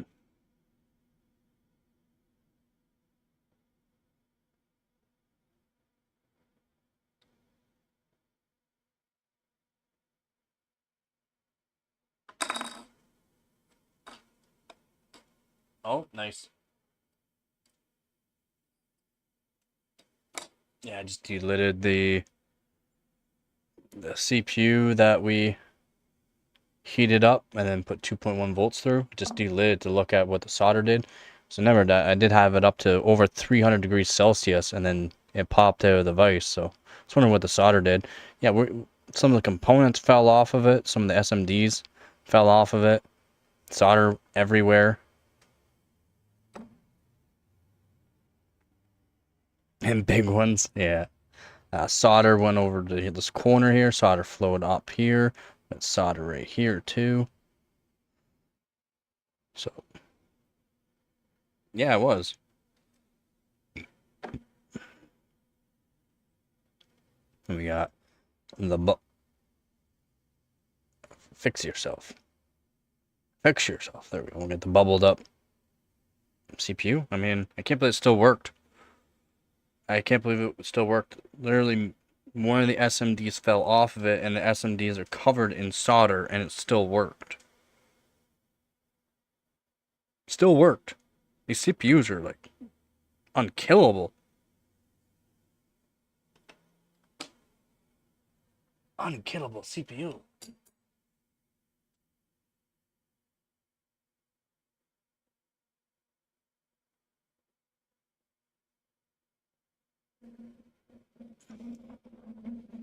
Yep. Big ass vines. Yeah. Want to check that out? It looks pretty brutal, actually. What you doing? What you doing?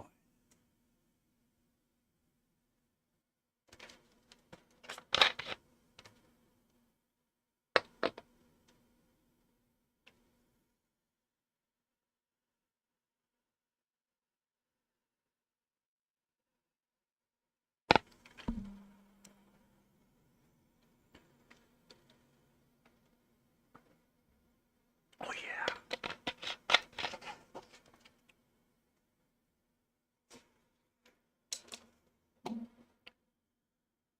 yeah. Let's see what we can do here.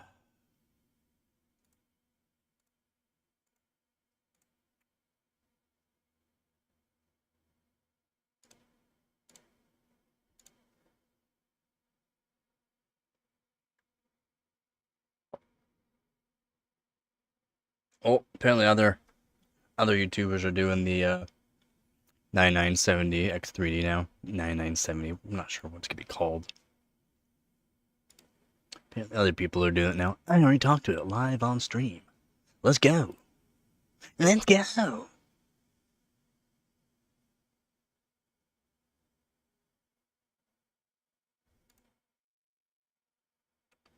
Oh, what?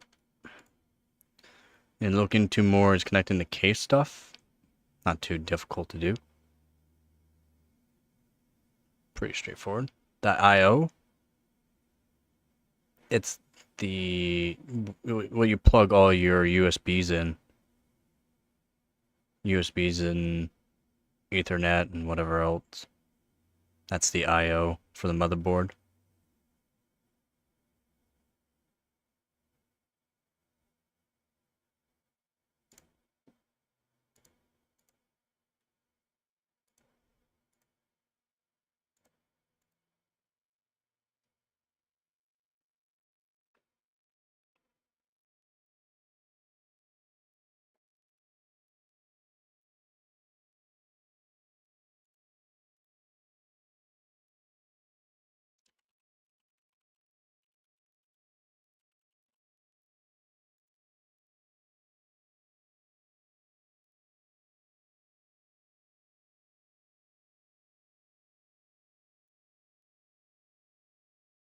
It's like you got I/O on GPU. Show it. I/O on the GPU.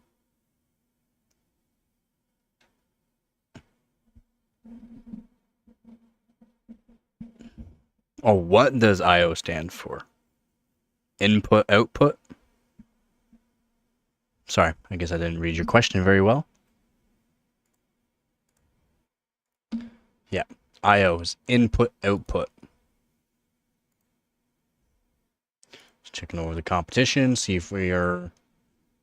What place we are in. I think we're in second right now. Yeah, we're in second right now, which is all right.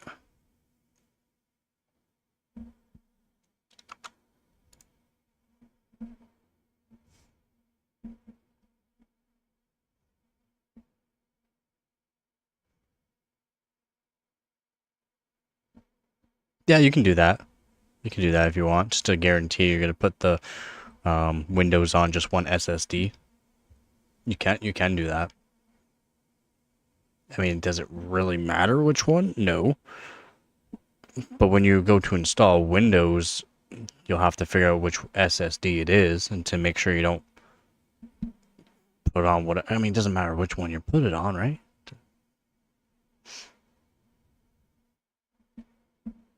It really doesn't matter.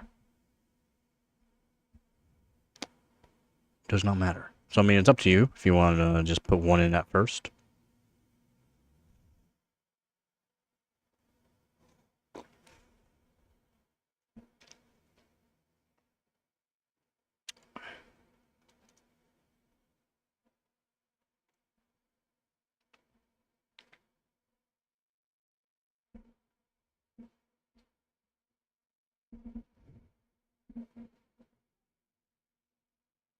Really? Psycho Kitty.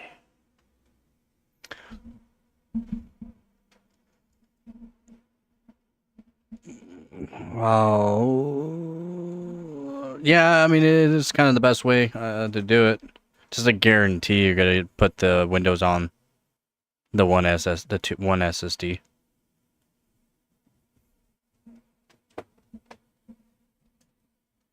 Psycho Kitty, Psycho Kitty, Psycho Kitty. Yeah, chase a kitty. Give me 1 sec.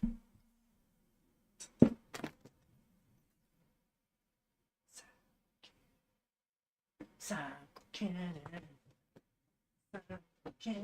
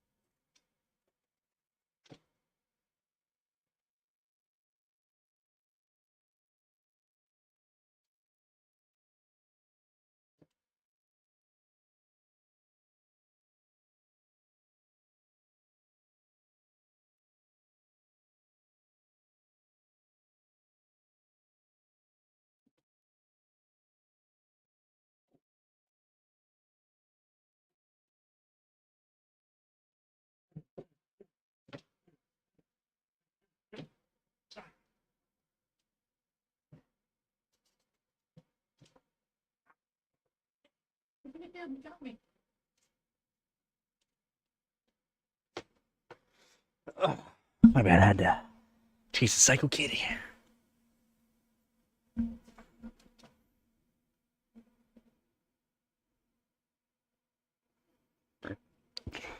I mean, you can't complain about the free one, right? Cannot complain about that. Especially for another 2 terabyte. Good deal.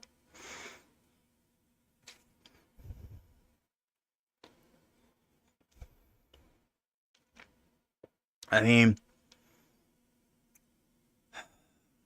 one SSD will show up as a different drive, right? So guaranteeing which drive is which is kind of a hard thing. If it doesn't have the name, because what are they both the same brand? If they're both the same brand, then it would make it kind of hard.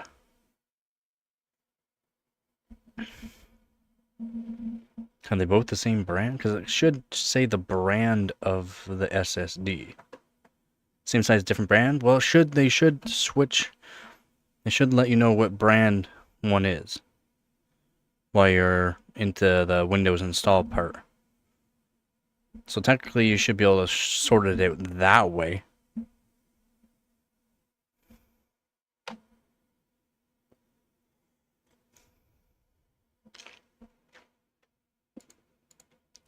Should. I'm not saying you can. I'm saying should.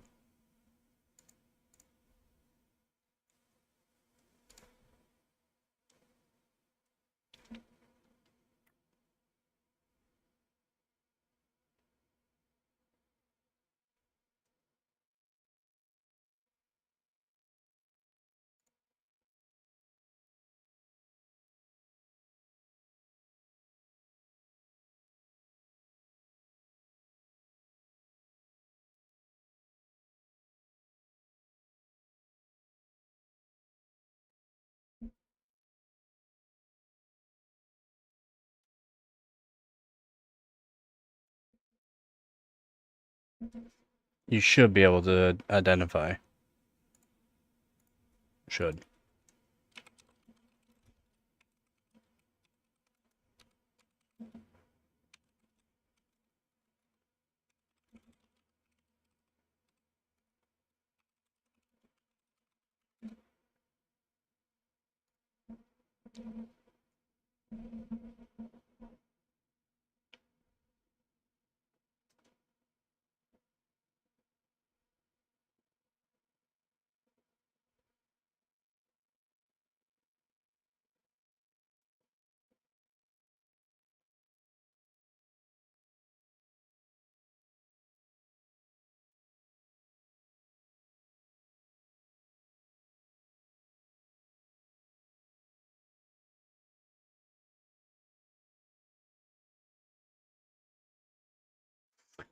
Yeah, I mean, just install them one at a time is technically the best way to do it.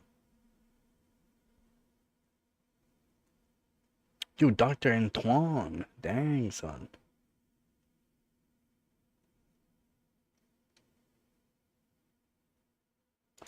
Dr. Antoine. He is up there now, holy.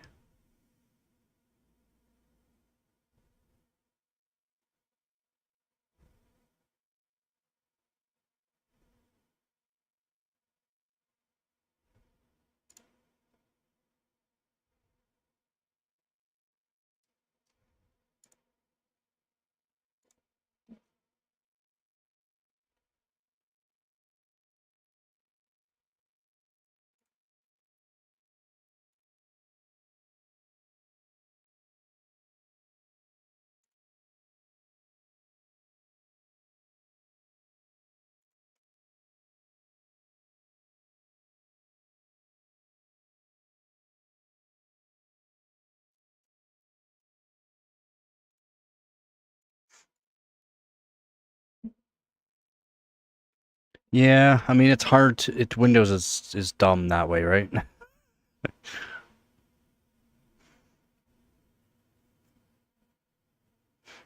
Until you're in the operating system, at least. Because then you can identify by brand. Easily identify by brand.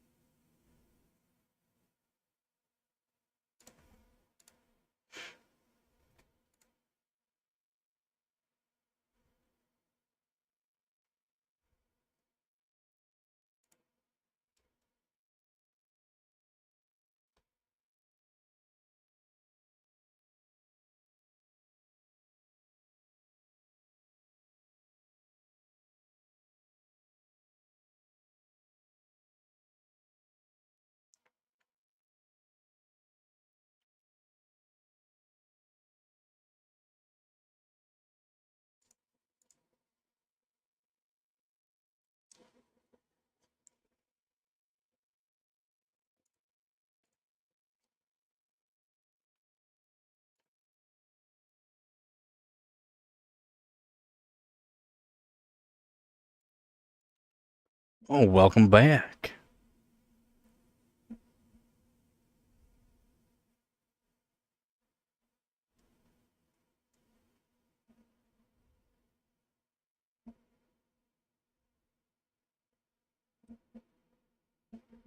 There are a lot of people still build with Intel. Intel has its place still. It's just if you strictly just want a game or see the most frames, that overall gameplay, technically Intel is better. Not on YouTube? Still. Oh yeah, not on YouTube. Yeah, I get what you're saying there. I mean, overall game, my build, my build's always different. I'm an overclocker. I'm a top overclocker in Canada, so my builds are always my main PC changes a lot. Right now, 3070 Ti, 600K, overclocked to 5.2 gigahertz on P cores, 4.2 on E cores, Z690 ORS master, custom water loop, custom monoblock that cools the motherboard and CPU, 980 Pro 2 terabyte. EVGA 850 watt Supernova, and yeah, EVGA PC case.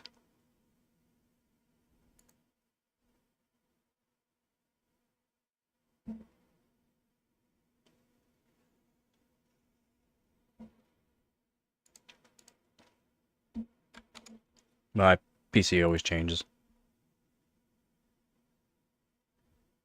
It now has a $6 GPU block on it. That was the GTX 770. One sec here.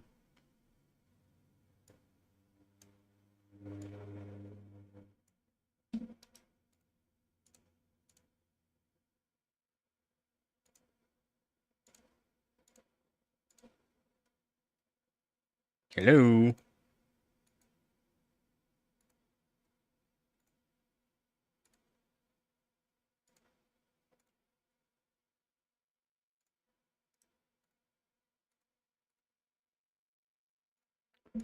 Apparently it just wants to use this. Yeah.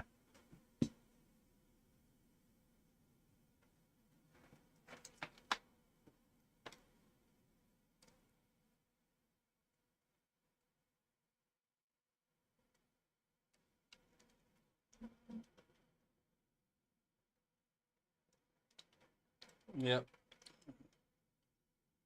$6. $6 GPU block. Works good.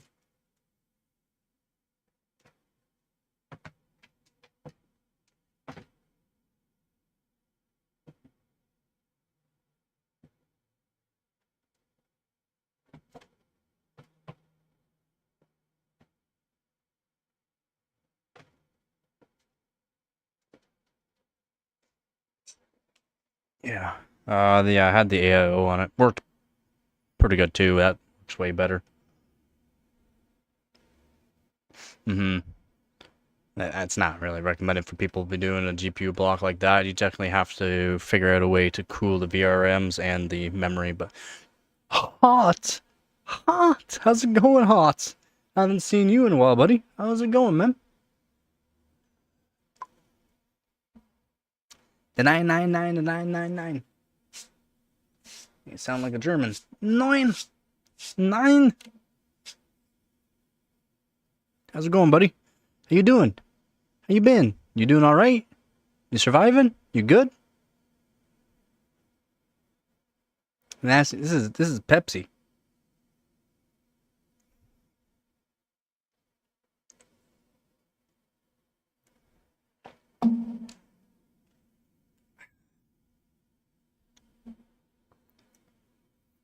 You surviving?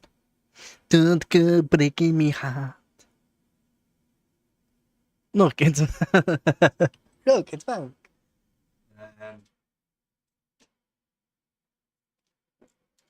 Amazon's cheapest CPU block.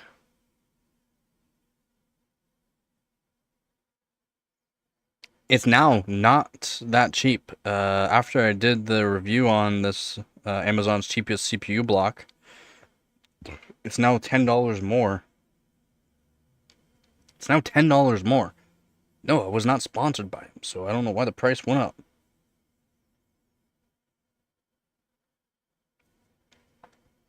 But yeah, Amazon's cheapest CPU block cools a 13900K just fine.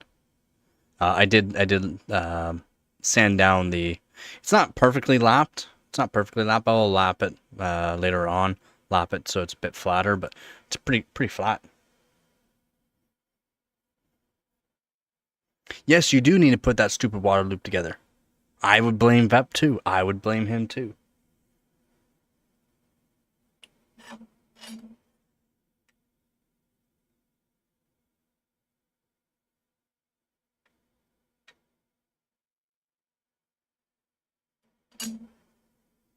Yep.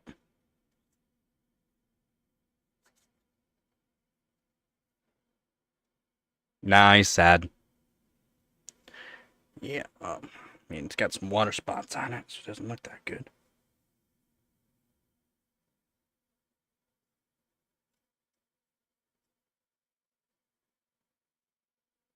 If you haven't checked it out, though, you should definitely check out that video. Amazon's cheapest CPU block. Works really good. Quite impressed with it. Quite impressed with it. And then, yeah, the Amazon, you won't be able to find the same GPU block I did for $6, though, unfortunately. That worked really good.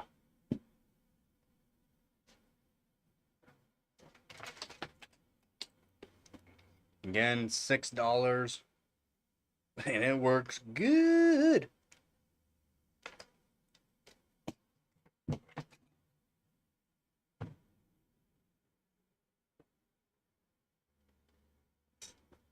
I blame me as well. Yeah, as you should. All you guys are hard tubing? Yeah, I wouldn't. It's not that easy to do hard tubing. I'll make a video eventually to do hard tubing. I will make a video.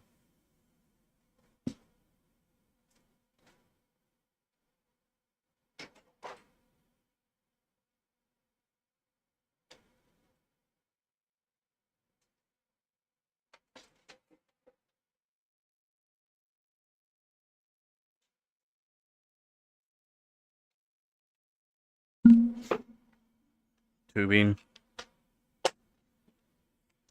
Fittings. Yeah, I will eventually make a video. Yeah, to do the I have kit for it also.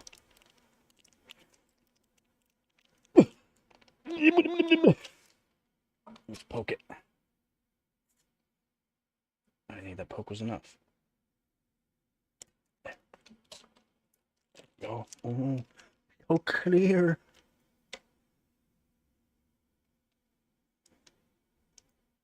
You have lots of them? Can I have some of them?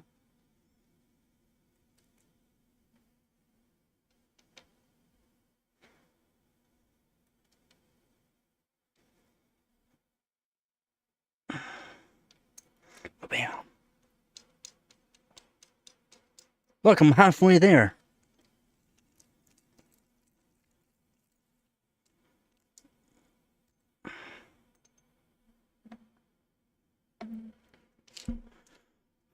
Pepsi drinkers aren't allowed to have excuses? Yeah, I know.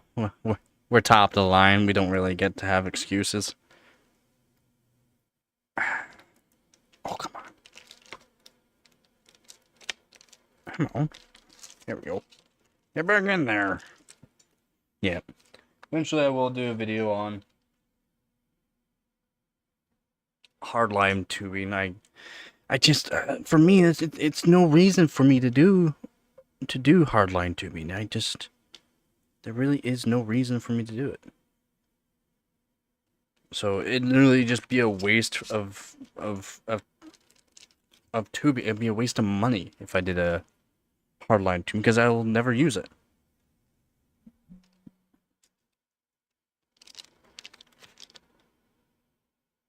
No? Oh, really? No GDDR6? You're having a hard time. I mean, again, you can just buy a 3070 Ti and be happy that you got GDDR6X. I know you're looking for a 3080, though. I mean, not all of them came with it, so they're not. And the people that have them are probably still going to be using them. If not, then the prices are going to be wild.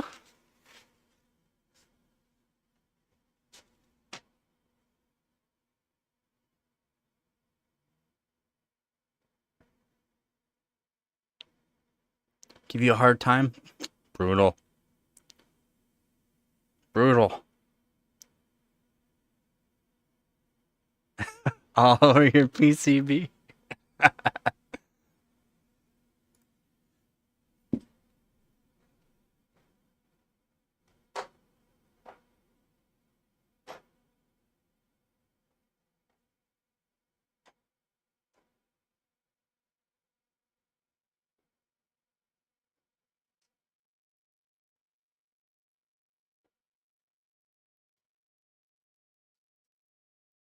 It happens. Doesn't happen to me. Let's see.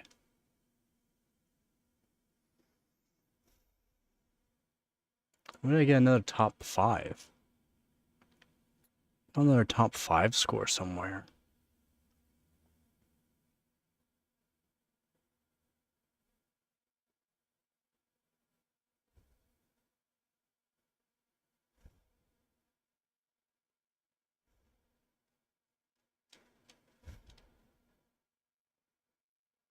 Hey, 29th in Team Leg. What? Nice, let's go.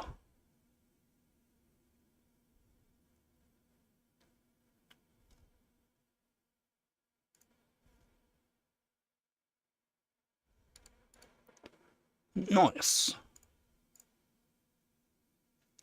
Limp PCB syndrome. Still look for a decent Xeon setup. I mean,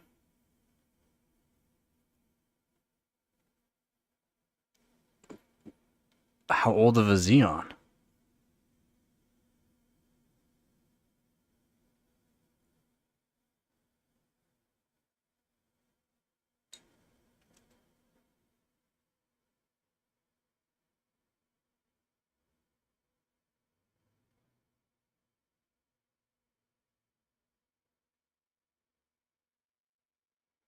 How old of a Xeon? What are you doing?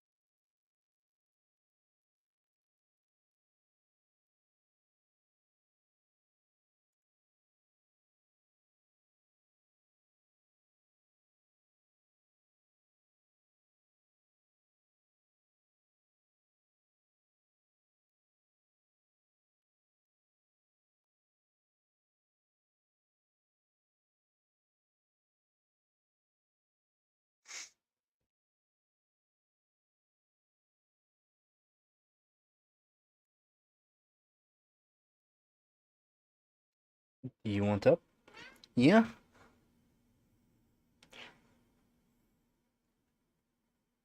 Come on. Let's get it down.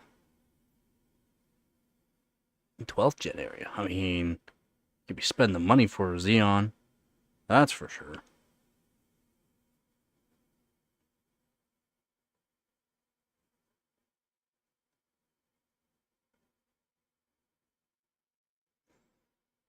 P-Core only? Kitty guitar. Kitty guitar. What? Can I play kitty guitar? Am I playing kitty guitar?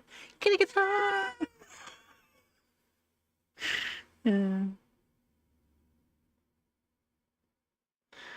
Kitty guitar.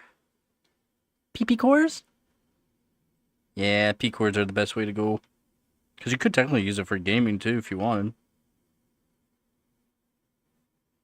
Oh, my cute little cutie pie. Cute little cutie pie. Holy, look at this little whisker. That is a one long whisker you got there. There's one long whisker.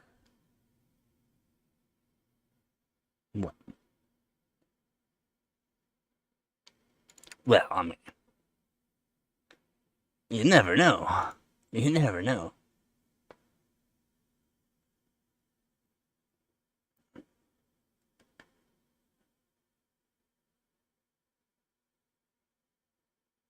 I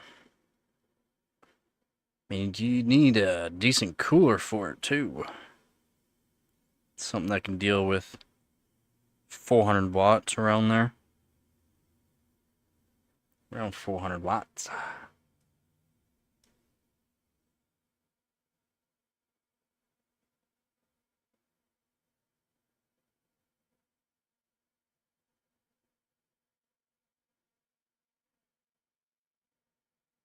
You need gentler on yourself. Jeez. You're too rough. Too rough. A laptop. You can't get the Xeons in a laptop. You definitely get... I mean, the 12600HX is pretty good for 12th gen. The 12600HX. You can? What?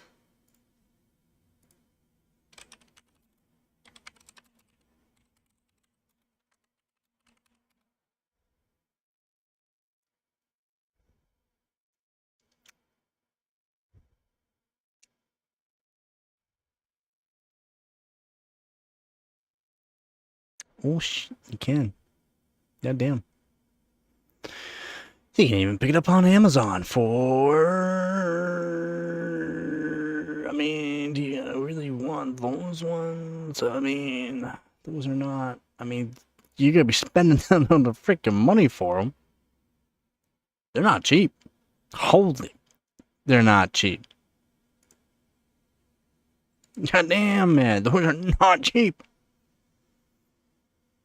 If you want a Xenon laptop, I mean, more to you, but those prices are... Holy. Way out of my price range.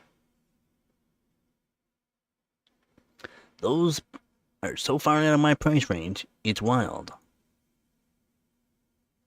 Just give me 1 sec here.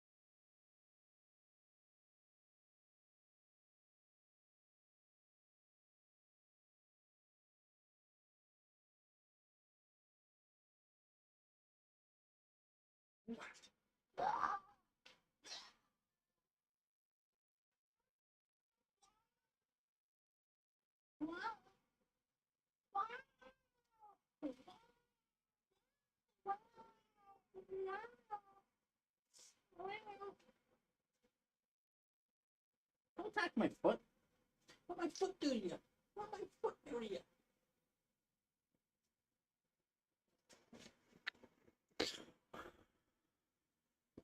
500 for RTF. What? Where are you finding these, man? Where are you finding those? That's not what I was looking at. They're pretty expensive. Definitely not what I was looking at. Had RTX 2060, I think, in it. Some of them are pretty expensive, though. Some are really expensive.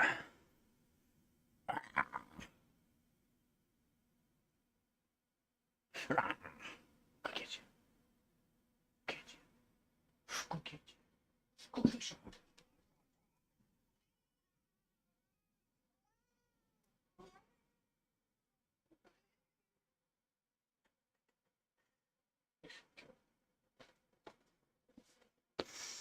Get riled up.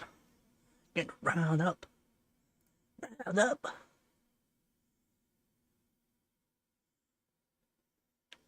Oh, still sells a lot of Mac. Gotcha.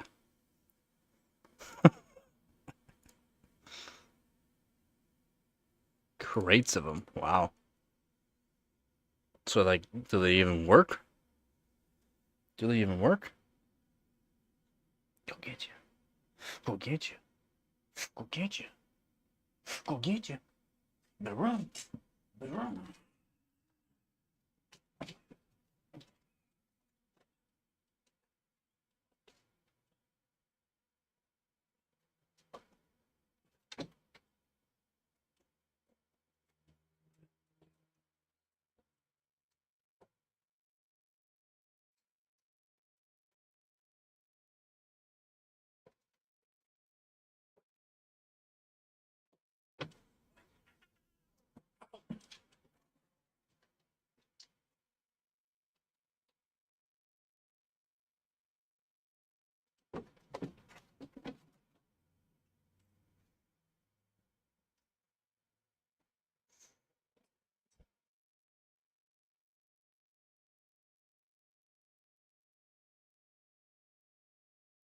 Never fixed. Yes, you do.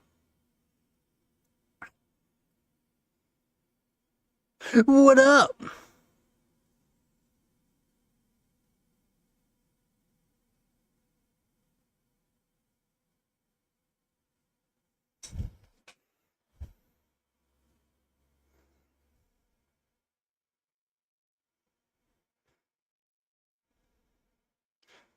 Well, Mac are you? No, Mac's not using the Xeons, right?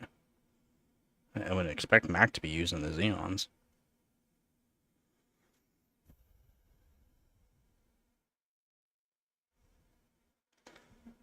I wouldn't expect them to be. Psycho Kitty. Oh, Psycho Kitty, it's for sure. God damn, I gotta trim those claws.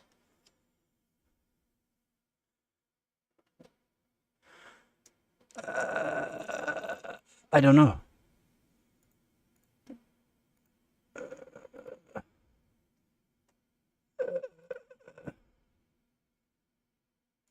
No clue. You watch me all the time, though.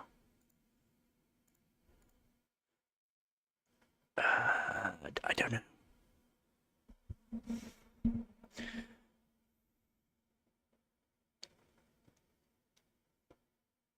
The claws.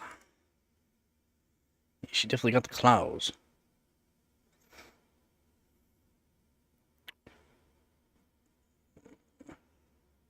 Oh, Miss Claus. Oh. Hold on.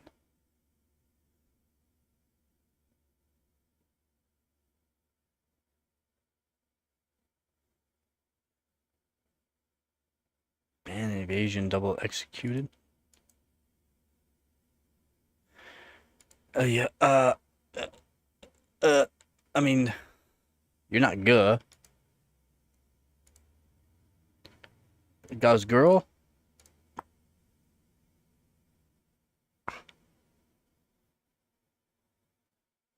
Oh, pal. Your vacation account. You on vacation right now? How's the vacation going? How goes the vacation?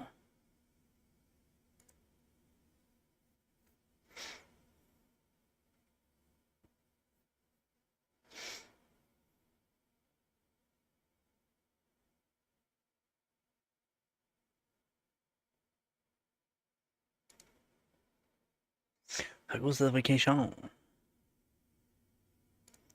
I'm looking.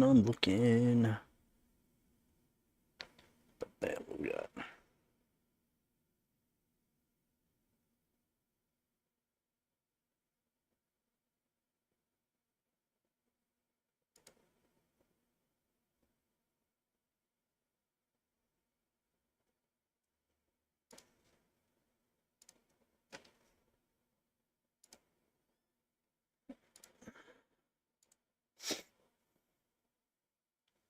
I'll go in a couple months.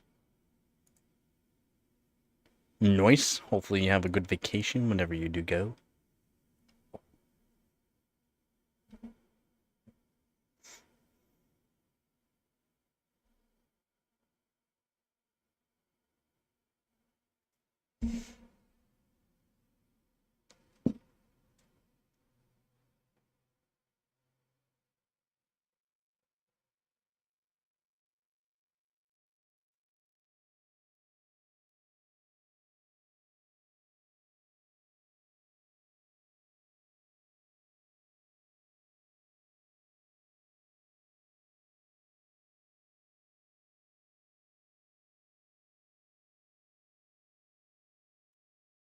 Ugh.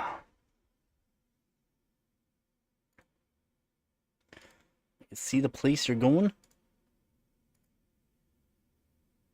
It looks fake.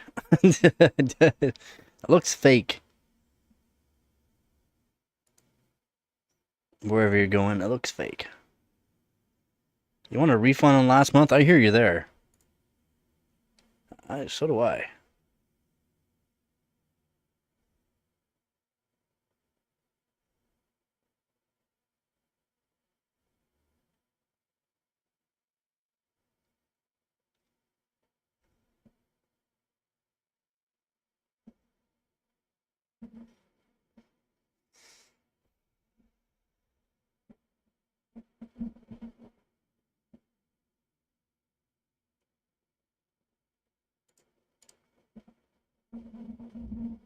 Looks like a harbor with containers. Neverland Resort? That doesn't sound like a good place to be going.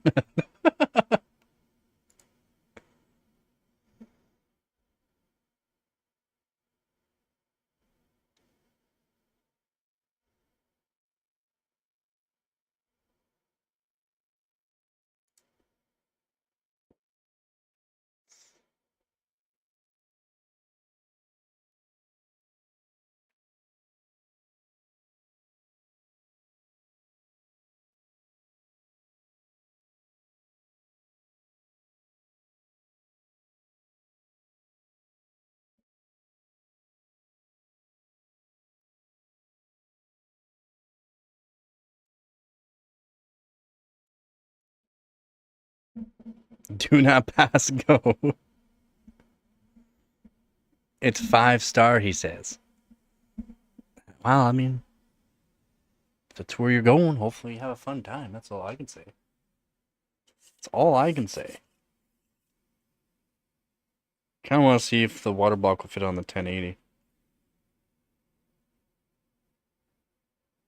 think it will. I think it will fit on the 1080 just fine.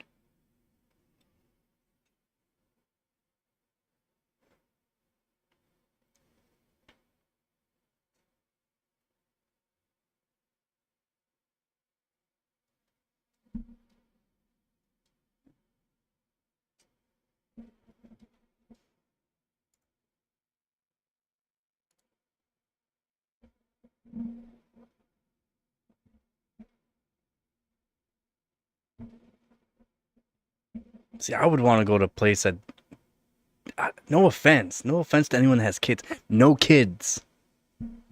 A nice, relaxed, no screaming, no yelling, just a relaxed place. That's my kind of fun.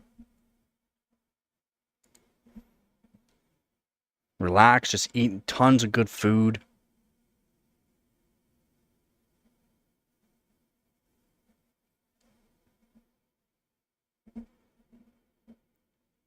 Yeah, see, I'm with her. It doesn't sound good. Yeah, exactly. Micro Center. That sounds like a better place to go. All you can, well, like a $10,000 Micro Center spree. Perfect. Make that 20,000. Well, I mean, Micro Center. I mean, you could see something. You never know.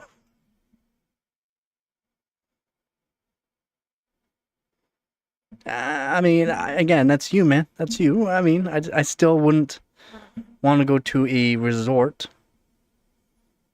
that is generally made for kids. Man, for you, fun. It'll be awesome. Yeah, they are a myth. They seem like they are a myth nowadays. I hear you. I hear you on that one, Art. They're a bit of a myth. The legend has it, they were around all the time. Now they are rare.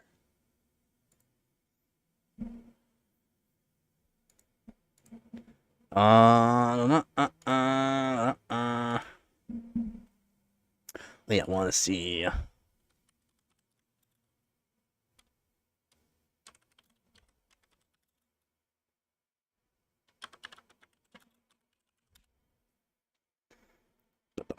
Power up here. Power up. We want to go to. Okay, maybe we'll just go here. Nope. There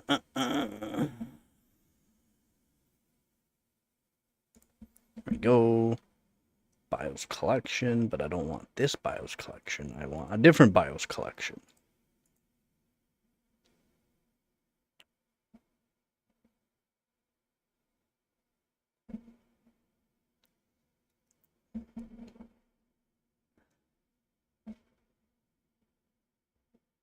I mean, it sounds fun, but I wouldn't care. I don't care about water slides anymore, buddy. I'm past that stage. I'm sorry.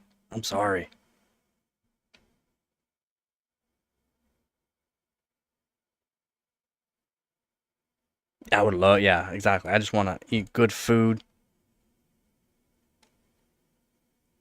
People just stare at me the whole time going, how much can this person eat? I would like, keep the food coming, please.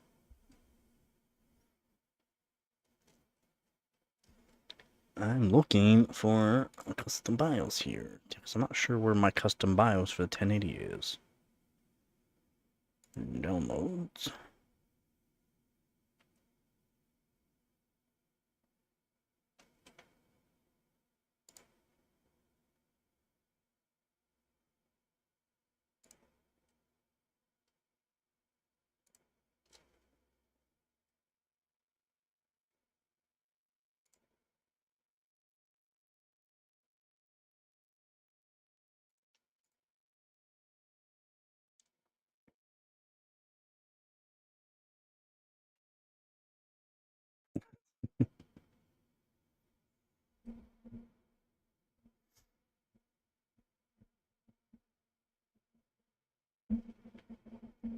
Oh yeah, definitely. Yeah, it's a decent amount of restaurants for sure.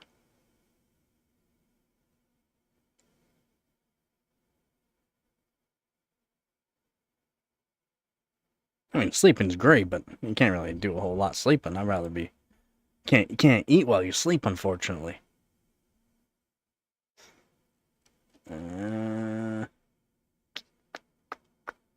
Utilities.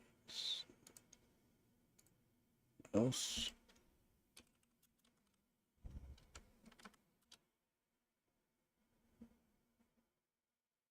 What?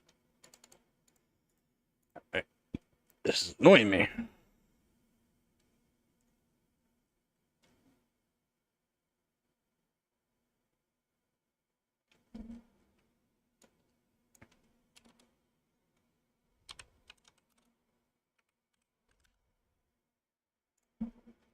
There we go. That's what I'm looking for now. That's what I'm looking for. What? Certain BIOS. Ooh, sorry about that. Woo-wee.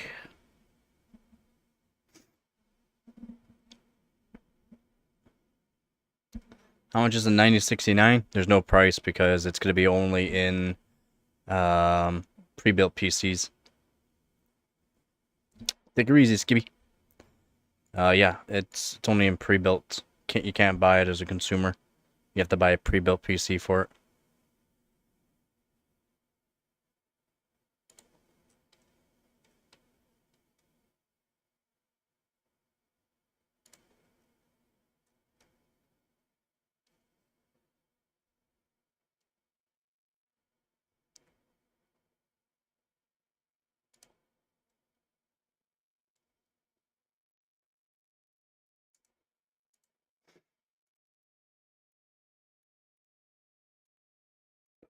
Bum, bum.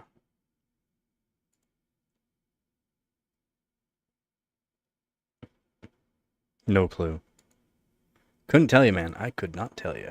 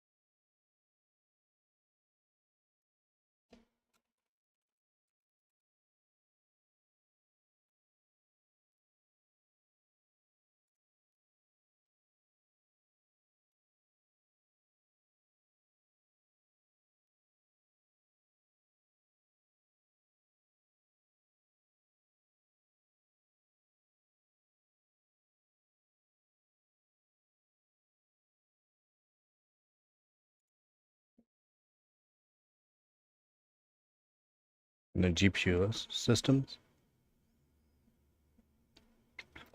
We're just talking about food. Get a pizza ad.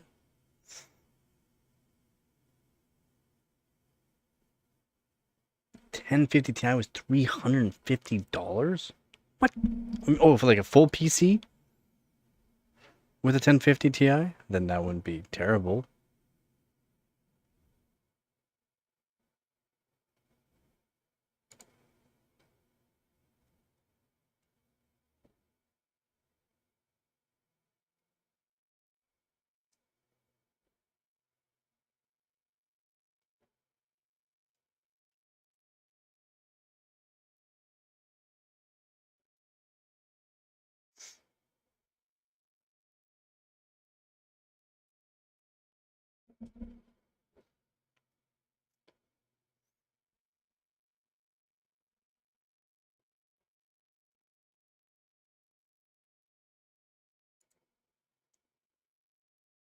Oh yeah, that's when it went up. Everything started going up.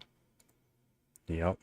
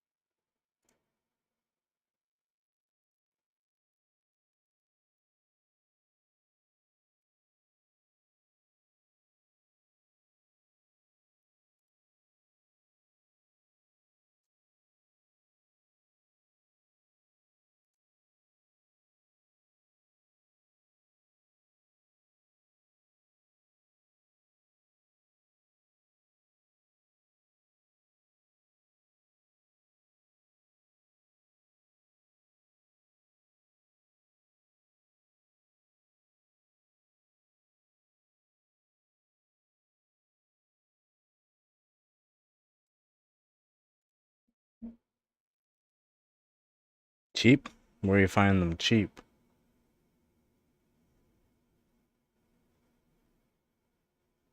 Yeah. I mean, there's a ton of capable cards to play these games. Just like when I did the Horizon game. Like they allowed the GTX 1080, then 2 weeks after launch they discontinued people to use the GTX 1080. Just wild. No longer support it. Randomly, just no longer support it randomly. Awesome.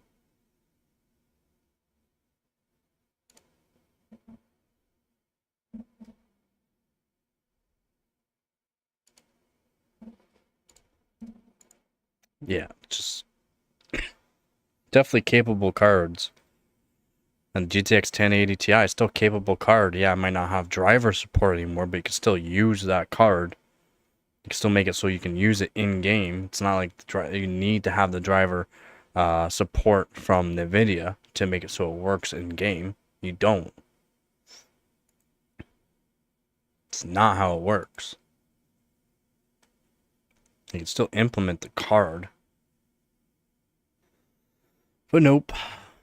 Why would they do that?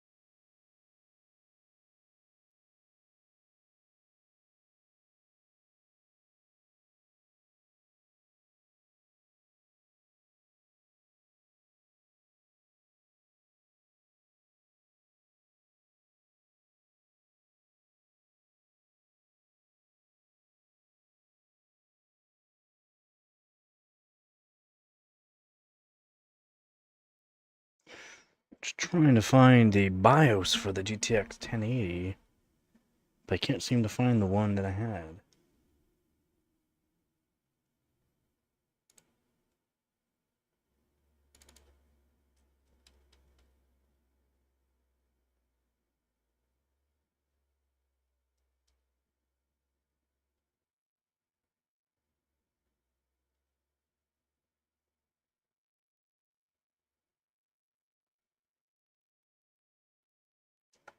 I'm not sure why.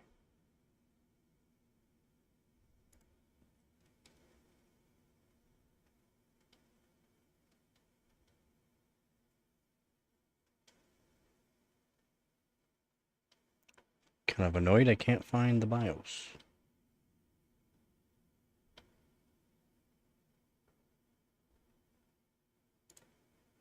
Oh, wait. Did I just find it? Yeah, I just found it. Yes. I think.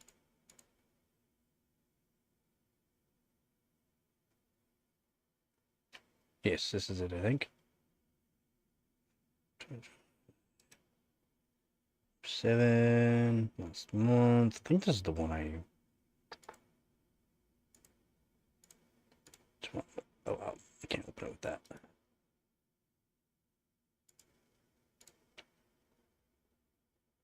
I don't think I can use that either. No, just give me that. It's fine.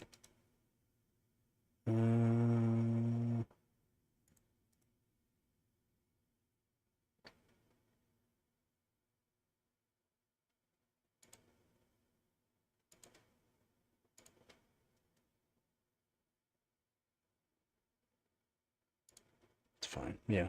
I think that's the GTX 1080 BIOS I need. Sweet. So I can do a BIOS. BIOS mod. Oh yeah? Did you see that they came out with new CRT monitors? Did you check those out? The new CRT monitors?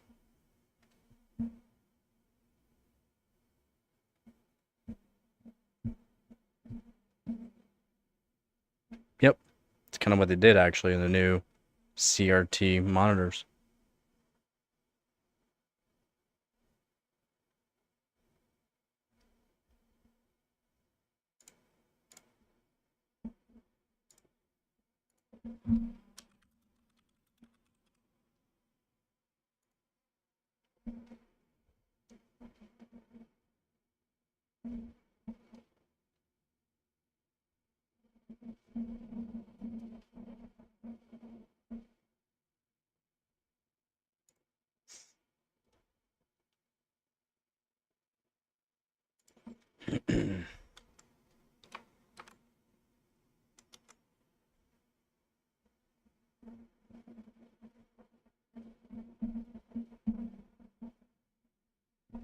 Yeah. I mean, making sure you have a cathode that actually is still good. It's kind of hard. Like cheese and wine.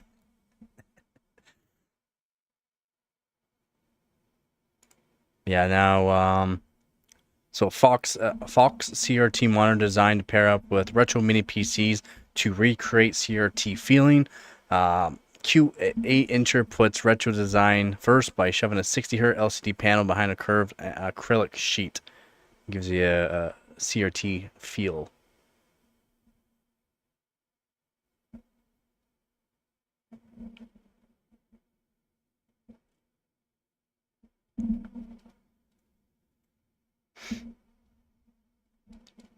It's no one's gonna be buying it though. That's the thing. I don't think people will be buying it. It's gonna be like a 720p. They gotta use a 720p display, which is just for new. I mean, just kind of dumb.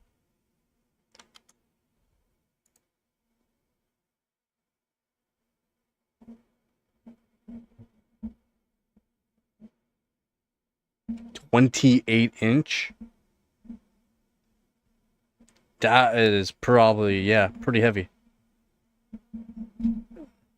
70, 80 pounds at least.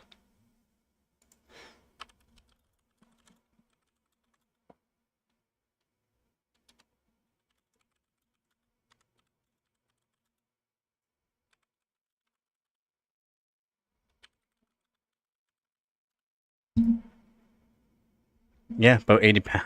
About 80 pounds.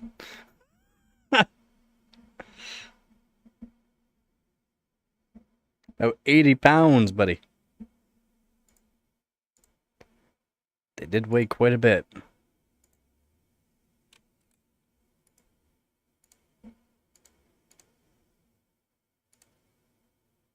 Not light at all. Ain't going any further than that, no doubt.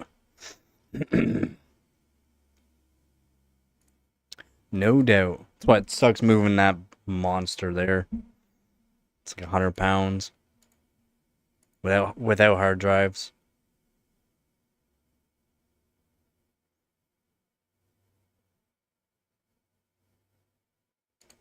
Without hard drives.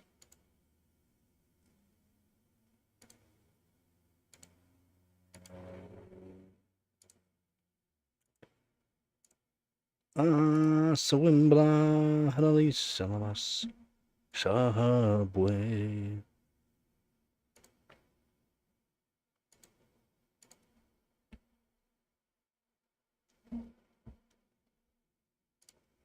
So I found the right BIOS, I think. I think I found the right BIOS. Can use that.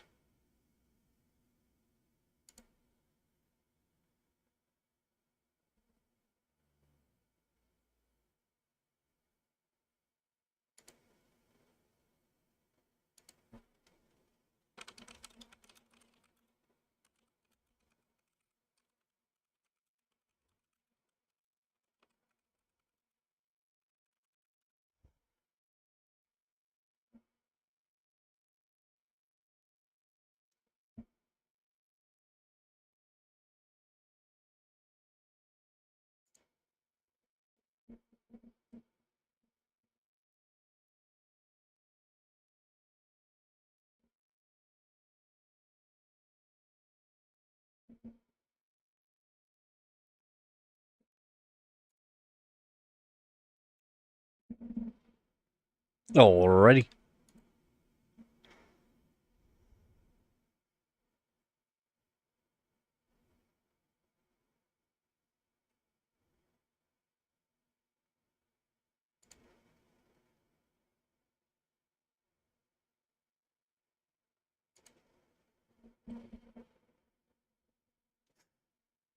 Yeah, sneeze.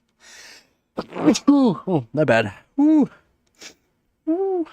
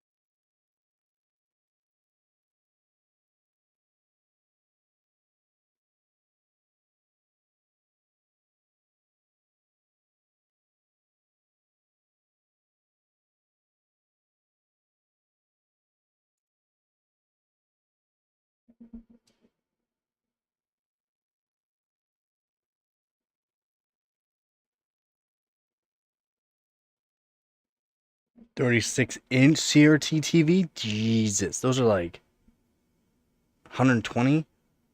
At least 100. And then they're awkward. They're an awkward weight. They're just awkward. Big. Those are big.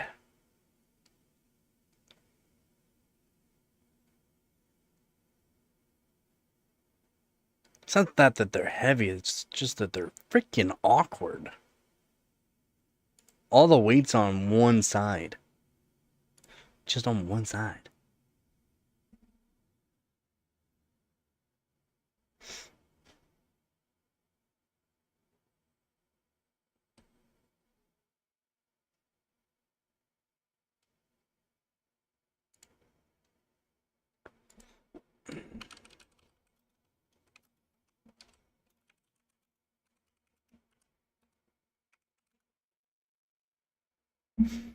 Yep. Yeah. 220 pounds? Holy crap.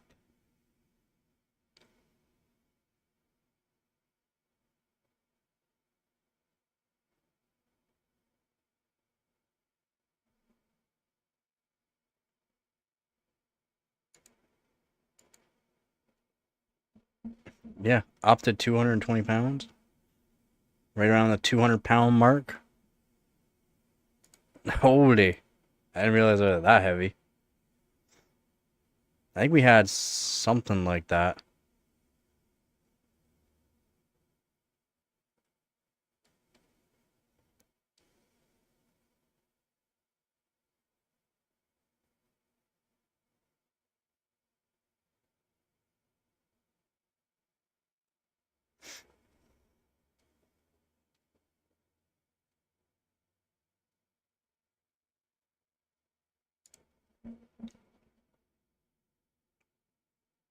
Yeah, no doubt. Somebody help me. Yeah, I didn't even realize they weighed that much. Again, awkward. They're an awkward weight. They're an awkward weight. What up, Nova? Oh, yeah, exactly. No one wants to pick that up. Carry it.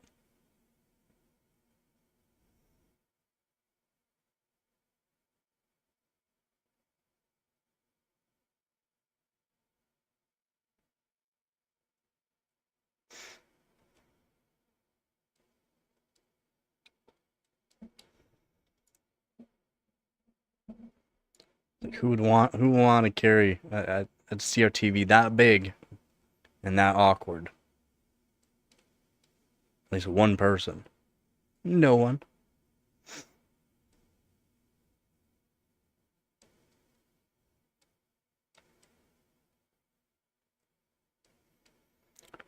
Now, what I might want to do is actually figure out a way to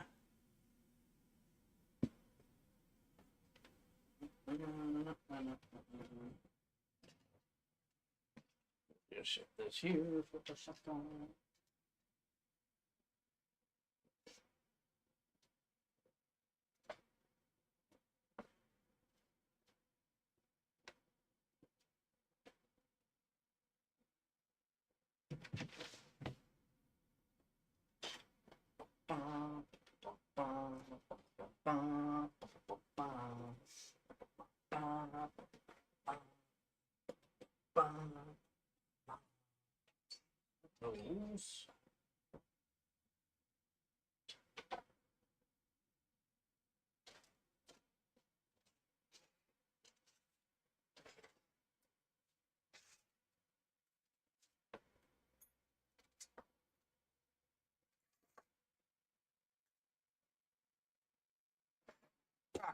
Those. Drop those. And I did. Okay.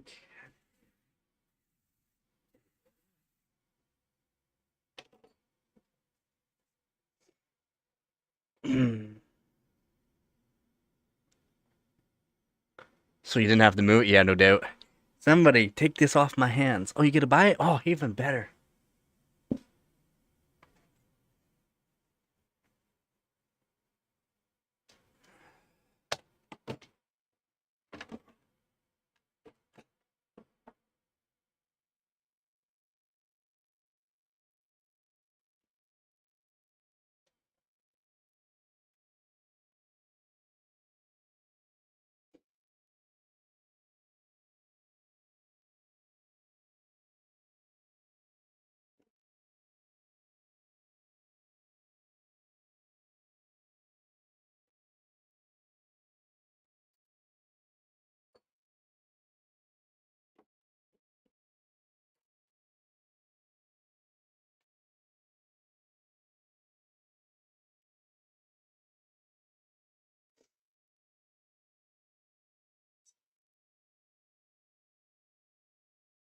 You can just go cheaper. You technically just go cheaper with the Intel, get the same performance, if not better.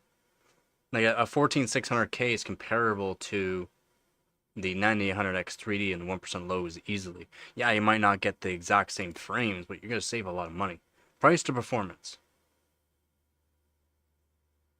You can just save money.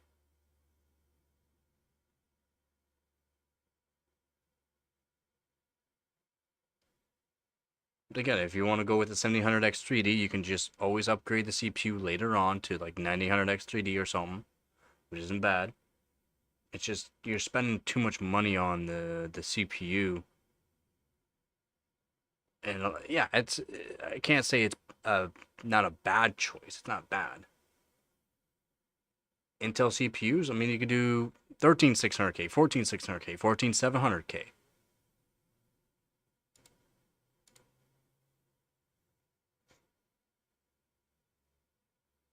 It's actually save money.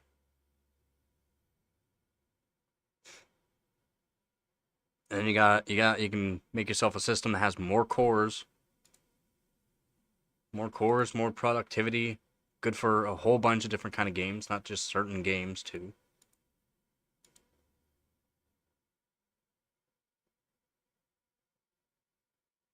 I already said that. You're not listening? You're not listening. Depends really on what you want to do later on. If you want to save some money for now and just get a 14600K and then upgrade later on, kind of the same thing, then you could just do that. But if you go to the AM5 platform, the 7800X3D, you're good for the next couple of years to upgrade from there as well. Again, price though is completely different. You're going to be spending a lot more money in the long run on the AMD platform. For what? Just higher average frames? 1% lows though are still the same as Intel. So if you care about the quality of how your gameplay is, Intel is a good way to go as well. Care about having more cores, more productivity, lower idle wattage, lower idle temps, Intel's better. Lower latency, Intel's better.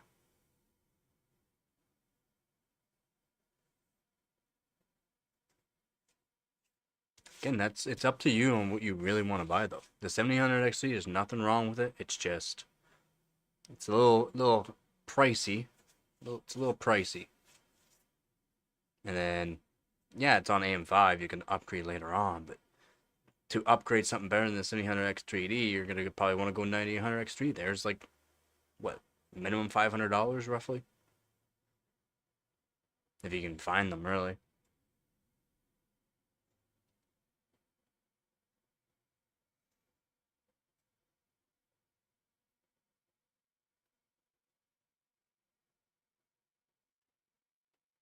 Where's my brush?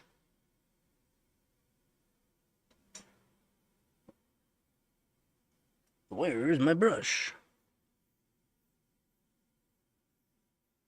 If you're looking for single core performance, kind of like what some people want for VR, or you know, just having Intel's newest platform, you can go with the Core Ultras, but again, it's not the best for gaming. If you're strictly just gonna go gaming, go AMD then. You will be spending more for basically the exact same performance that you would normally get, especially for the games that you're playing. The games that you're playing just show that you don't really need an X3D.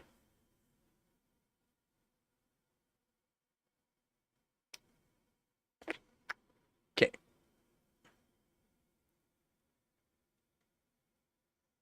Yeah, you're not going to find really any deals on the AMD stuff. The prices are kind of set, and since they're selling fairly well, you're not going to find any kind of prices, for good prices. What did I do? What did I do? With my brush.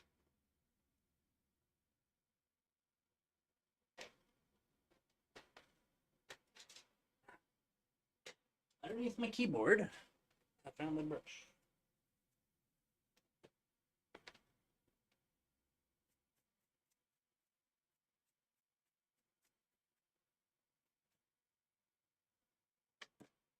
There's no way. Really cool, those ones.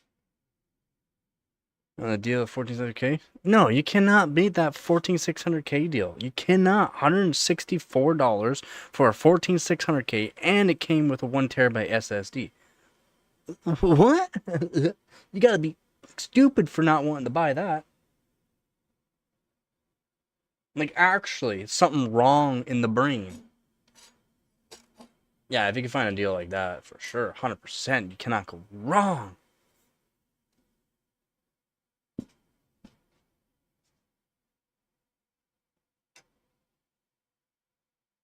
Does fit underneath too. So, cut this down. I like it. I like it. Clean up this one. Where are my other ones, though?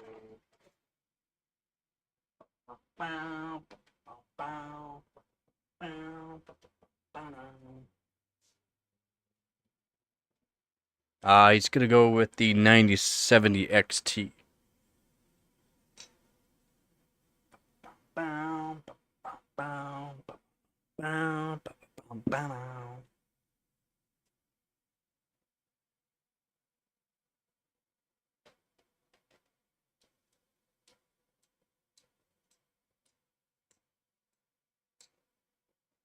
Where did I put the rest of them?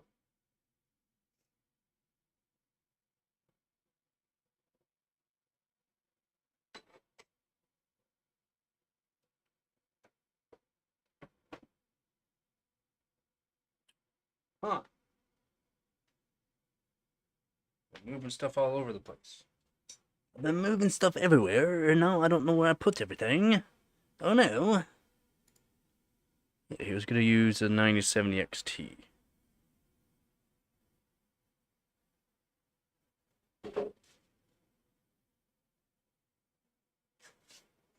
But yeah, I'm gonna use that for sure. VRM cooling, no.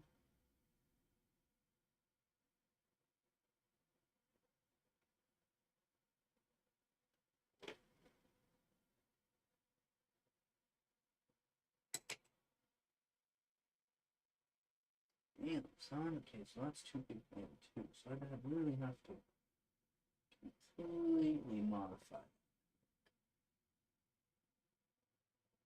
Completely modify.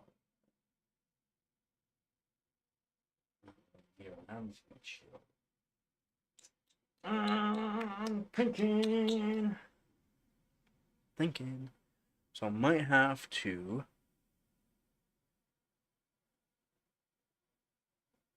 Dang. Maybe we'll have to cut the actual cooler. Because what I have to do, what I would like to do,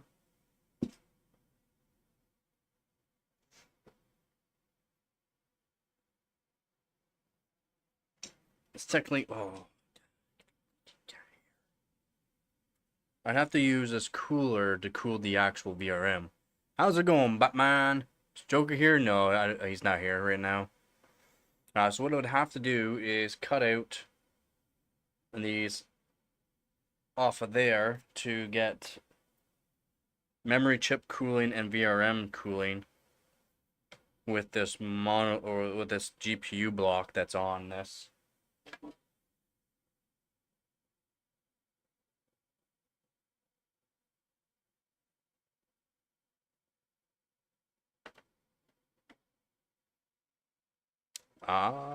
Working on the GTX 770. But the thing is, I'm going to be doing a core voltage mod on this card. So, like, I'd have to redesign a whole bunch of things for it. So, like, VRM cooling is... I mean, it's a bit of a pain what I'm trying to do. It is.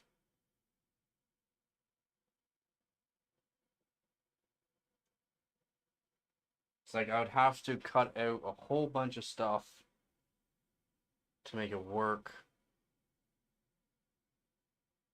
So maybe I won't do that.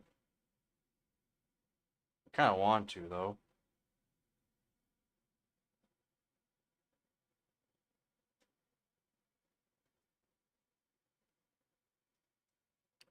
The 9070 XT. I found the 1460 to be about $100 cheaper than what I have right now. Yeah, I mean, what do you have? What do you have right now? Do you have any components right now?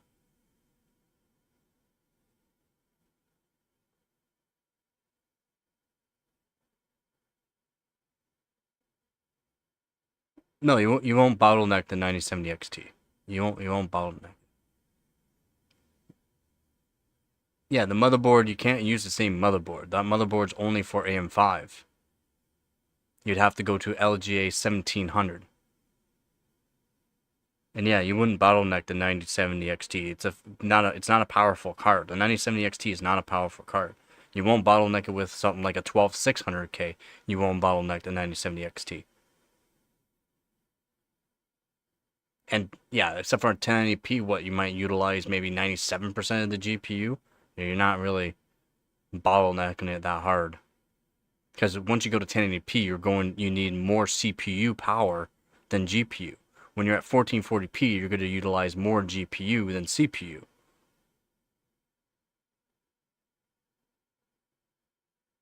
Yeah, you're going to need like a Z690 or Z790 or a B5,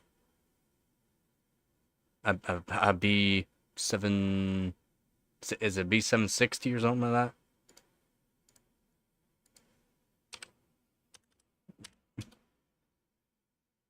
Yeah, B760. Something like that for LGA 1700. You're going to need a motherboard that supports LGA 1700.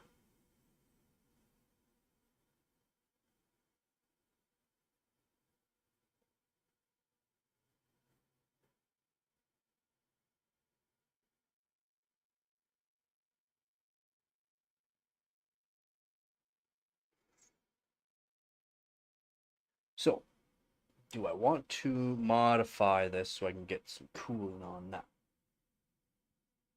Technically, right now, I don't really need it.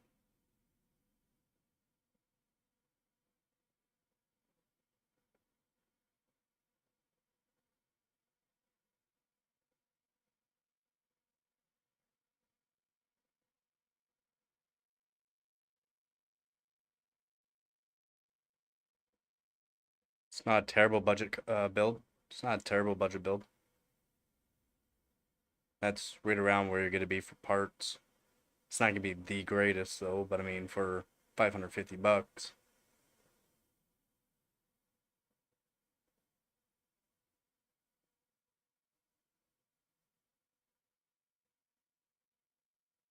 Should be more than $100 cheaper.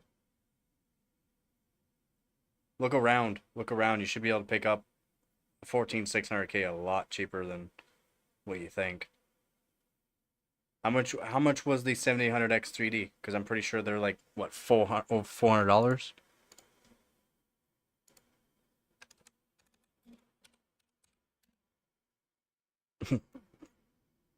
$500? They're $500, and you're finding the 14600 $100 less, $400. I don't think you're looking at the right spot for a 14600K. No, you should be able to pick it up for like $250.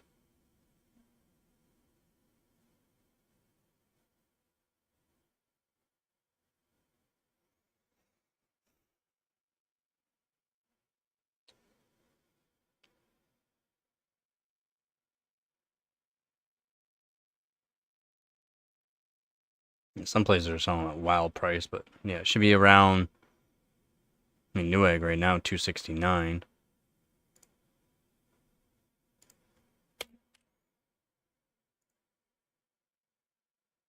Amazon's $329. That's stupid. It's a stupid price for it.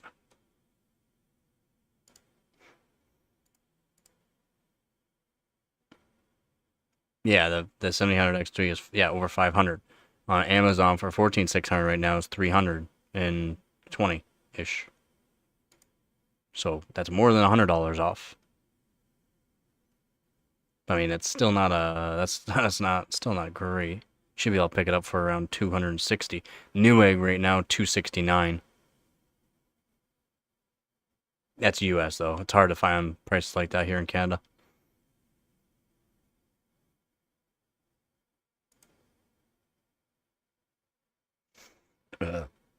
That's kind of odd. You had to do those settings to make it so it stopped crashing. Marvel Rivals has still issues with optimizations for a lot of things.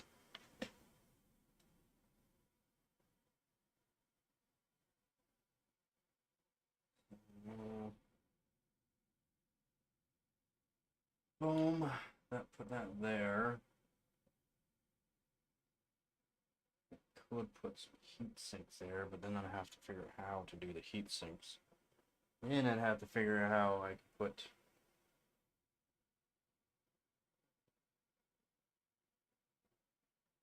wires up through. I'm thinking.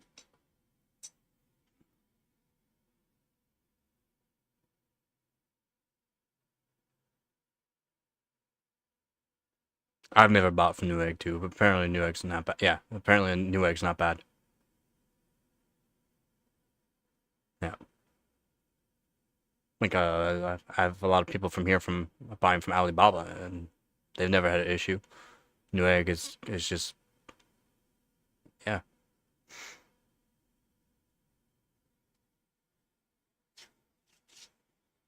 And I always buy from Amazon too, but generally Amazon I find really good deals for things that I want. But 14,600K for 269 instead of 300 and whatever, then yeah, Newegg is technically better.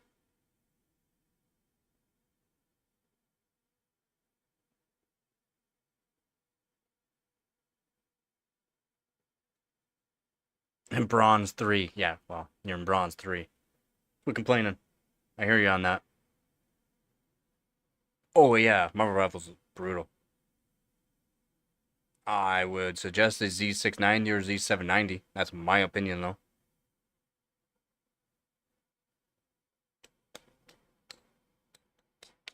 Then you can get better RAM, too, like a 7200 CL36 kit or CL34 kit. At least 7200.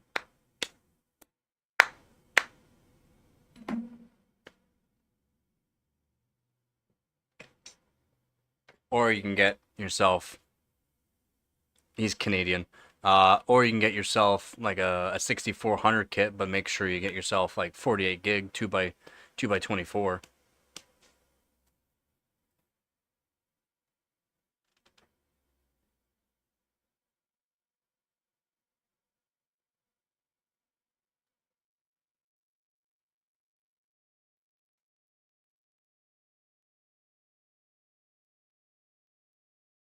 Come on, just plug it in, turn it on, figure out how hot these VRMs are getting. I don't think they're getting that bad. Yeah. Canadian, man. I mean, it kind of sucks here in Canada for prices for stuff.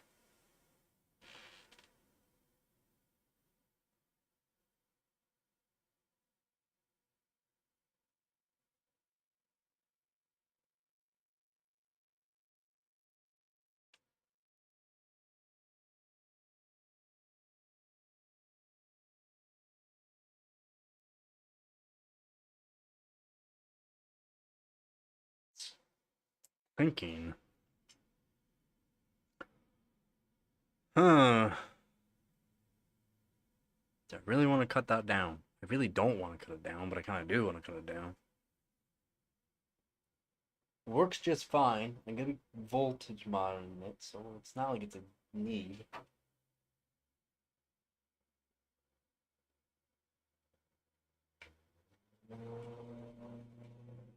These are higher than those. Those are higher than those. Maybe not.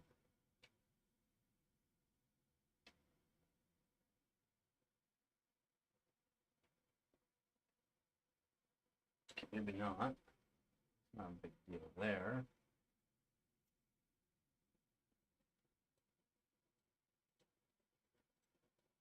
Yo, how's it going, banana? How much expense in US? Yeah. Yeah. Yeah, I mean. Yup. Gotta love it. Over double the price, right? Double the price. It shouldn't be like double the price.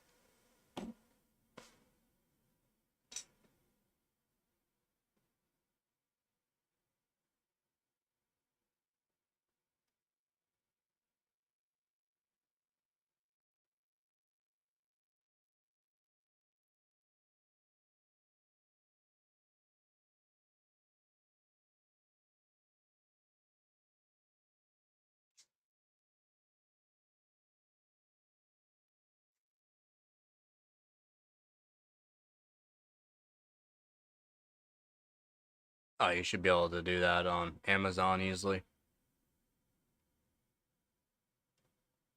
It's megahertz. You're on DD4, not mega transfers. It's megahertz.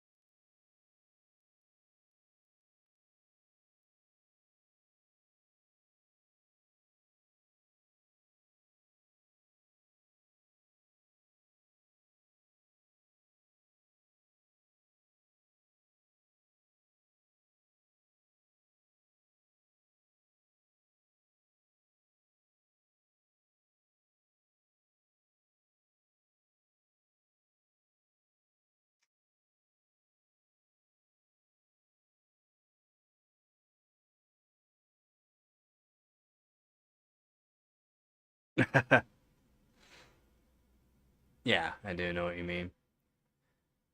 Yeah, you should be able to find that on. Can Computers has it for 270.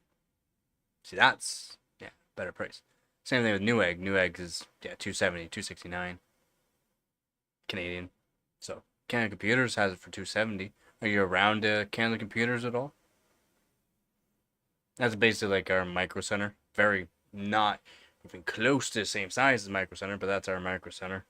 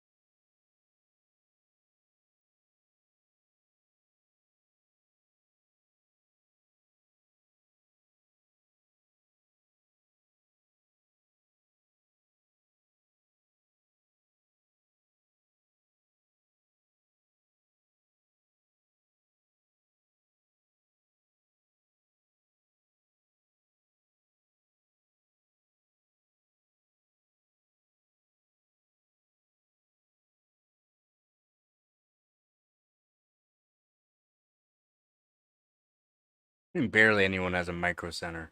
There's so many more Micro Centers than Canada Computers.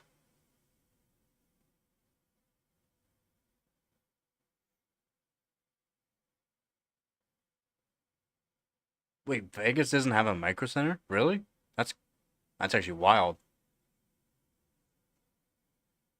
That'd be wild and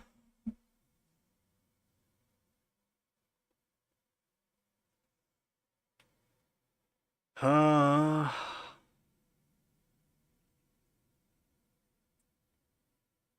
or in Texas. What? Nah, there's gotta be.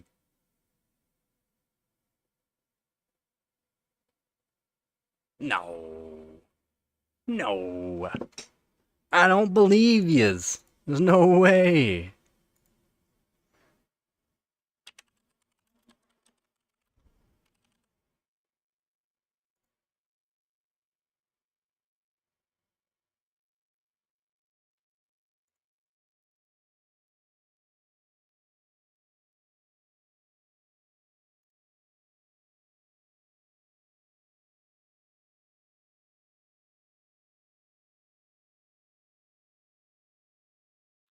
Okay, we got Arizona, California, Colorado, Florida, Georgia,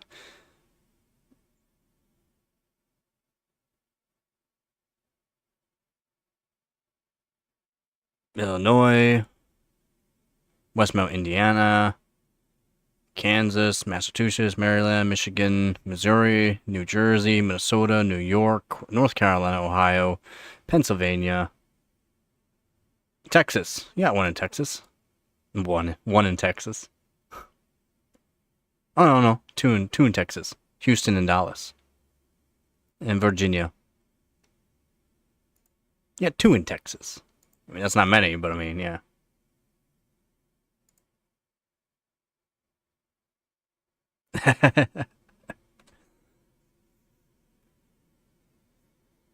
I mean, that's kind of like here in Ontario. It's like here in Ontario, man.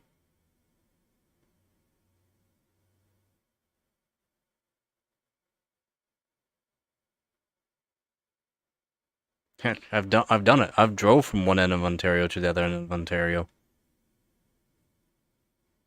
Took more than 24 hours. 14 hours one day of driving, and the other day was like 12.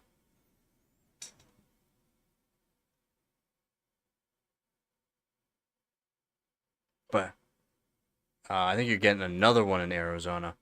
You already got one in Arizona, right? I think that's what I read. I know, yeah. I mean, it's kind of hard to be around a computer place. It's not like, especially a micro center. Micro center is huge.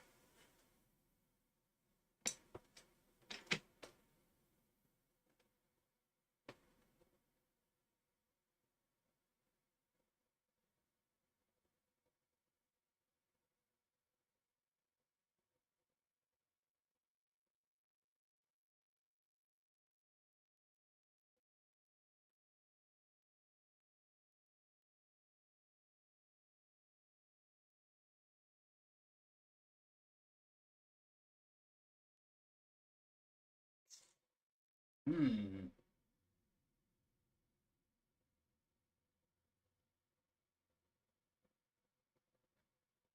Just wish there's a way for me to tell how hot these memory chips got.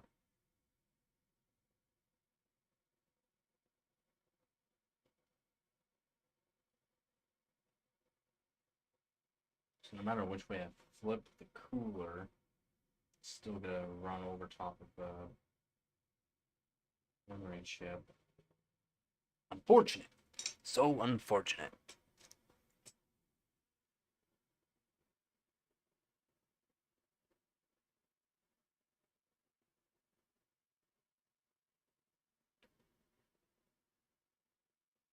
Yeah, you've already told me these.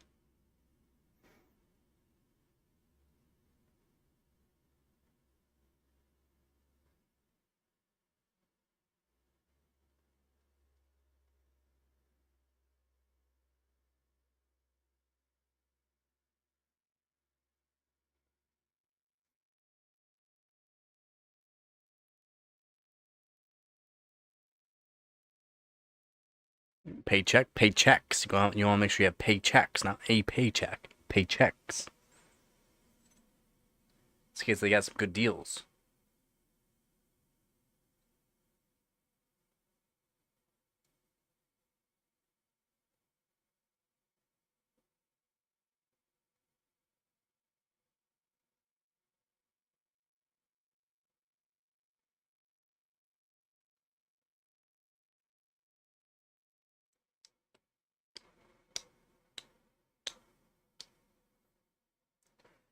Maybe I'll just. I don't know a good way to do this.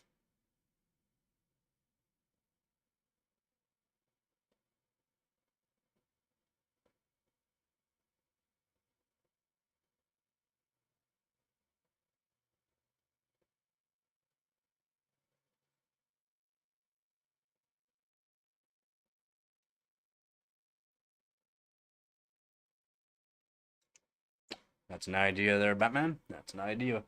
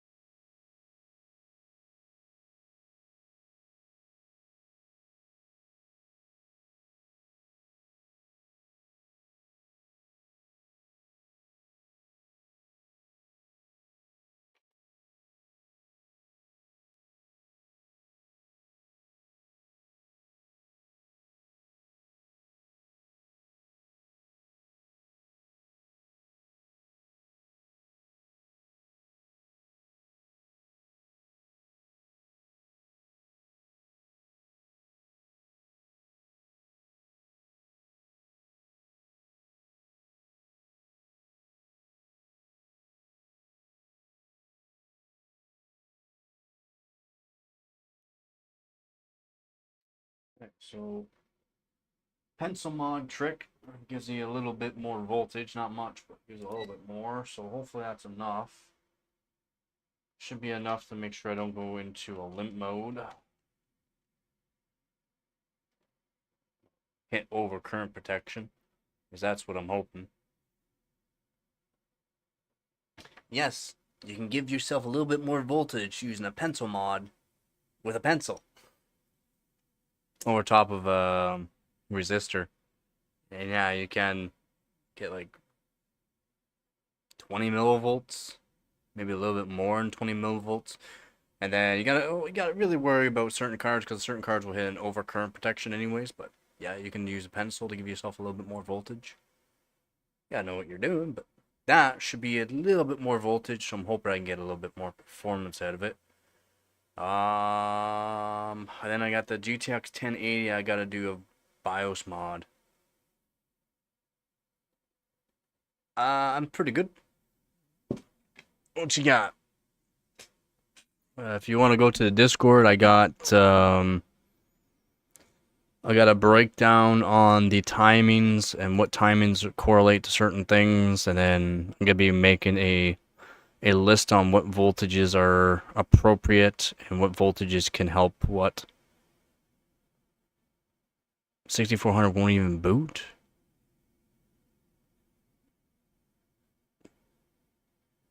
Well,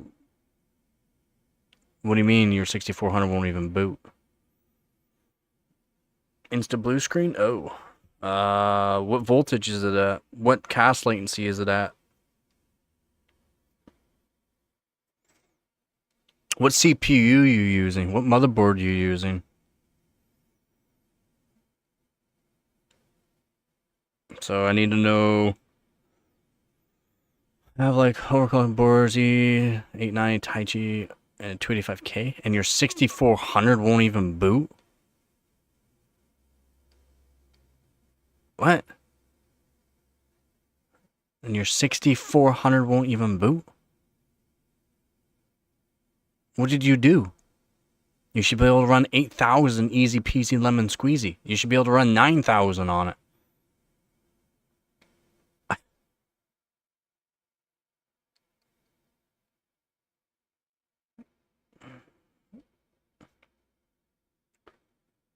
What did you do? What's the cast latency? What's the voltage?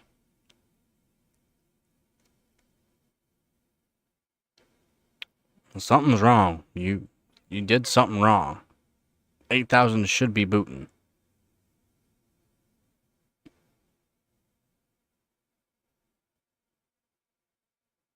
Yeah, definitely go into BIOS.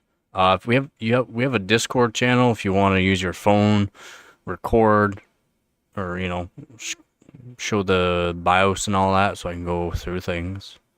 I can help you out, but yeah, so you did something wrong. Something's definitely wrong. I mean, the OCF board, there's only 2 DIMMs, so you can't really mess that up. But it sounds like you messed something up.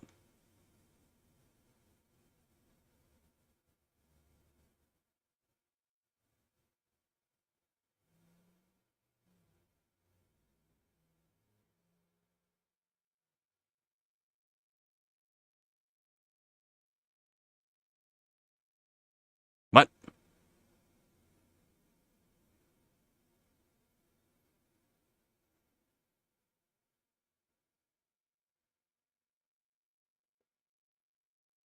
Are you sure that's stable?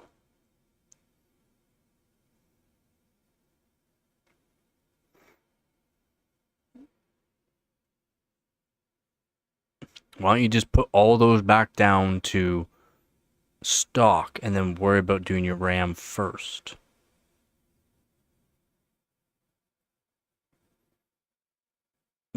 At what RAM frequency? At what RAM frequency was that working? Because the only way you could do testing is if your RAM was working. Oh. So it wasn't stable then.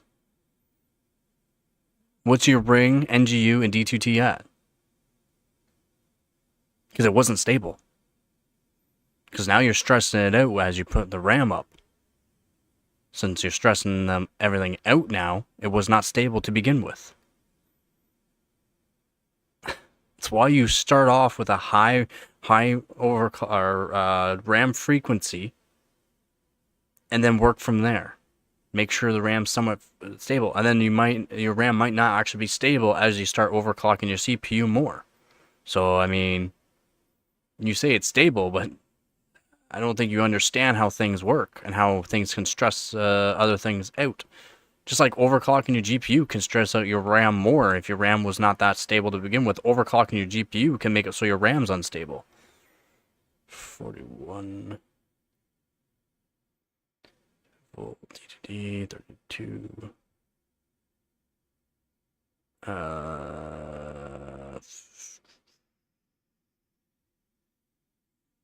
I mean, nothing crazy, no, but voltages are pretty low.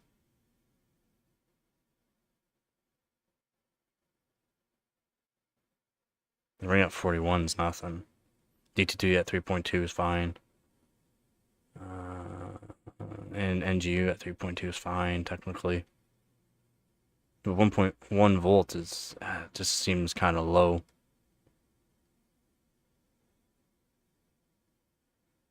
Voltage just seems low, that's all.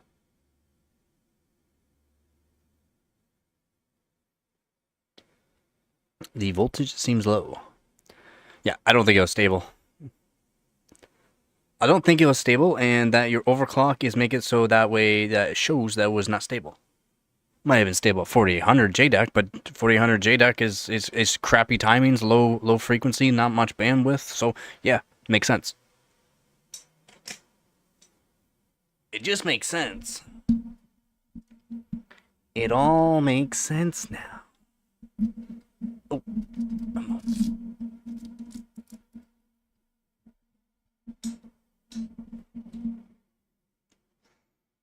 yeah. I'll plug that in, see what kind of voltage is coming out. Yeah, no, definitely wasn't stable. Yep. Just give me a second, I'll get the Discord open. Ugh. Ugh.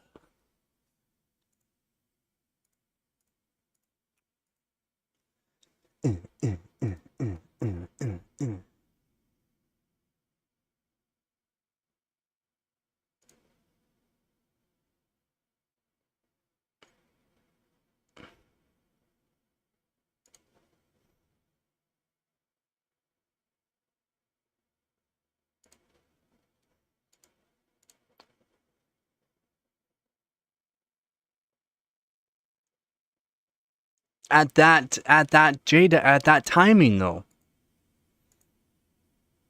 At those speeds, at that RAM speed, yes. Soon as you start changing stuff, you're gonna have to start changing your full overclock.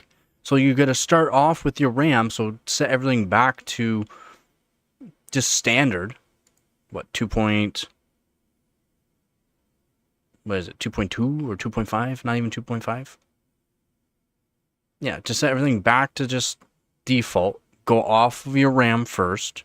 You can even have the CPU overclocked a little bit too if you wanted. And then you start applying your ring. And then you're going to start applying your D2T and your NGU. That's when you start applying those.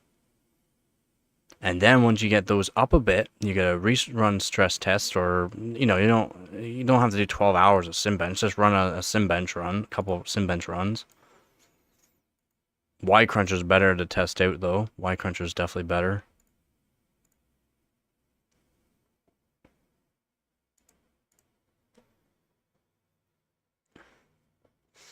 Managed to get my RAM to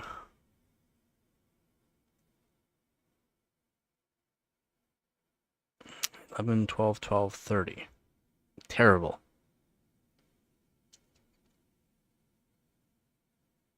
Yeah, way better timings. 2300 at 11, 12, 12, 30 is absolutely horrible. The 1728 or whatever, 1728 CL8, way better. What voltage were you using?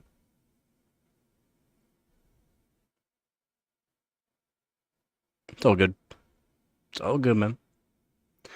Here to help. I try to help. I may sound flustered and all that all the time, but if I call you stupid, it's because you're being stupid. And you should learn from it. If you get butthurt from it, well, maybe it's because you're stupid. Yeah, again, Discord and link description below if you want to go on to that. Use your phone, and then you can record off your phone so I can check out, see what you're doing exactly. Yeah, just go stock. Just go stock for now, and then see what I kind of want to know what kind of like QVL that your board has, and what kit of RAM do you have? Like, do you know what kit of RAM you have? Is it 8000 kit? If it's an 8000 kit, it should easily work on that board, that CPU. Easily work.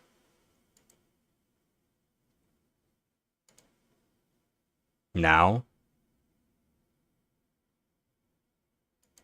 after stream, I'm gonna be relaxing. I don't generally help out people after the stream. MDI, and it's MDI. Oh my god, man! You can probably get 9000 working on that board and that CPU. So it is MDI, perfect. 2.24, perfect. You can probably get 9000 working, easy, peasy, lemon squeezy. At probably around CL36.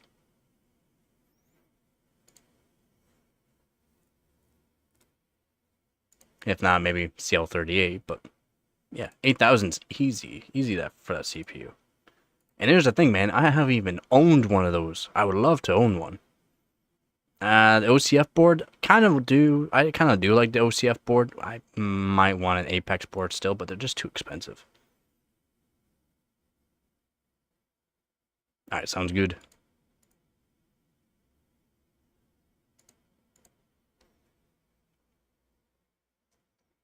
Yeah, Persona. Because your score is gonna be better for Y Cruncher, W Prime, and Super Pi, and will be better on probably 7-zip as well, with those better timings, way better timings. Again, what voltage you at? I want to know what voltage you're at. DDR3, by the way. I mean, what DDR3 kits are you using? 2.1 volts is pretty standard. 1.92 at least is fine. But if you want to go higher voltage on DDR3, 2.1 is fine. Just put a fan on it. Went to 1.65 on VDIM. Don't have it tried lowering it yet. VCAO at 1.18. IMC at 1.16. I mean, 1.2 volts is fine for your IMC. Pushing this 1860 D skill rip jaws to 2400, but PCLK 10803 multiplier of. Damn. Oh, wait, are you pushing. What CPU? The 3350?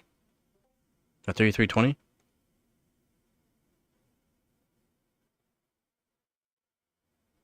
Oh, 1.65 volts is the highest you can do? Yeah, it was a 3350. Okay. Yeah, I mean, you can push more voltage in. You can lower that cast latency down more. Probably to like CL7, CL6. You go higher in VDIM.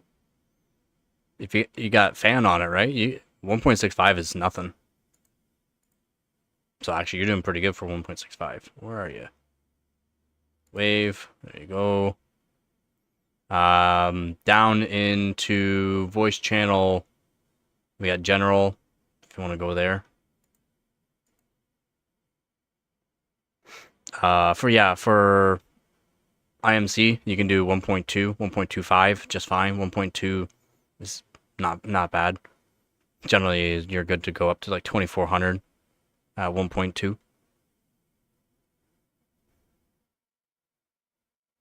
Oh, perfect. Yeah. So push. You can push the voltage up. So I would do. No. Okay? Does it boot at 1.2? It's weird that it doesn't boot. It might be a limitation of the CPU, to be honest. But yeah, you can keep it down. Yeah, it does. Okay, 1.2 is all you need to go all the way up to 2400 easy.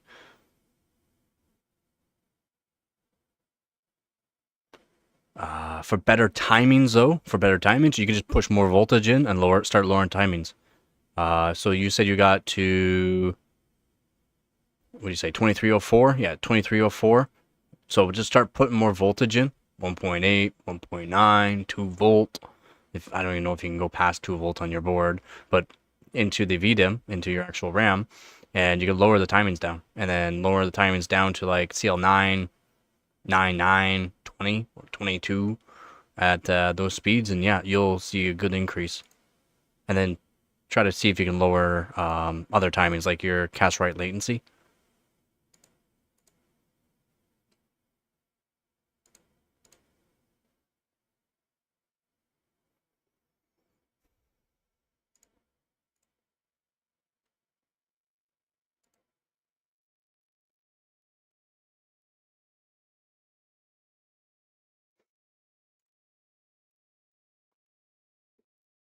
Yeah, it might be a limitation for that CPU for voltage.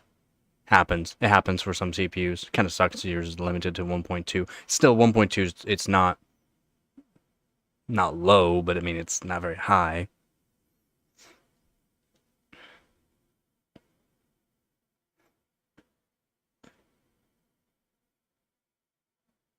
But yeah, if you want to get better timings, for sure just start putting in some more voltages. Don't go past 2.1 volts though. I suggest, if you like your kit of RAM, don't go past 2.1 volts. I don't care how cool it is. Don't go past 2.1 volts.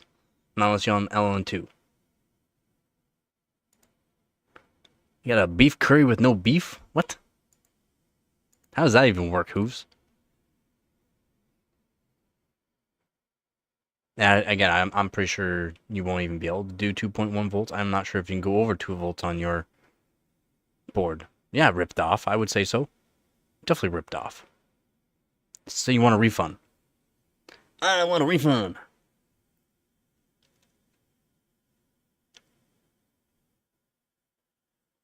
Oh, it's a mismatch? No. That's brutal.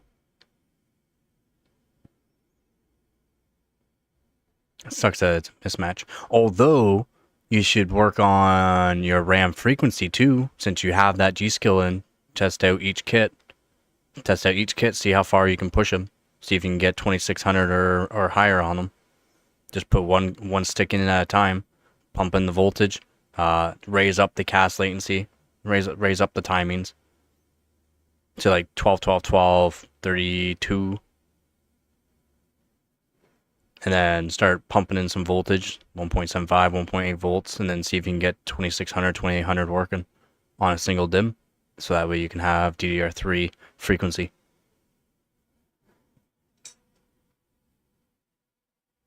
Before you switch it out, so that way you can work on frequency testing. And then figure out which one of those kits is going to go higher.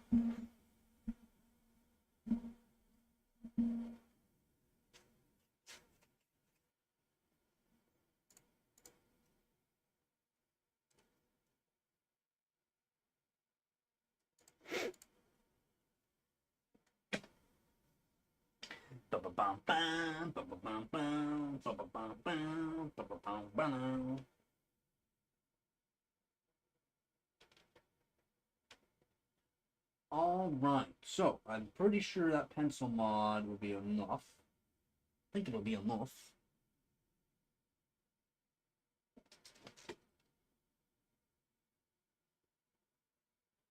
Ooh, some more Ripjaws, nice. Oh, you don't need to get the 2400. Yeah, you don't need to get the 2400 kits. Yeah, they're expensive. They're really expensive. Yes. They are good, but you don't need them. Again, I'm using 1100. I mean, I'm using buddy, I'm using the 1100s or 1333s. I'm using these. I'm getting 2600. I got just cheap stuff out of Dell systems that outbeat a lot of people's actual really good sticks of RAM. It's all about what you know. It's all about what you know, buddy.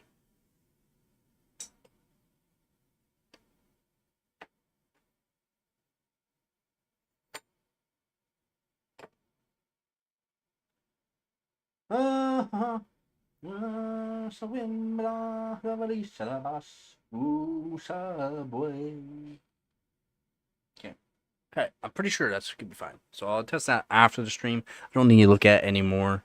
Just, yeah. Do that after the stream. Test it out, see if the voltage mod worked.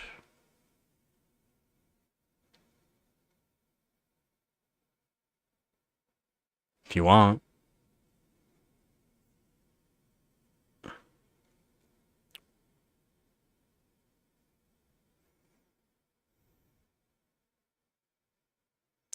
For frequency, yeah, and they're gonna be using the 2 gigabytes.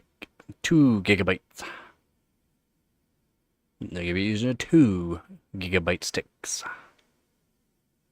I think there's 1 or 2 up in the tops 4 gigabyte sticks, but yeah, they're usually use 2 gigabyte sticks.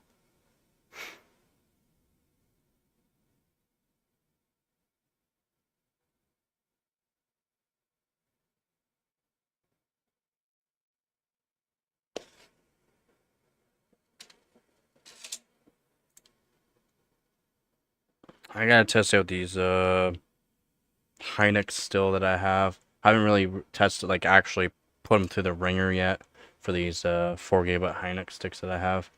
And I don't think they're gonna be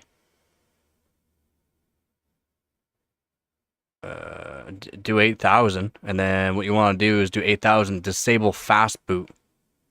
Make sure you have disabled fast boot on.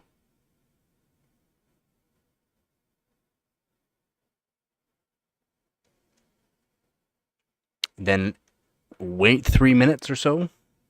If it's not on by then, well, that sucks. But yeah, it should technically boot up.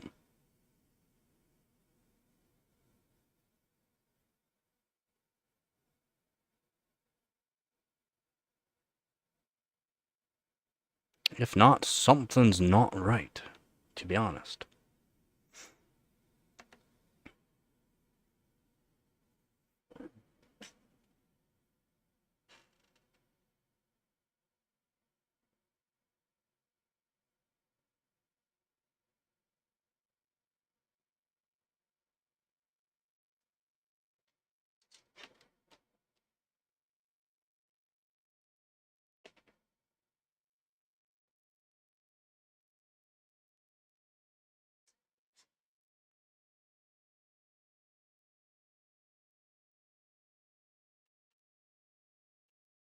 I want to put in the system just to test it.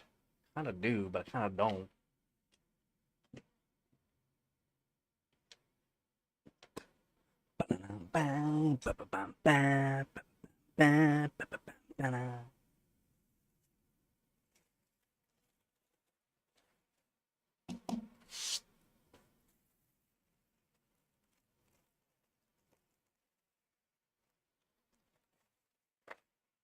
What up, Beeping?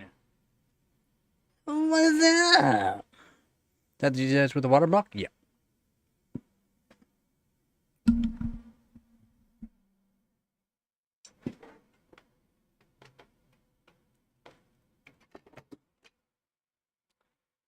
$6 GPU water block works really good.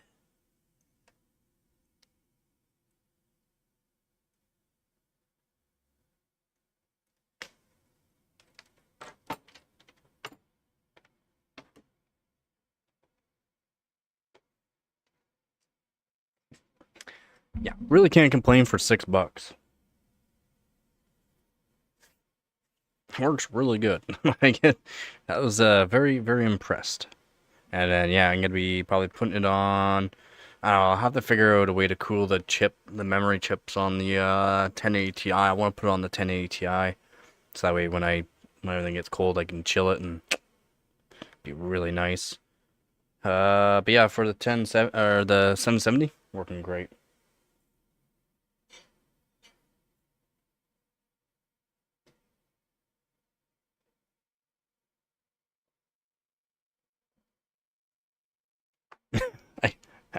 I, I don't mean to toot my own horn, dog, but I am usually right.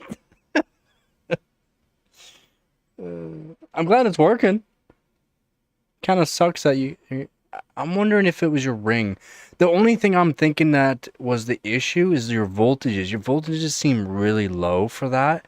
And due to the fact that the RAM is only at 4800 CL40 basically, it wasn't stressing your ring out. It wasn't stressing anything out. It wasn't stressing out your Infinity Fabric. It's Intel's Infinity Fabric. It wasn't stressing it out. So that way, once you did put on 6400, well, guess what? That's automatically, as you're trying to load into Windows, it's putting more stress than your stress test was. So it made sense. It made sense. I'm glad the 8000 worked. I mean, for your CPU and motherboard combo, 8000's easy, buddy. It's seriously easy. Now, I mean, test it out, make sure everything's working good. Check Simbench. Simbench, it should work, no problem. But check out Simbench. Just do a couple runs. It's not like you have to do a 12-hour test on it. But yeah, glad it works for you.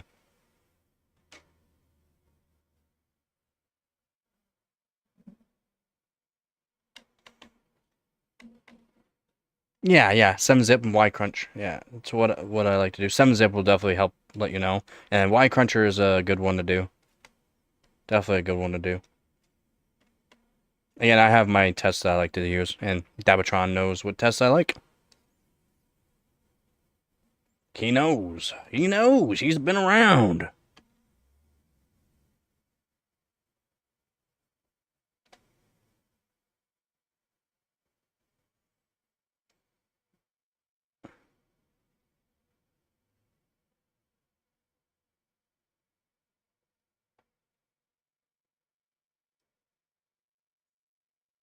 Yep, that'll work.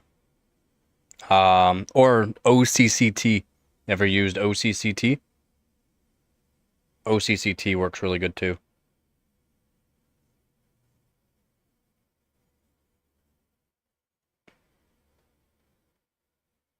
Yep, OCCT works really good then. I do recommend OCCT as well.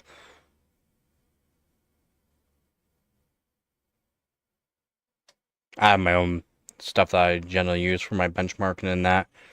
And let you know whether or not it's going to be stable anyways. Like Y-Cruncher, 7-zip. So there's sequences I like to do for testing out whether or not a system's stable. Like your RAM, your CPU, combine. But yeah, OCCT works really good.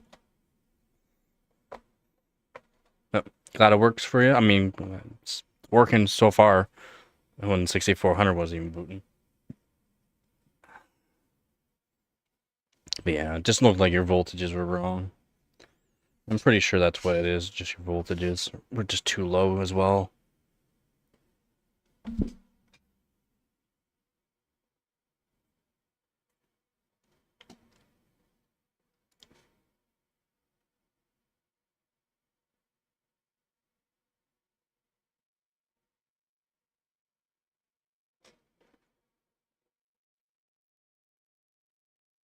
Yeah. He wasn't even able to boot into Windows after him overclocking the ring D2D and D2.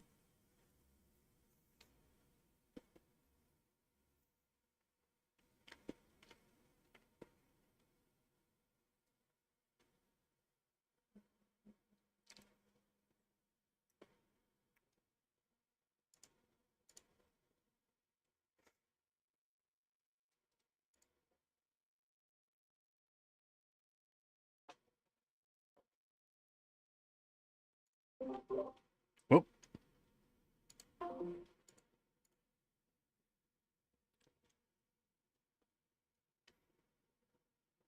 Does it have presets? What's its presets?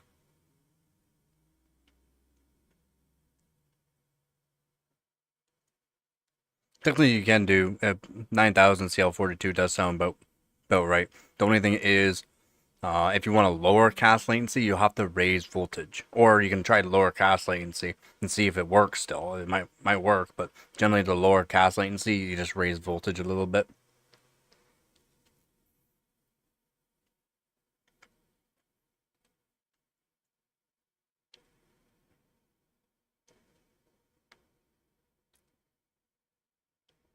It does lock.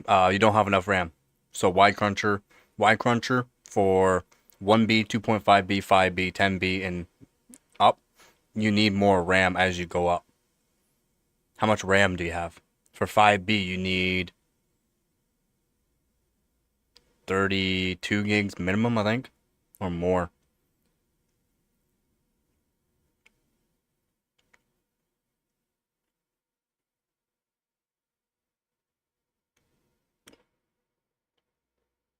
In real time, you want to make sure nothing. Yeah, you won't be able to do it. It might seem like it's working, but it doesn't ever finish or ever do anything. It's because you don't have enough RAM to do it. You need more RAM. Who? Ducky? No, Ducky has the ASRock Tai Chi OCF.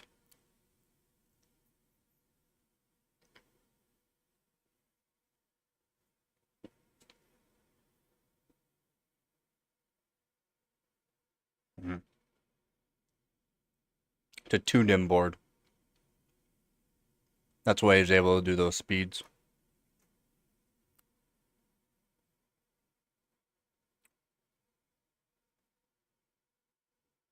Your main rig's crashing on it, not stable enough.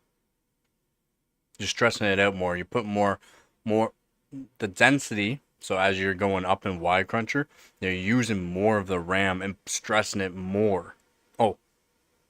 Oh, crushes it. Oh, yeah, yeah. Because 64 gig, you should be able to do up to Y cruncher 5B easy. I think you need 32 or more for 5B.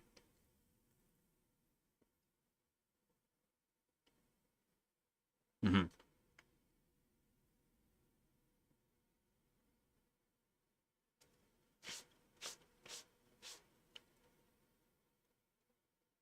Yeah, 16 gig you can do. I don't even know if you can do 2.5B on 16 gigs. You might be able to. I don't think you can though.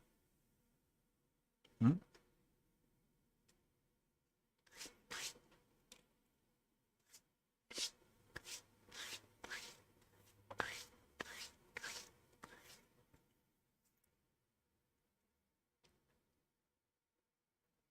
Yeah, especially if he's using OCCT. He's using yeah, he's using memtest right now.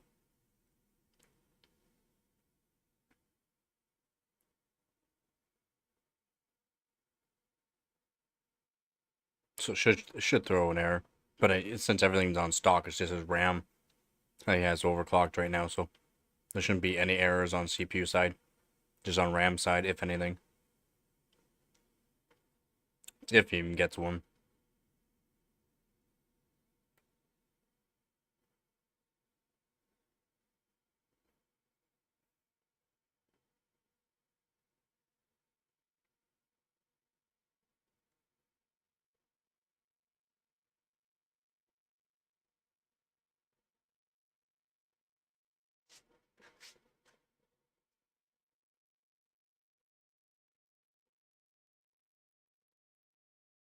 $58C? And it's not crashing? Must be a new controller on your... Mine doesn't like going past 45 degrees Celsius. For the controller on the RAM sticks. Yeah, I should definitely keep them cool. They're high density sticks and they're Hynix M die. Hynix M die does not like temperature like Hynix A die. Hynix A die doesn't mind the temperature. Hynix M die, no. Hynix M die does not.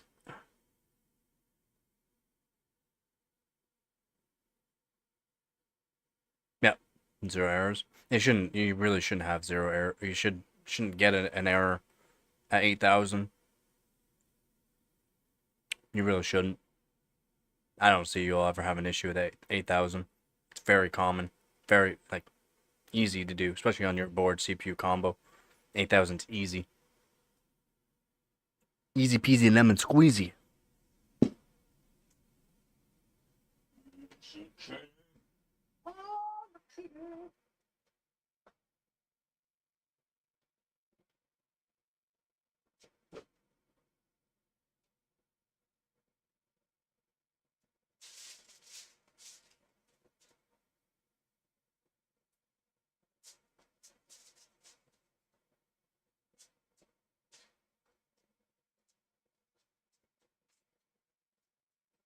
Give me one sec.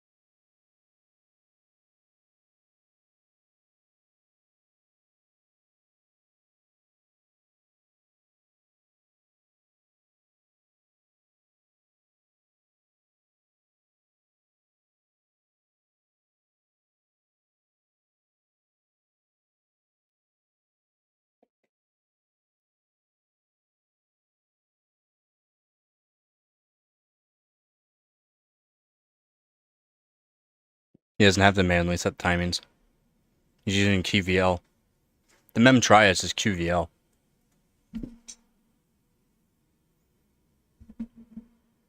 Which are set by motherboard manufacturers on what works for them.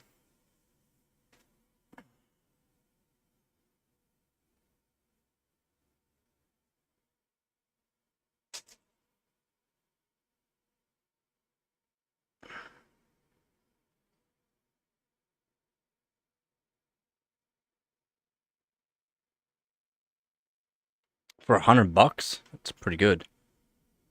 Z170A, Asus.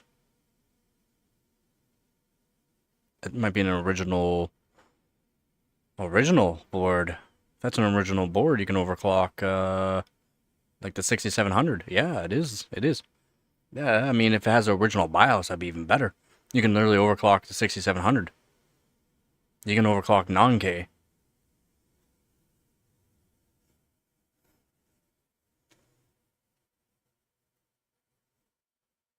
To say, it sounds pretty familiar. Pretty familiar with the Z170s. Yeah, that's actually a really good buy. 6600Ks go for $35 to $60 ish. So yeah, it's a pretty good buy.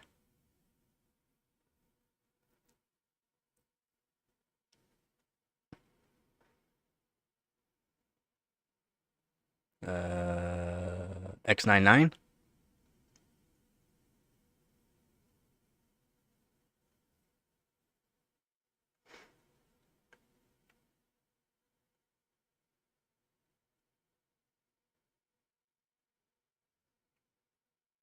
I think that's what's. Yeah, I'm pretty sure that's what's for 7350K X99s.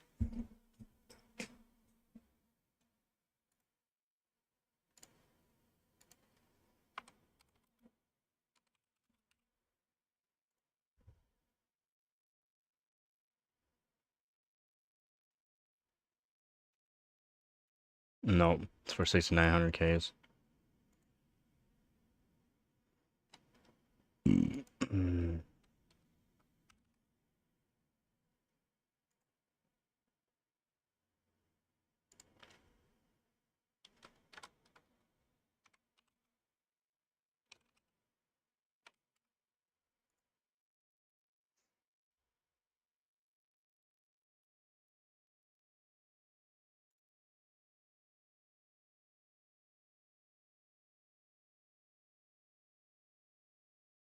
You could use it for Z170.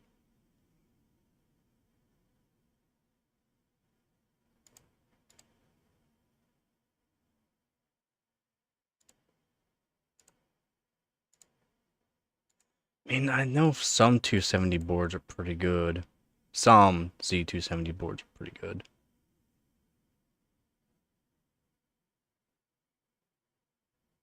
Yeah, it's overclockable 2-core.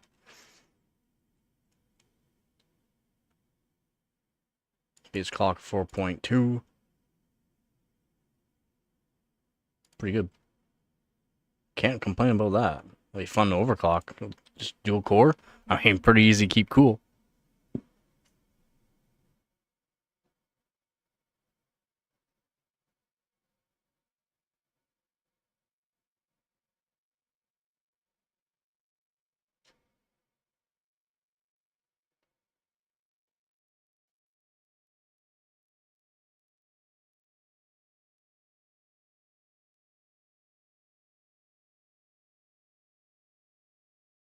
I was thinking X99 for 6900K. I was thinking 6900K.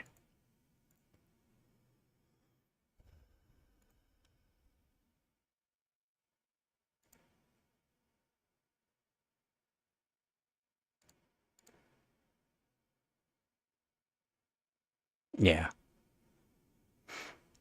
Yeah, 52C is not bad.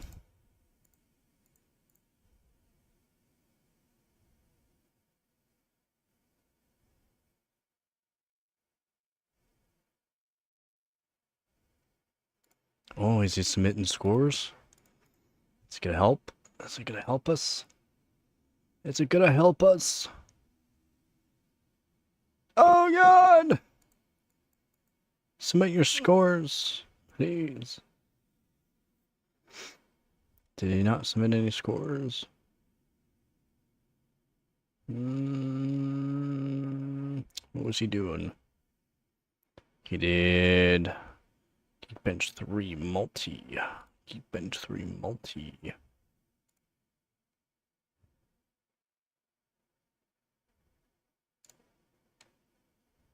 First in it. It's good. In year 3, he's got 7144 is pretty good. What CPU did he use? 4930K.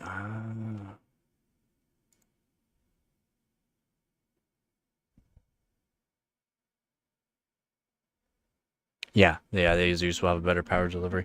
So only some Z270s are better. Only some Z270s are better. And you're gonna be spending the money on a better one. So yeah, the one you're getting is a good board.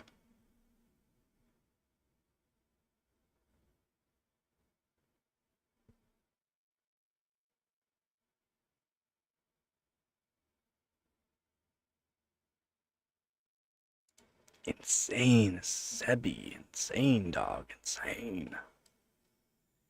18,000 for memory.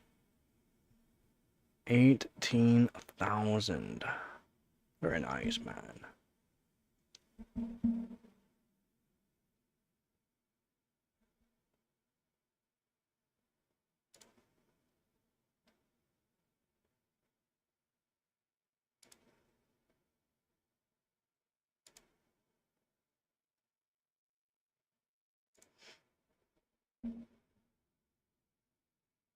Yep. Well, no, not some. Only Asus. Asus kind of. Asus has a long history on. What do you want to call it? Betraying Intel and AMD, basically. Yeah, just the Z170s with the original BIOS. That Z170A is one of the ones that can overclock like the non-Ks. Has to have the original BIOS though. After the original BIOS,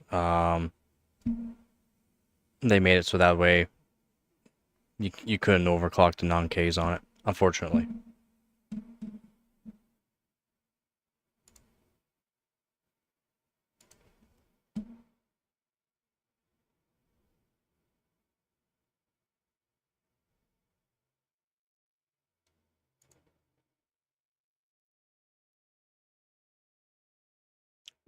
Is there a QVL for it? Is there a spot that says 9,000, 9,200, 9,400, 9,600? You should be able to go up to 9,600 on that board. But you might not be able to do it if you don't have CU DIMM. That's the only thing. You technically could flash the old BIOS back, yes.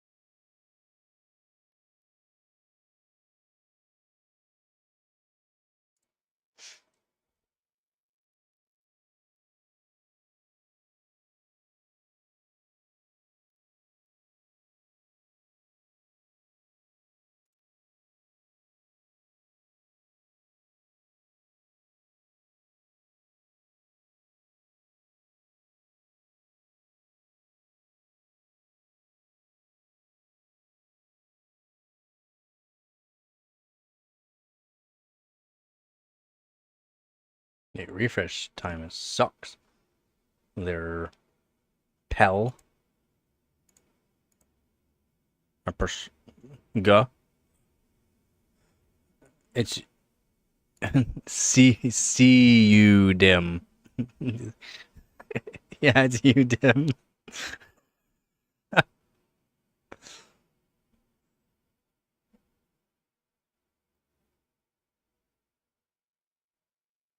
See if that 9,000 works a gear too.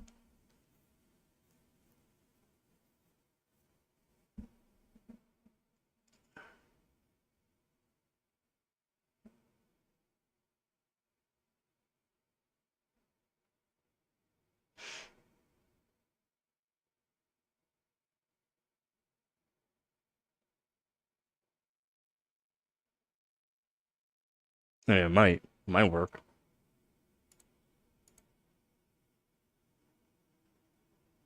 Yeah. Yeah. So I'm saying see you, Dim, not you, Dim.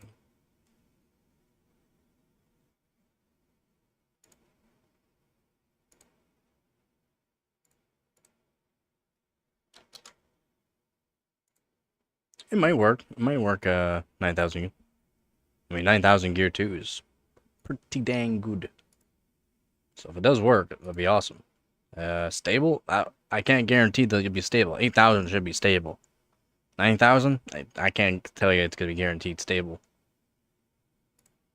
You'll probably get it stable. Like, you'll have to manually tune it. We can try it out, see how it works.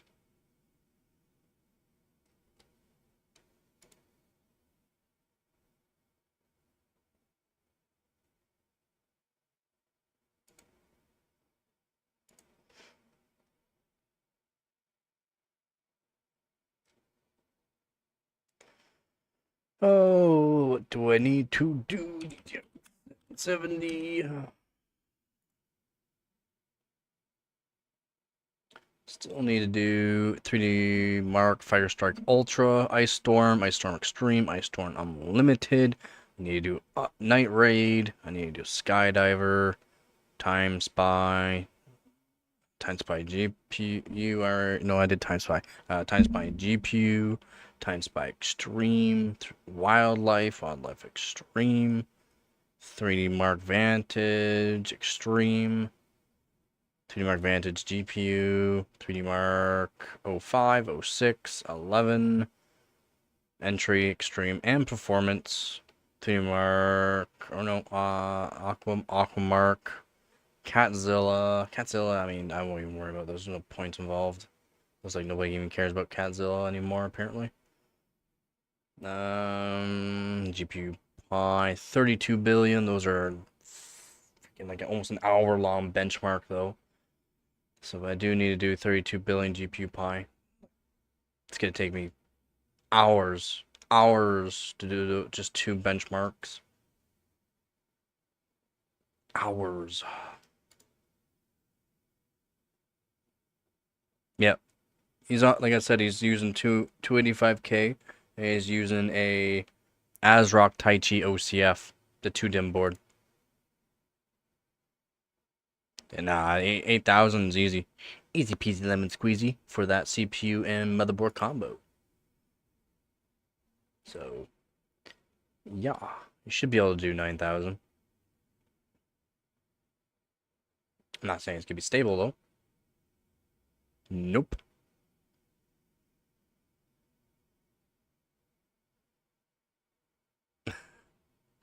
Just being honest. Won't even, like, did you let it do its thing? What is it? Is it boot looping? How many times have you let it boot loop?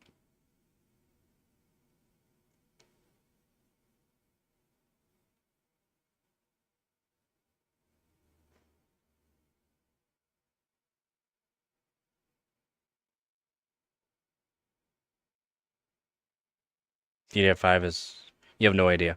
Like I said, I probably have like 10,000 hours just on DDR5.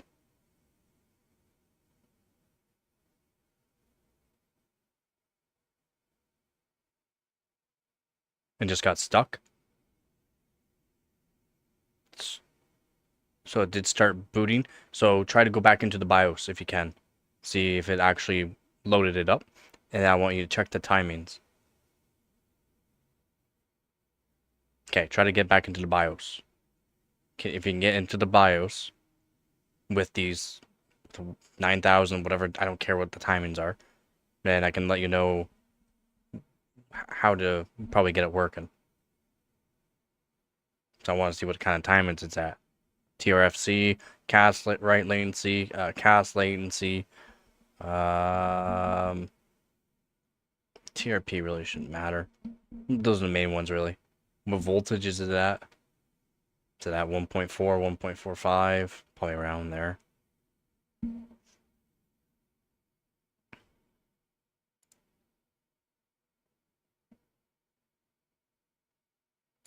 Yeah, it's probably at 1.45. I would assume. Yeah, but it could be at 1.4. Just cast latency is high, right? You don't have to keep putting some voltage in to get those speeds. I can get 8,000 working on my board at 1.3 volts, but cast latency is up really high. Okay, you have to reset the BIOS. Yeah, it's unfortunate. So what you can do is just use the 8,000, and then raise cast latency, raise cast write latency, raise TRFC up higher, and then do 8400, and then test out 8400. Because you're using 4 sticks. You're using 4 sticks. And Persona. You like messing around with DDR3, right? I saw that you did part of the competition there for Geekbench 3 multi. By the way, terrible screenshot. Just gotta let you know there. For the DDR3 there, what you can do is, like I said, just raise the voltage a little bit and then lower some timings because you're only at what, not even 1500 megahertz by the looks of it. So yeah, was the same. Okay, that sucks. 6400 should be easy though.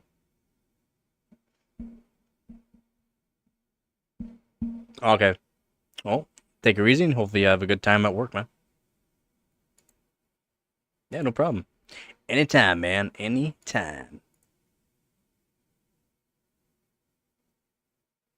Don't forget to like the video. Subscribe if you haven't subscribed.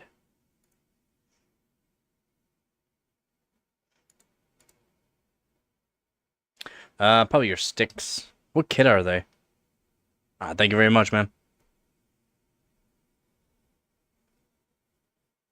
What kit exactly were they again?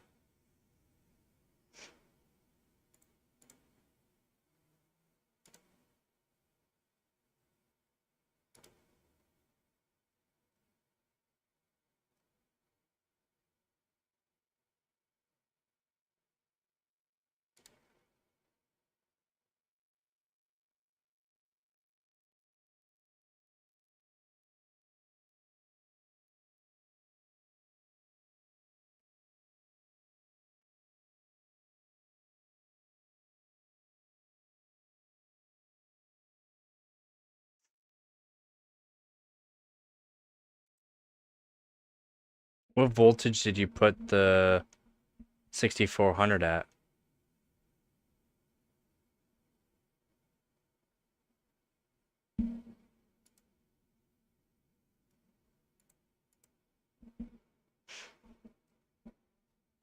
What voltage? Do you know the voltage that you're at?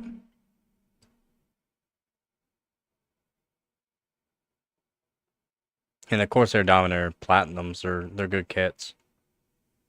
5600, yeah. 5636, not great, but I mean, they're still good kits. What voltage are you at right now? Do you know the voltage that you're at right now?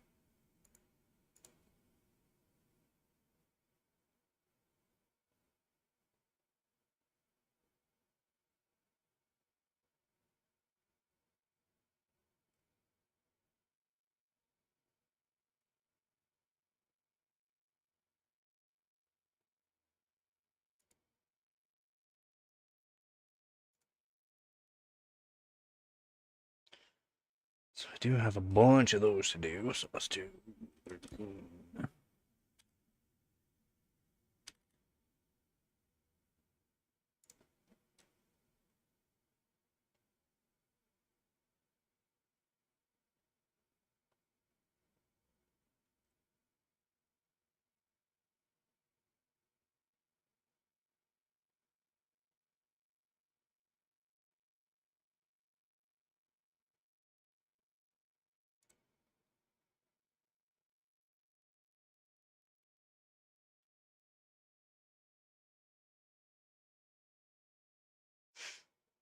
I think I can beat that.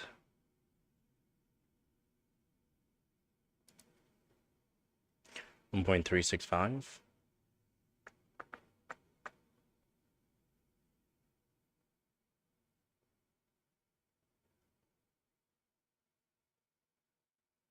And it's saying 1.365. It's probably at 1.35 volts though. That's just how it reads for some reason. I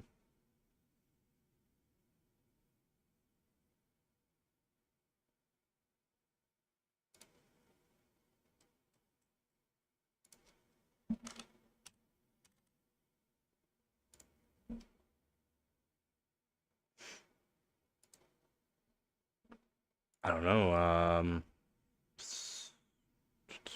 that's pretty high for at least six, even 6,000. That's still high voltage for CL36. I can easily do 6400 CL26 at around that voltage.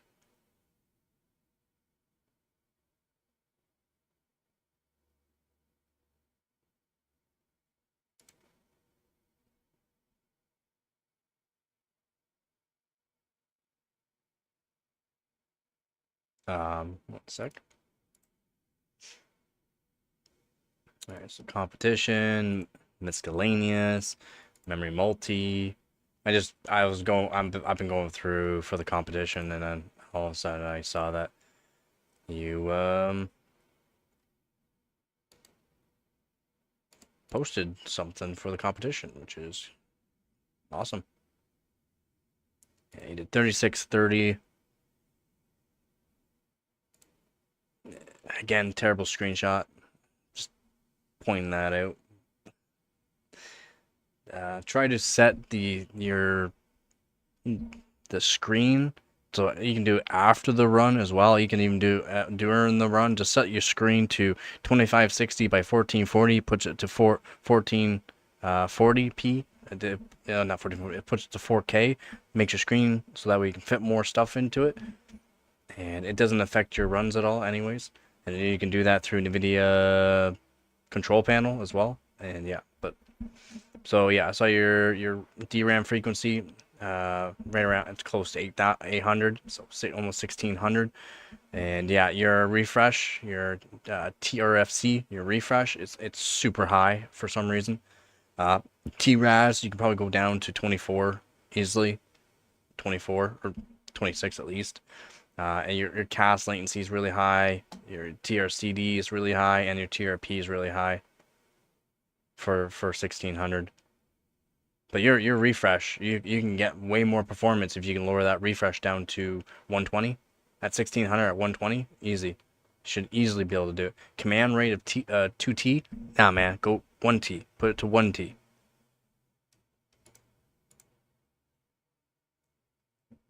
I don't know why you're on 2T on DDR3. You should be on 1T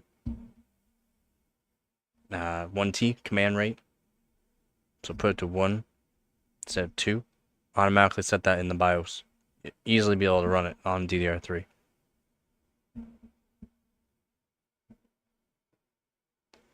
$5,600 is at 1.2 volt. Yeah, that sounds. Yeah, I mean, even that's high.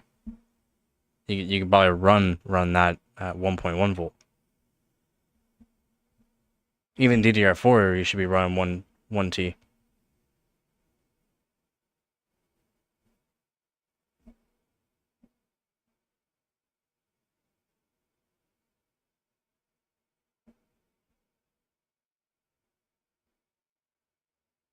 Looks huge in the garage. I mean your daily's getting AC work done. Oh. Getting some AC work done. What, just getting a refresh? Just get more juice? Or did it get a hole in it?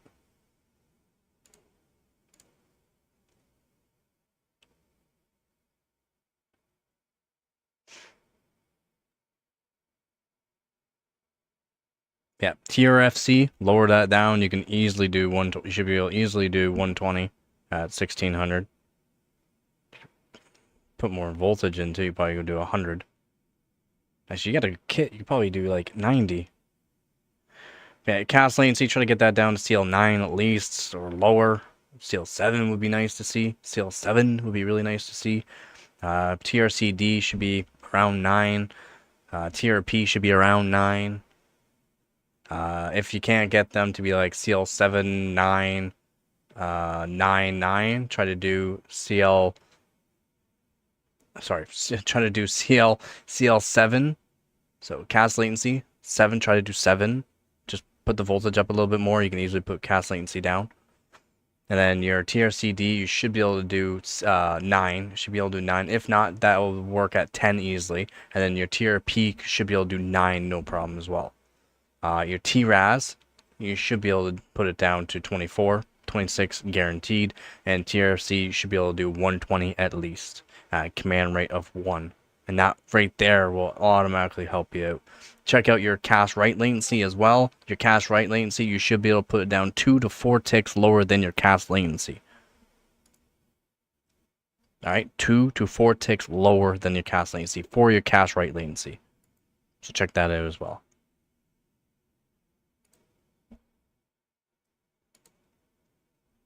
It's leaking somewhere? Dang.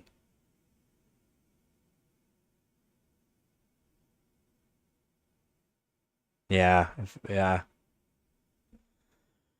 It could be just a fitting though. Sometimes the fittings just get loose and you might just need to tighten up the fitting, hopefully. I mean, that would be nice too.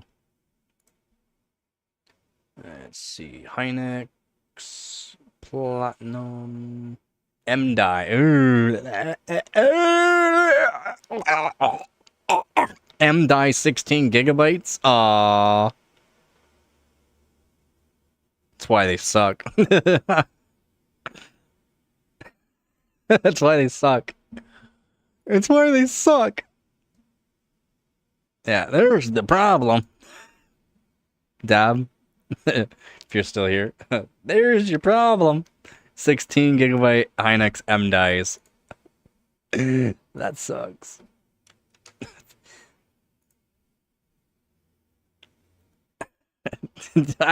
I can't guarantee. There's no guarantees. I am not one of them freaking people will be like, buy this, guaranteed to get that, because you cannot.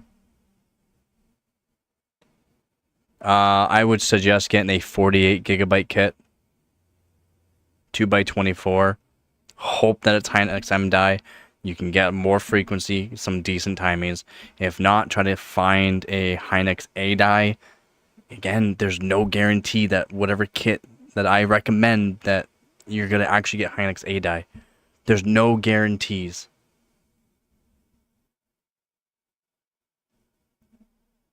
Yeah, it should be Hynix ADI. That sucks. It sucks that they're MDI. I mean, it's not like they're bad. It's not like they're bad, buddy. It's just, you're going to have to put the voltage up to 1.45 volts. You're going to have to, actually 1.45 volts, and then you can probably get the frequency up to 6400. I know they're expensive. They're Dominator Platinums. I mean, 5600 CL36 isn't great. But they're Hynix MDI. So you're going to have to put 1.4, 1.45 volts into them and then raise up the frequency. Like you have to manually tune them. It's not like they're bad. It's not like they're bad. It's just you have to manually tune them. They're not for average Joes, for sure, for tuning. Yeah. I mean, 12700K, you should still be able to do 7200 easy on them. Depends on the board. It's on 2 DIM, not 4.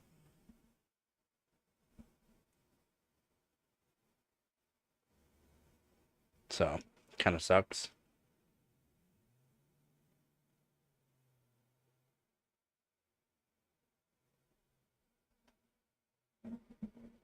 Nope. Nope. There's no guarantee whether or not it's going to be Hynix MDI, ADI, or Micron.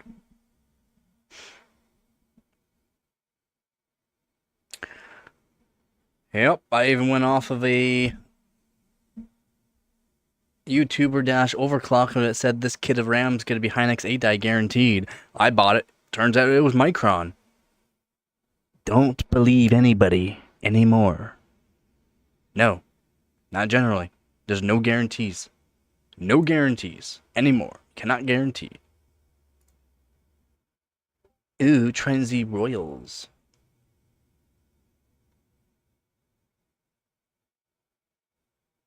$8,000 kit. I mean, 8,000's not gonna work. It's not gonna work. 8,000 won't work. I mean, it's not like it won't work. You probably get it working, but stable? No, you probably have to lower it down. But then, since those are hand bin chips and those are Transy Royals, I mean, dang son, those are nice. Yeah, 1.35 volts. Yep. They're hand bin chips. It's a gamble. Nanya. Yeah. Yeah. Nanya. Some Nanya. Nah, you're spelling it right.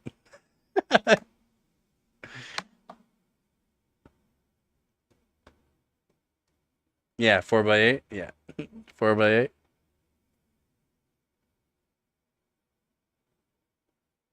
Sucks. Yeah, you won't be able to do much. I mean, technically they would work, but they're not gonna be. Yeah. Having two different kits of RAM, bad.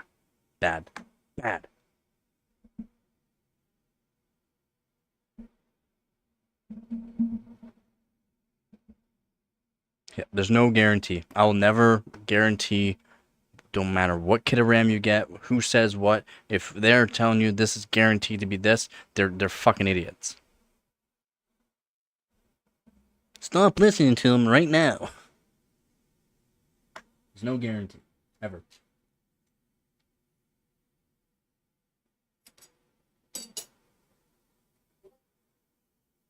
I bought my kit of RAM at a certain time that I knew I was going to have a really high chance of getting the Hynix M die. I got Hynix M die. Was it a 100% guarantee? No. Good luck trying to get 4 matching.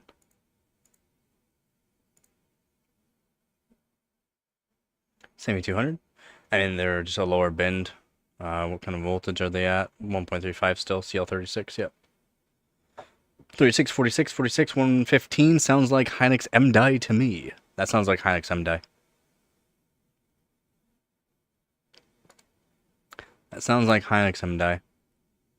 The timing 40, 48, 48, 128. No, does not sound like Hynix M die. Could be. It could be. But 1.35 volts. No.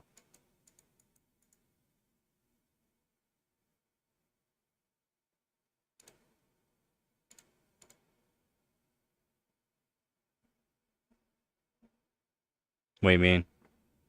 You'd be upgrade.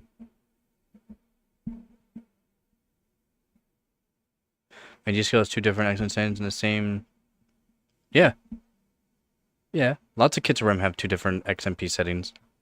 So generally there's an XMP for what's on, like, what it's rated for. Then there's another XMP that generally has a, like, 200 megahertz more, but different timings.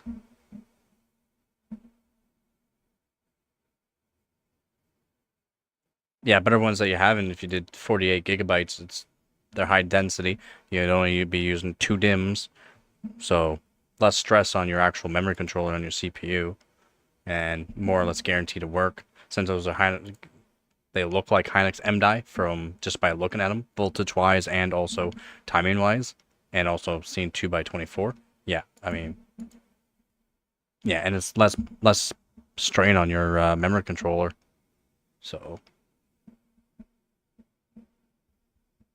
They're more or less guaranteed to work. You can sell the ones. I mean, how would you sell the ones? You'd have to buy the ones and then sell them, technically. Yep, they look good.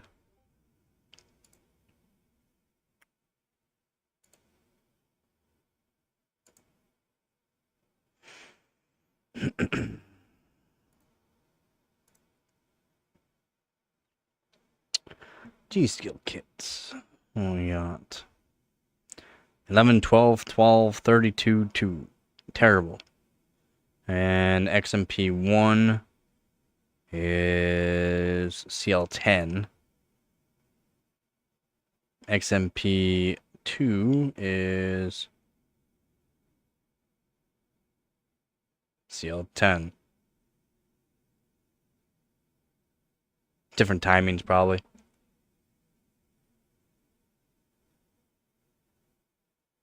Yeah, probably just different timings.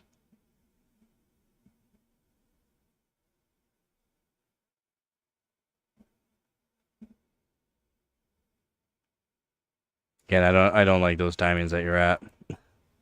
Wait, what were you testing here? CPU frequency? Oh, you're doing CPU frequency for CPU-Z?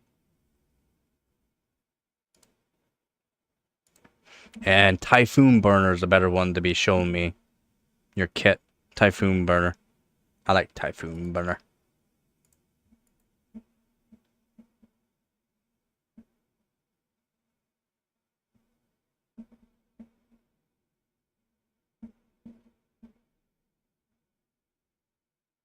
Yeah, it's...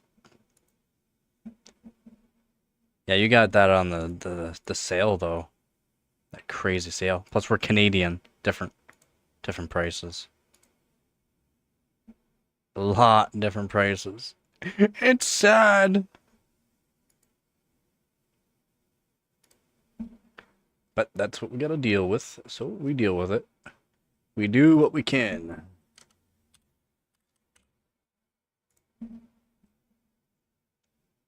Okay, so I still need to do 3D Mark 11 physics. I need to get better at 7-zip. Actually, what is my 7-zip? 5.5. Oof, 5.5. Nice. And not good. Well, CL30, 7600. That wasn't bad.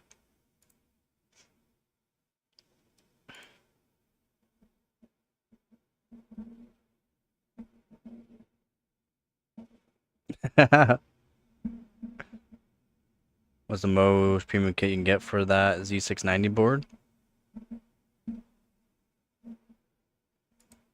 What you're looking at, basically, that 8000 kit. It's still not a guarantee that it will work. Probably my 12600K can make it work stable. My 12600K has an insane memory controller. Like, absolutely insane.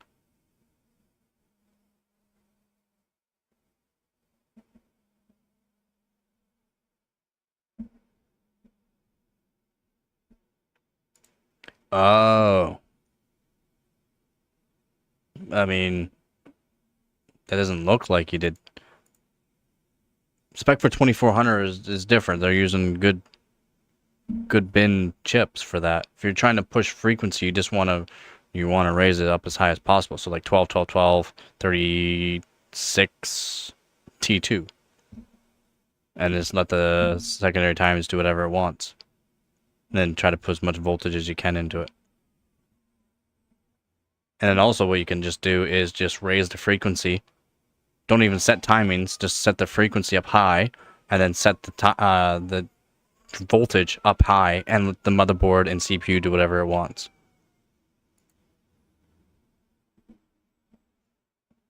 It's another way that can work too. But then you can also do some tweaking later on to get higher.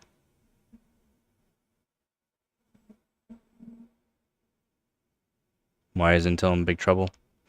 I just want one with the lowest timings and fastest speed board that can handle 7600, I guess. No, I wouldn't say 7600 to guarantee work, and 7200 is more of a guarantee to work stable.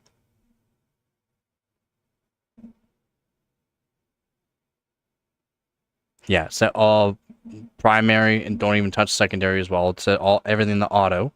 So set everything to auto. Set the frequency to like 2200 for starters, and then you gotta set the voltage up nice and high. So set your SA voltage to 1.2 as high as it can go. Set your DIMM voltages, your RAM voltages up to like 1.92. I mean, you don't really need to go past 1.92 really, unless you really want to start pushing it. But 1.92 volts. Then you're gonna let it do what it wants. Go back into the BIOS, set it to 2400, redo it, and see if you can keep going in just into the BIOS. DDR3 is so easy that if it's working in the BIOS, you should be able to get into the operating system to validate. Not really. AMD is doing good for a lot of things, yes. Not kicking their ass though, but they're doing good. Yep. Cannot say they're not doing good. They're doing pretty good. A lot of things are being blown right out of proportion and just a whole bunch of smoke. But yeah, they're doing good.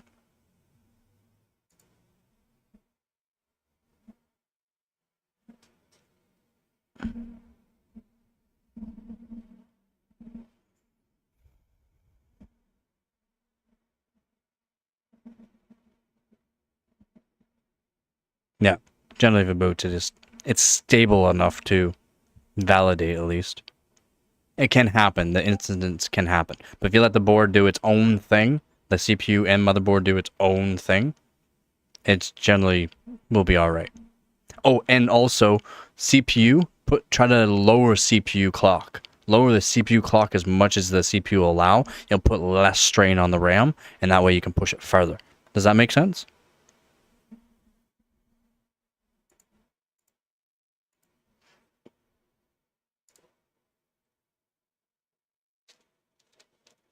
The $400 why?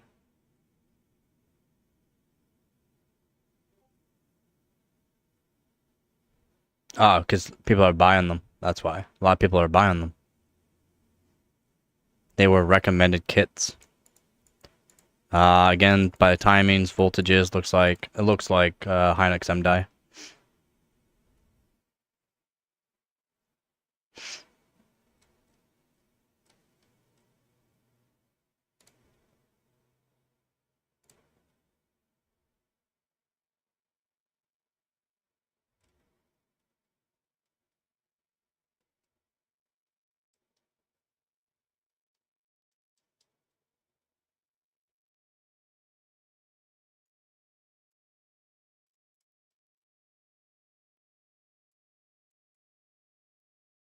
It looks like Hynix MDI.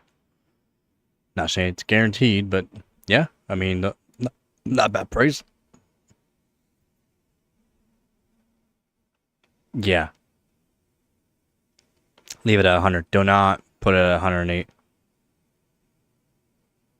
So that's making your motherboard unstable, right? BCLK, you're technically overclocking CPU, RAM, and motherboard. And then, I mean, it can mess up your GPU too. So, and your SSD. You're technically overclocking everything that's attached to your motherboard, doing BCLK overclocking. That's one thing you gotta be careful about, BCLK overclocking too. You can mess up everything that's on the board. Corrupt your SSD, or GPU won't like it either. Like, there's a lot of things that BCLK can mess up. That's why I only do generally BCLK overclocking once in a while and on older stuff.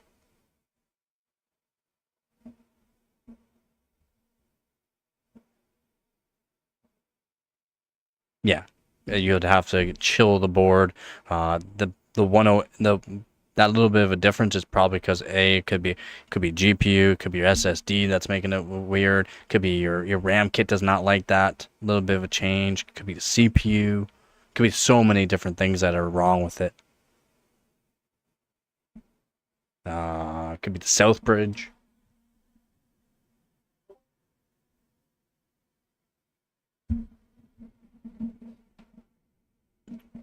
Encore's auto.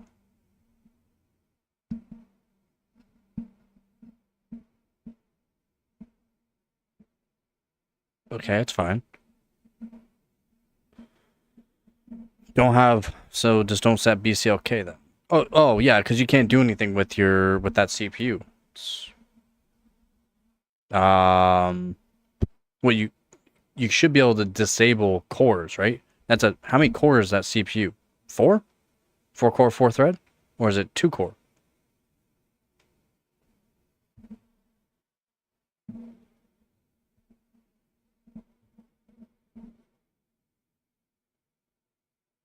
Set it to 2 core then. Just set it to 2 core. There you go. Boom. Less strain on the RAM. Less cores. Simple.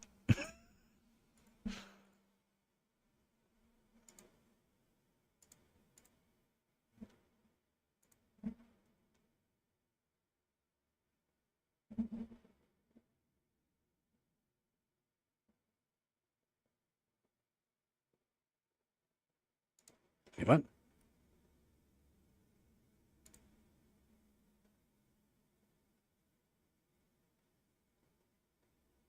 Why are those? That's what you have, is it not?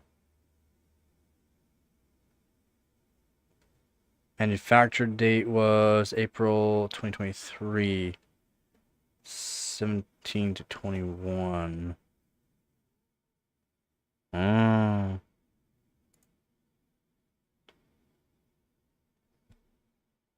The G-Skill one? Hey, don't you be going up there. Those are the G-Skill 7200? It's kind of weird. It's not letting you know what die it is. Just saying 24 gigabyte.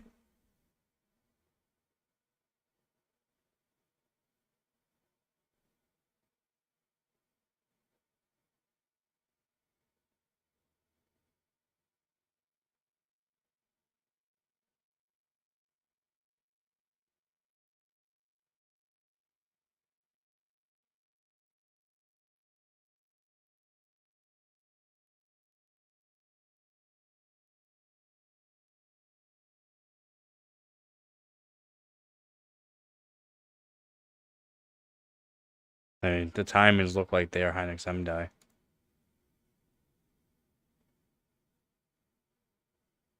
Yeah, just because the part number.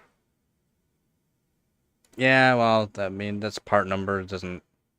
That's why it's not giving me the die, the actual die. Just using the part number. But yeah, no, it looks like they are Hynix M die by the timings. Calculating C36, RCD 46, TRP 46, TRAS 115, 115, 117. That for TRAS is right around where you want to see for that too. RC 161 sounds about good. It's right around it again. WR 108. They are refresh, so RFC 1 1476 sounds good. It's kind of high, but RFC 2 of 792 seems about right. Again, kind of high. Are they the best bin? No. Will they should work? Yes.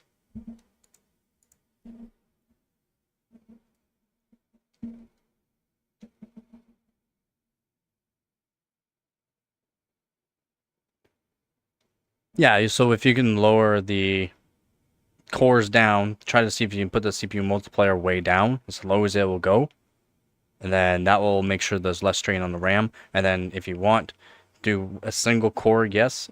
But as you raise on the single core, you want to lower your RAM down too. So that way your CPU does not have to work as hard either. If that makes sense. So just lower your RAM down, just JEDEC speeds onto it. Don't even use XMP at all.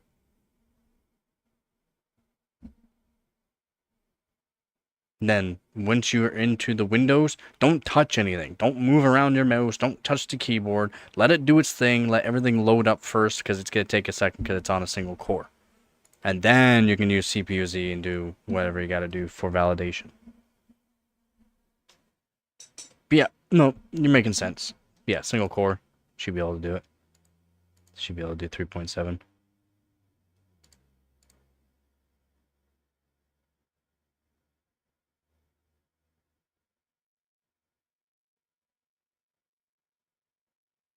Yeah, for those simple overclocks, yeah. Like RAM, simple. It's simple, you know, just work on just the RAM, put CPU as low as it can go, just focus on the RAM, and then for CPU, just focus on the CPU, get the memory multiplier as high as it'll go, overclock it that way. If you can only go so far with that, then you're going to do BCLK on top of that, but just make sure your RAM is all the way as low as it can go, less strain as possible onto it. Make sure you have 2 sticks of RAM in though. Don't go off of 1. Alright, and then GPU, you want to overclock your GPU, you want to overclock the core, the memory, you want to overclock the RAM as far as it can go with the best timings that you can. For certain tasks, having more frequency will technically help for bandwidth, but just best timings with frequency is better, of course. CPU, overclock the snot out of it for your GPU. Yeah. It's what you want to do. It's what you want to do. And then for if you're doing like CPU tests, 4 sticks is okay to do. It is okay to do. But that's only if you need maximum amount of density for as much RAM as possible. So like your Y Cruncher 5Bs, your Y Cruncher 2.5B, having more RAM can actually help you benefit there. Just make sure you overclock the snot as far as you can, right? There are certain applications for certain. That's why when people come to me about PC hardware and that's like, okay, well, what game you gonna play? Well, you doing this? You doing this? Are you doing that? Are you not doing this? Okay, well, this is what I can recommend just from knowing what's actually going to perform better. Does it make sense sometimes? No, but that's how it works. It's just how it works.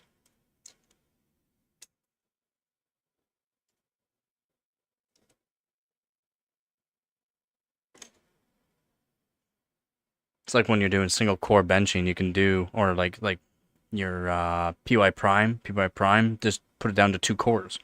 Whatever CPU, put it down to 2 cores. Just make sure all background processes are disabled. Make sure nothing else is running. Don't be touching anything. Just, go real slow while opening up Benchmate and then run your single core tests like PY Prime, PyFast. So PY Prime, PyFast, and all your SimBench R23 for single core, or even your CPU profile single core. Boom. You can just use 2 cores. Now, in a way, you do lose a little bit of performance, but if you can't overclock your CPU as far as, well, a lot of people can on LN2, then it's best just to use 2 cores. Just use 2 cores. And you'll get really good scores. You just got to do it a certain way so that way you're not losing out on points. There's always a way to make something better. I've had a lot of people go, oh, you can't do that, you can't do that. Well, hell, apparently you don't know jack about jack. I know not to listen to you.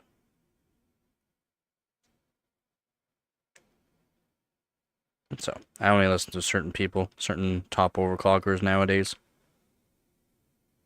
Only listen and talk to certain people.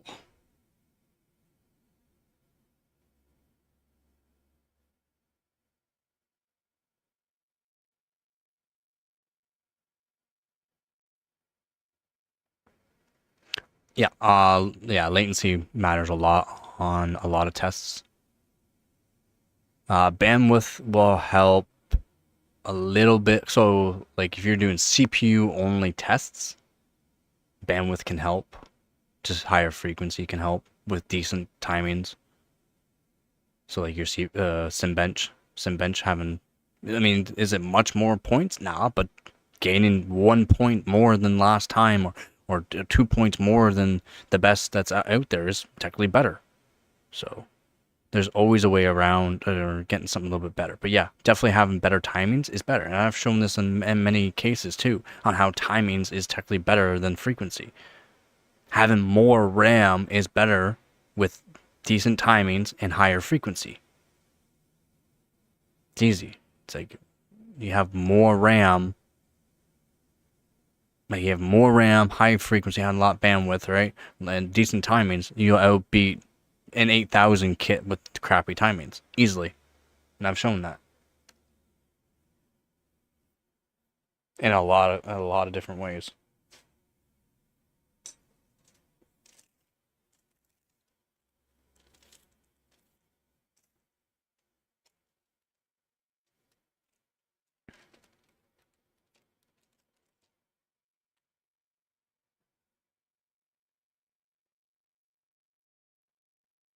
It's not margin of error. If you did the test over and over and over, you'll see the more frequency is better. You'll see frequency will always outbeat it, and it's just you'll think it's margin of error. It's not. It's not margin of error. I've done so many different tests for SimBench, and frequency helps that little bit. A lot of people say, "Oh, it doesn't matter at all about RAM." It does. It does matter. Just like if you ever done have you done Y Cruncher? BBP? Yeah, have you done Y Cruncher BBP? It's a CPU only test, doesn't use your RAM. But having faster RAM helps it, because your CPU likes more faster RAM. Have you ever done that Y cruncher though, not Y cruncher Pi 1B or 2B. BBP. Pretty sure I'm saying that right. BBP. Yeah, Y cruncher Pi BBP. Have you tried that yet? Yeah, you'll always see a little bit better, faster speeds of RAM. Okay, so Y cruncher Pi BBP is CPU only, but I've already shown different tests to having faster RAM can give you a little bit more points. And it's not margin of error. I've done runs after runs after runs after runs after runs. Frequency always beats timings. For SimBench and for the Y cruncher Pi BBP, because SimBench and Y cruncher BBP are CPU only. Y cruncher though, the Y cruncher BBP is stressful, buddy. You thought Y cruncher was gonna hurt your CPU or and RAM? No. Y cruncher BBP will stress your CPU so far if you don't have good cooling, it gets hot. It's worse than Y cruncher. It's worse.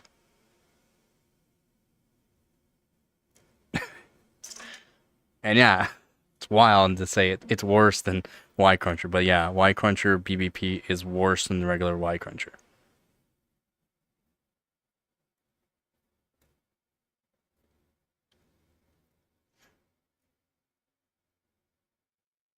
Yeah, see, that's the thing. You're just doing it just to get some points. I do it so that way I can get 1 point extra. And I don't even post my best scores. I don't. I can beat every single score I have out there. I can beat every single record that I have out there. Already. I already know what to do. Because I've tried to see if I can beat it.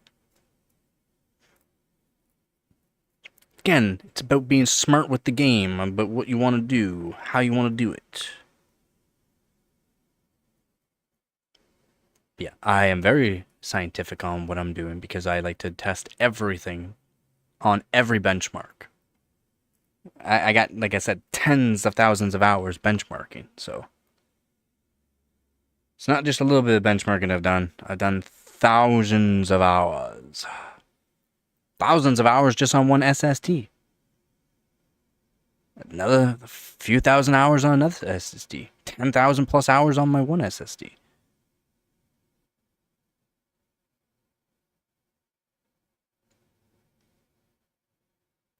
If it doesn't move you up the ladder, post that best score though. Not unless you got it written down somewhere or can remember what that score was that you were getting before with the timings and how you did it. Because then you want to beat everything that you've done this year, you want to beat next year. Remember that. If not, good luck trying to get some points, buddy.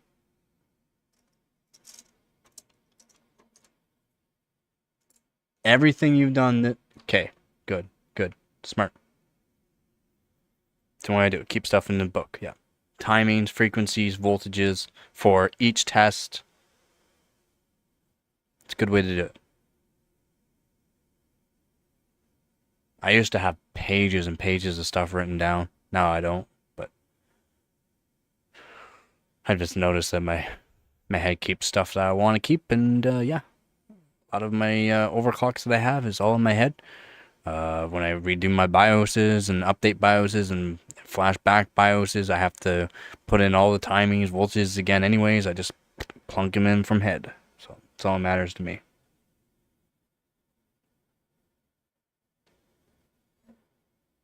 Because I've done enough of it nowadays, I should be able to remember some of that stuff.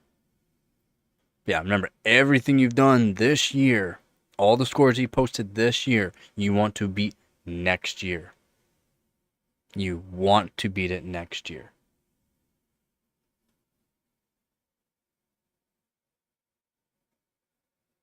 Even if it's just by 1 point, you want to beat it next year. If not, those points don't count. Then A, you'll have to use new hardware. And that's it. no ifs, ands, or buts. You'll have to use new hardware and then hopefully beat that next year. If not, well, then you have to use new hardware.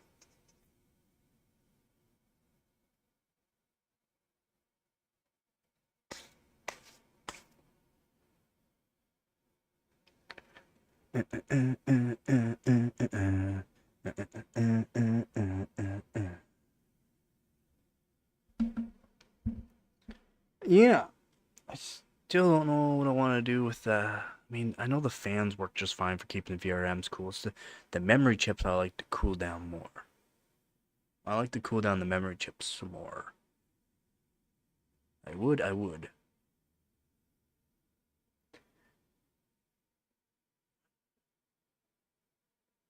Just don't have the money for some copper though. Like I have aluminum.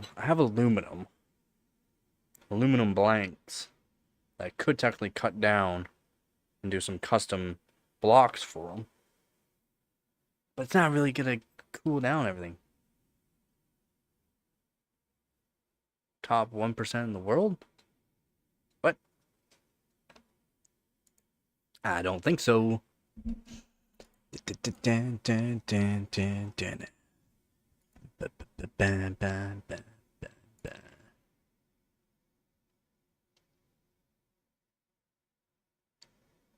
10%, yeah. Top 10. Almost top 10%.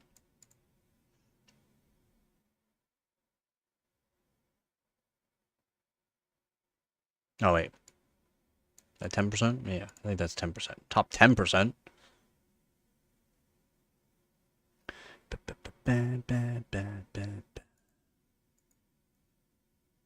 It's not 1%.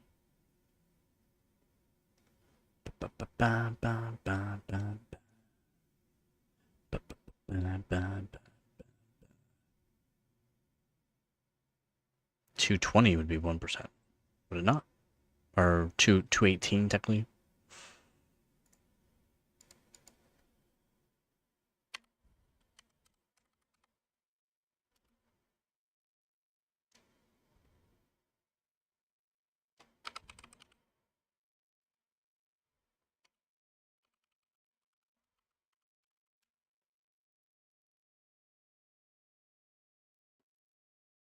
Yeah, isn't that 10%?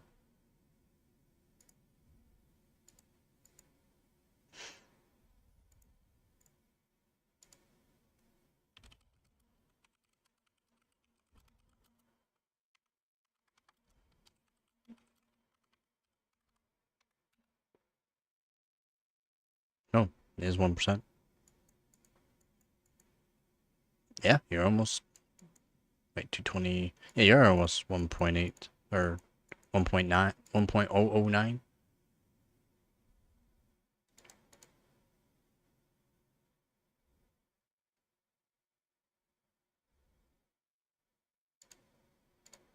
Nice.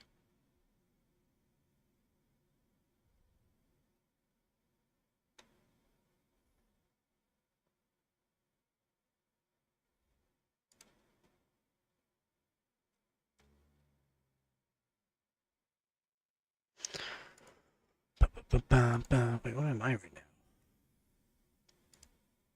371.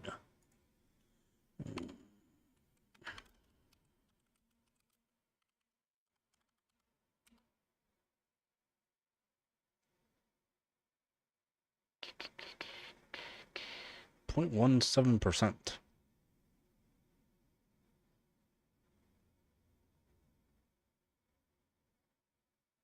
0.1%.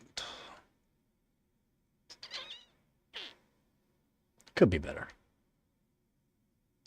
Could be better.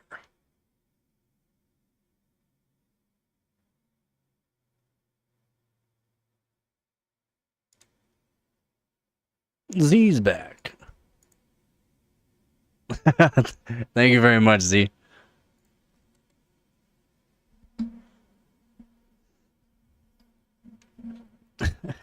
Lunchtime. What are you having for lunch, man? AMD for life until you get Intel. Have you not had Intel before? I thought you've had Intel before. Have you not had Intel before? Have you not had Intel before? Really? Never? Dang, son. You'd be impressed on how much faster, like how much snappier things are. Just overall things just being snappier. We're not talking gaming. We're talking overall system is just snappy. compared to AMD. Especially if you're not using the new 9000 stuff. The new 9000 stuff's a lot better than what it was. But anything before the 9000 series, it was not good. 150-ish? Shit, you're American. You should be able to find a 12600K for that easily. Easily for 150. Easily. 12600K is pretty good. Actually, I wonder if you'd be able to find 13600K for that price. But 12600K is good. I mean, you can just put a cheap air cooler on it. Be happy. 12600K.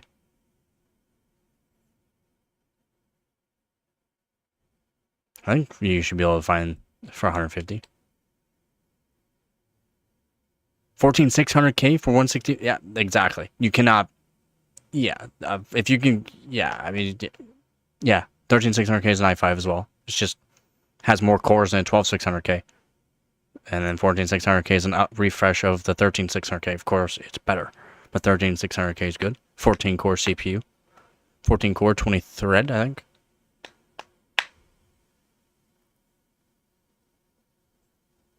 Yeah, 14th gen is a beast, and yeah, 12th gen is nice. Especially the 12600K. I mean, you can just put a cheap cooler on it, and it just works. But you'll see that the overall your system just feels snappy if you're not, again, on like the new 9000. The new 9000, they did a lot of fixing upping on the new 9000 stuff.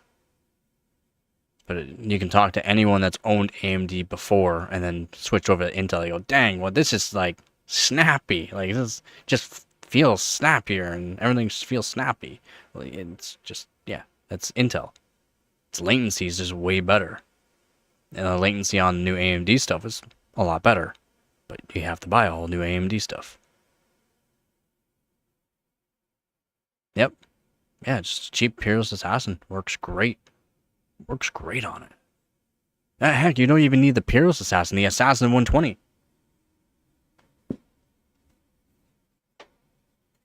Literally just a $25 cooler. A good Intel board? Man, a Z690 is plenty. Even for a 14th gen. If you want, just use a Z790. But I mean, any of them will work. A good Intel board, though, it'll be like a Z690 Apex. You can't afford that, though. I mean, you probably could, but I mean, you wouldn't want to spend the money on it.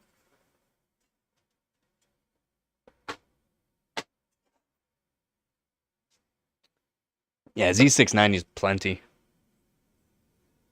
Yeah, and actually Z boards you can find Z690s for good prices. They're not as expensive what they used to be. Persona, they're not. You can get a Z690 for a decent price.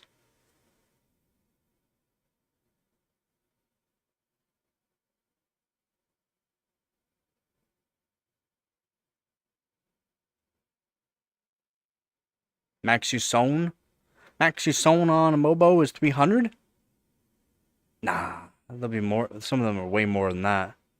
You should be able to find Z690 for a decent price. No shopping. I mean, eBay's got them some of them really cheap. eBay's got a lot of them really cheap. Holy. I mean, the Oris Ultras are really expensive here. But yeah, you can find them fairly decent price. Need a good brand? I mean, the Gigabytes were really good. Asus makes some really good ones. It's just Asus, you have to watch the voltages. Asus, okay. A lot of people blame Intel for the 13th and 14th gen CPUs. It wasn't. It was motherboard manufacturers as well. Intel might have had a little bit of a issue at the beginning with microcode, but even after microcode fixes, the motherboards will still put in too much voltages. Yeah, Davatron likes his MSI. I like Asus, and I like... No, not Lada. I like Asus, and I like Gigabyte for Z690 and Z790.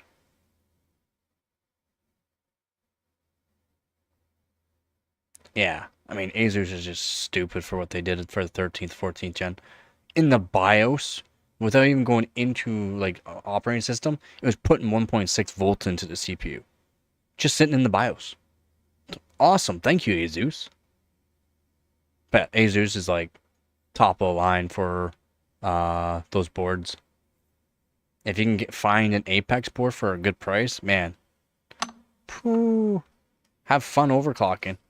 I know I'd love one. But they're just really expensive.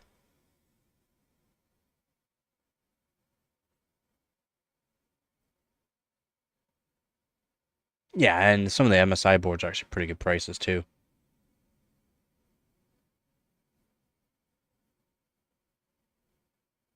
Yeah, not even booting the Windows, brutal. Yup. Sucks, but it is what it is.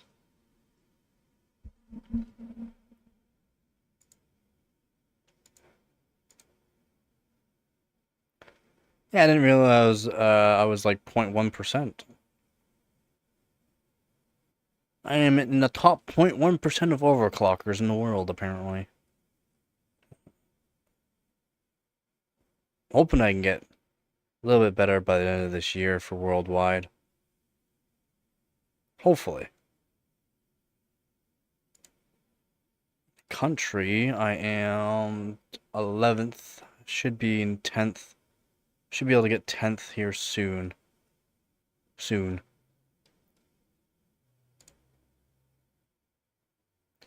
So, what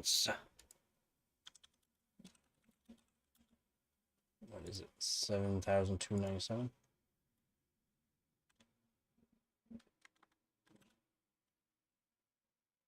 .1% in Canada too. Nice.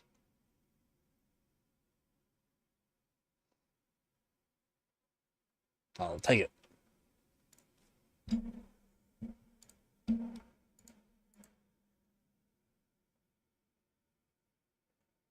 Yeah, getting there. Oh, Persona, I'm sorry, man. I'll fly past you probably in the next few months when I start actually doing some overclocking. You'll just start seeing how fastly I can start overclocking. I've only put in a few scores, so I'm fairly low right now this year. For this year, yeah, I'll be up around like in Canada fourth, probably fourth. I'm gonna try to get fourth place again, if not higher, this year.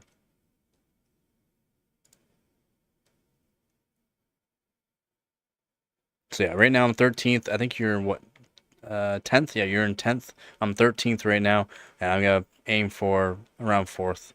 I mean, right now fourth is nothing. But yeah, I'm gonna try to get higher than fourth place this year. Last year I ended up being fourth place overall in Canada. First place in my division.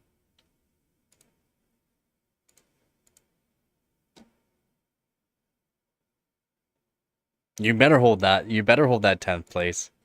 You better hold it. I'll do my best to I think you will. If you continue doing what you're doing good, man. You're doing really good. Just remember everything that you've done this year, you have to beat next year so that way you can continue on your grind. But then you also have to beat certain scores or do different hardware to increase your hardware points. And then you remember how the hardware points works for your career and for your per year. So your season, we call it season per year. I'm number one and heard in McDonald's Islands.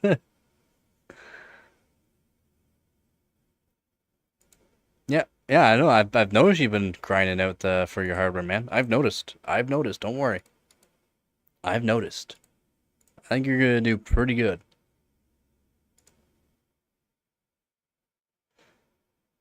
Yeah, I've literally done nothing. I've literally done nothing. That's why I'm only at what? 600 points? Yeah, I'm only at 600 points right now. I'm literally doing nothing. Should end the season. I'm gonna try to end the season with around 3,000 points. So I'm gonna try to end the season around 3,000 points. If I end the season around 3,000 points, I'll be happy. So that would put me up around at least top 5, easy. Should. And I've only gotten 2 records so far this year, so I have to still do a bunch of stuff on that, and then hoping to do at least 1 world record this year. Maybe 2, but definitely 1 world record this year. That's the goal, at least 1.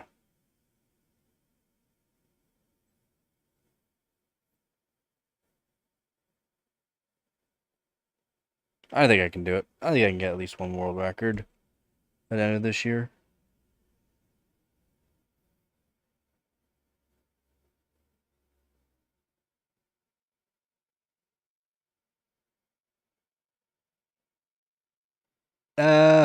I'm not really gaining a whole lot of massive points. I've done some scores with the GTX 770. They're not massive points, but I mean, they gave me some decent points. Not massive.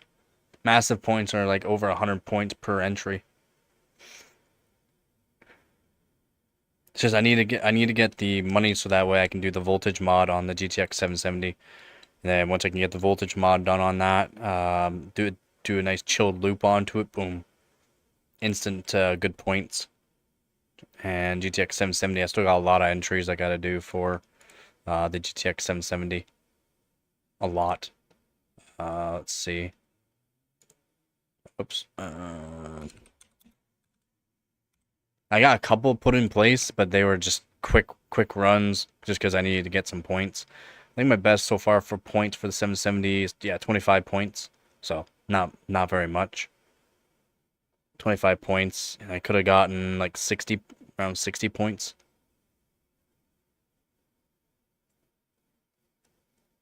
And 28th place gave me 11 points. Not great. 64th place gave me 25 points. Again, some tests are better. Some tests are just better for points. But yeah, I gotta do Cloudgate. I gotta redo the fire strikes. The fire strikes were just quick runs to see what I had to do to get some decent runs in. And yeah, that's just quick. And then I gotta do Fire Strike Ultra, Ice Storm, Night Raid, Skydive, a whole bunch of other ones to give me some decent points. I think Skydiver I'll do alright on. I think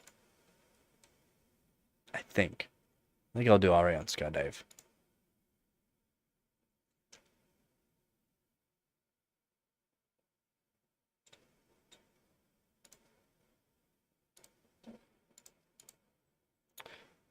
So, yeah, I'm not getting the most points, but yeah, I'm getting some points in. With my GTX 7 with my RTX 770, RTX 3070 Ti, I should be able to get a whole bunch of 35 points. I don't think there's anything more than 35 points, and that's getting all records, so we'll have to see. I have to get all records for 35 points. I only got 2 records so far this year. And that was was it Speedway I got the record? Yeah, Speedway I got the record this year. Gave me 35 points. And then Solar Bay? No, I don't think it was Solar Bay. No, Solar Bay was from 2023. I have to redo that Solar Bay score. Oh, I never posted it last year. And it's only 15 points. No. But yeah, even if I got all records, I only get like 15 points, 35 points, 35 points, 15 points. That's getting records. Oh, Time Spy. So Time Spy record, I can get 50 points. Okay, so I can do a Time Spy. I'm going to try to see if we can get a Time Spy record. That'll give me 50 points. And yeah, the whole bunch of them are 15 points. 15 points. So a couple of them were 35 points, and one's 50 points. So it's not like I'm going to get a whole lot of points, but even getting first place in every single one. Unfortunately.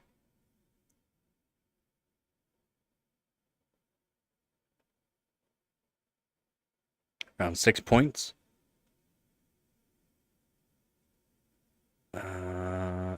Yeah, it's probably due to the fact you're using that CPU.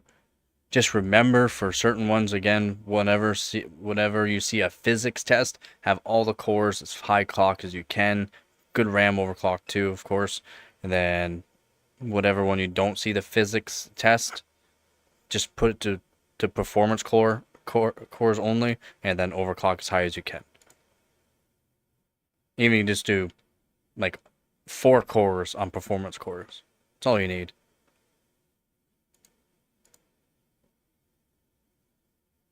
That way you can give yourself more points. It'll give you higher graphical points. It's not, is it a whole lot? No, but it will give you more points, and that more points is better. Yeah, you'll just automatically get higher GPU scores with the 14600.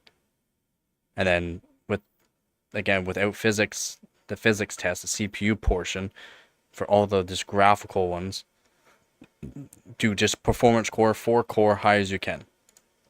And you'll do a lot better just doing it that way.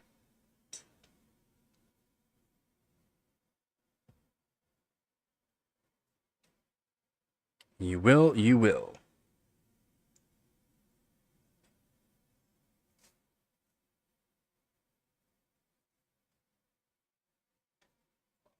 see where I put my socks.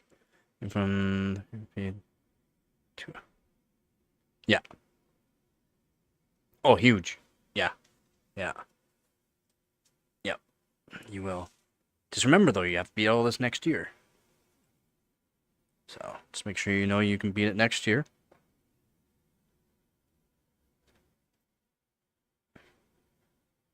If not, hopefully you have new hardware next year to test it.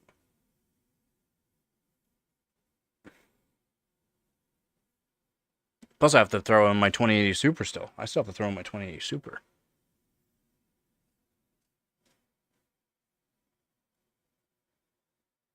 And I'm going to try to get a few records on 2080 Super. I don't know if I can though. I know I've gotten a lot of second places on it. A few second places. A whole bunch of top 5s though.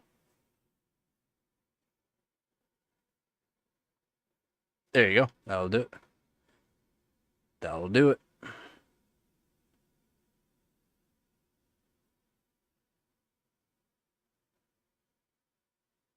Remember, that won't work for your Fire Strike or Time Spy.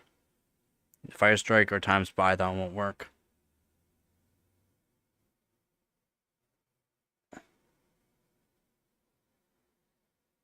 Yeah, that will also help. Is it a whole lot of difference? No, and yes at the same time. I'll be right back. I'm going to bring the phone with me, but be right back.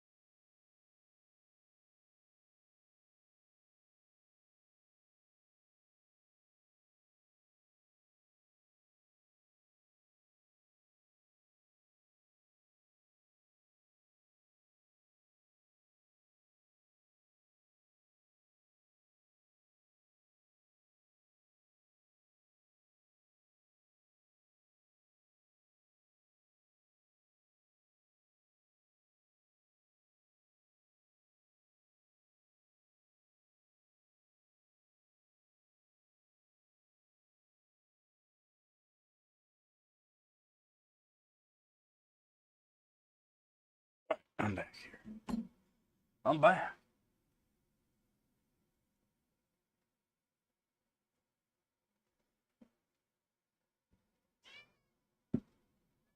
No.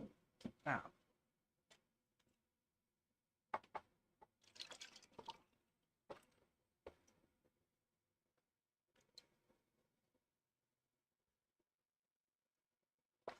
Maybe.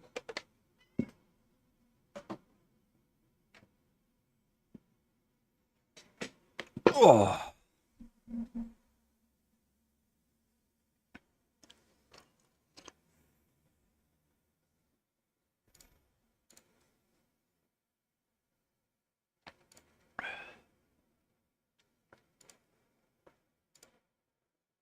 All right.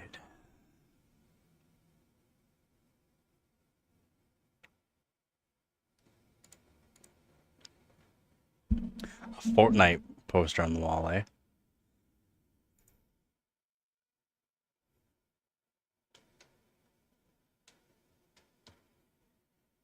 I mean, the Apex boards are.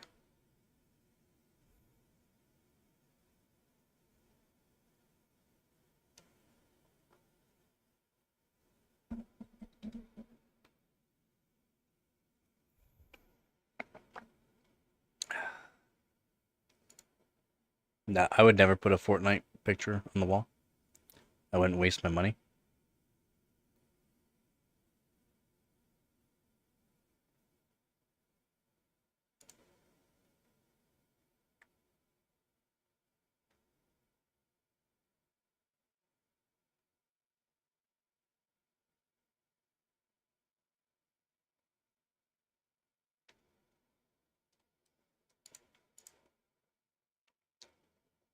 Gabby, hey, look at me. You. Don't be a turd. Turd. Oh, well, it's not just 12th gen, 12th, 13th, and 14th gen, and you can overclock your RAM over 8,000.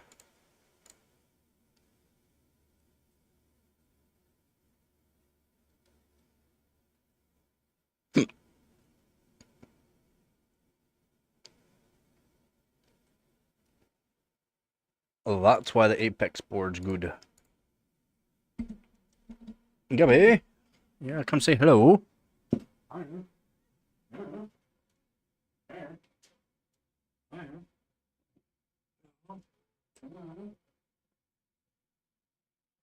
So, Gabby.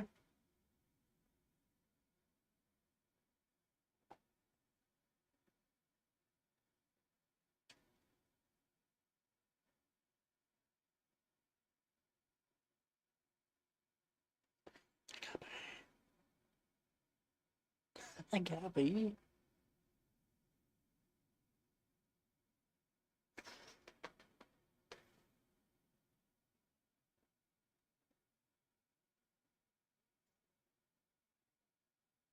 She's such a good girl. Such a...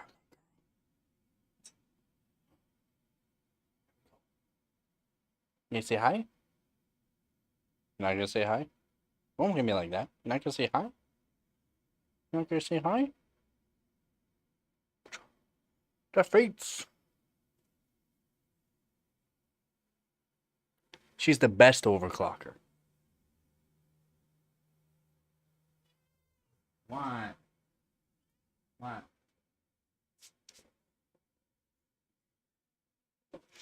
She's the best overclocker in the world.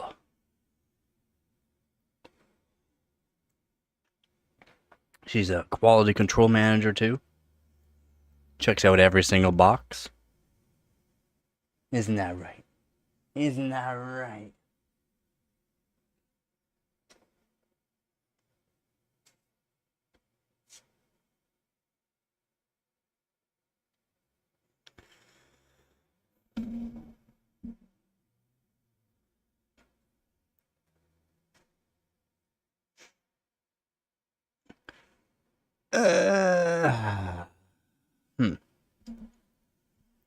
Man, I would like to.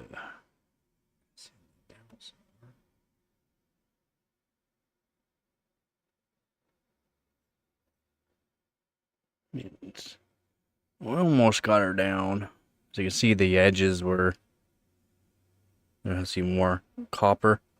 The edges were higher. You just linked me a RAM kit I should try, and I really don't know which one to take. I mean, the one you're looking at looks alright.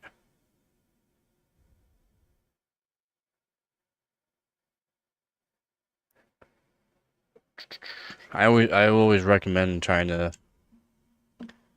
more RAM. I know there's a lot.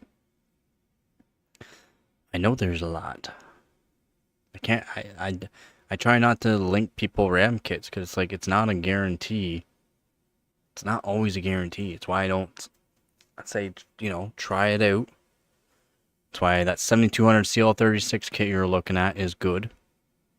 It's good. The 7200 kit CL36, good.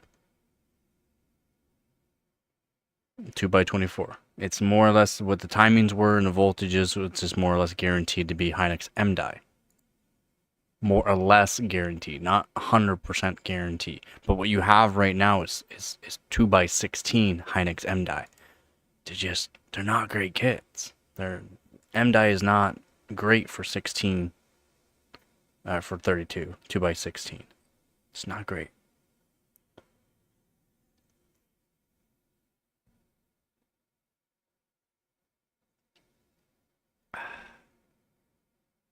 And I can't really link you because... Wait, you're Canadian, aren't you?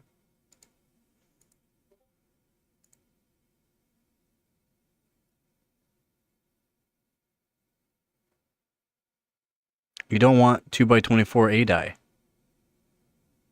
So if they are A die, they're garbage.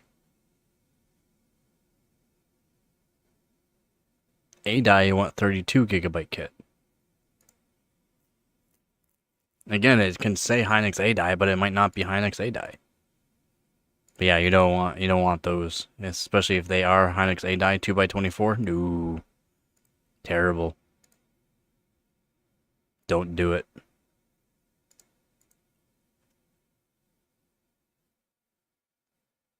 I already told you. The one kit. The last one you posted. Last one you posted for $269. 2x24. G-Skill Triton Z. 2x24. They're CL36, 46, 46, 115. Voltage 1.35 volts.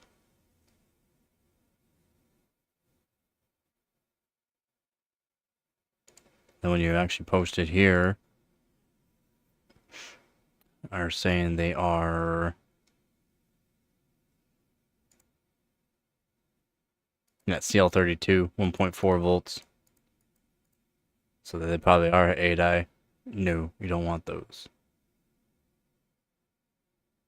And $300?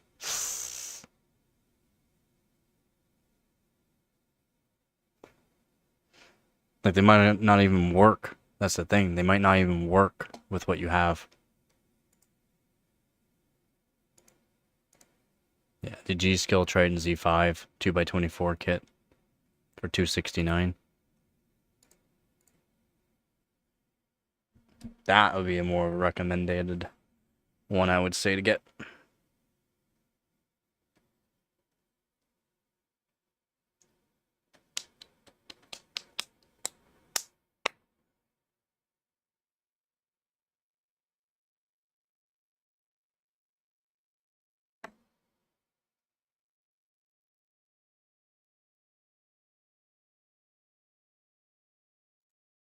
Yeah, even if it's advertised, it's not a guarantee. It's not a guarantee. I don't care what anyone says. Buy it. You might get lucky. You might not be lucky. I know I should have returned my kit that I got.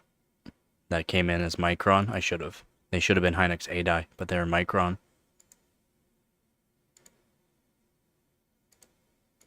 I never did. It's fine. They were cheap. They were cheap.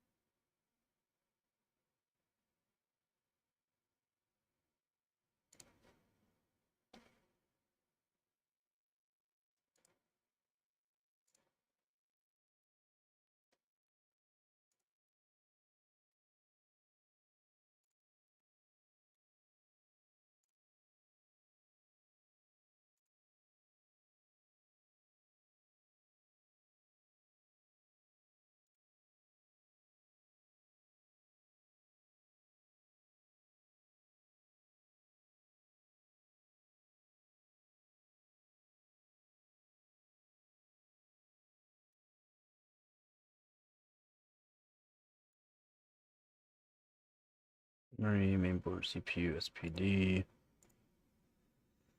SPD, memory, mainboard, CPU. Yep.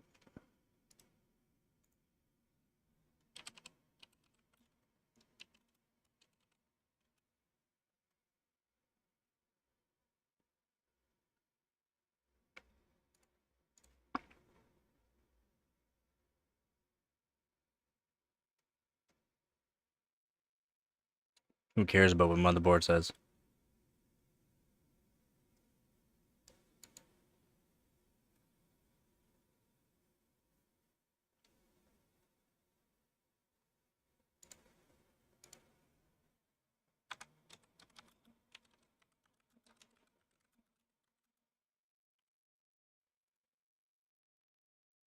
My board says 6400. My board says 6400. The minimum I run mine at 7200.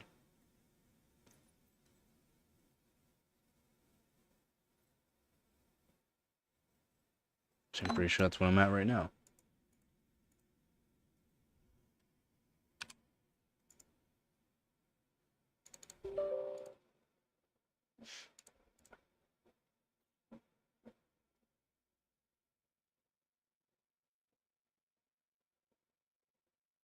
Nope. Wait. Yep. Wait. Oh wait, I don't need that. I need this.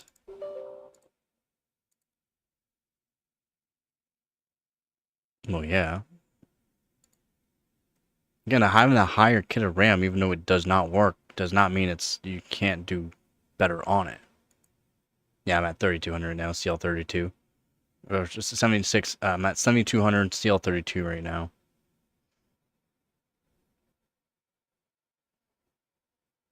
Yeah.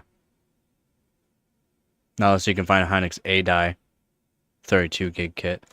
But you gotta remember frequency. You want M die 48 gig kit for having better timings. 32 gig kit Hynix A die.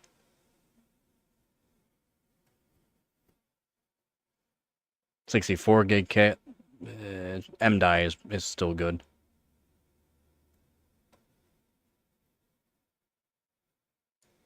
So yeah. At 48 gig kit 2x24, you want M die. So that kit that I told you, that G-Skill kit, that 7200 CL36, 46, 46, 115 at 1.35 volts,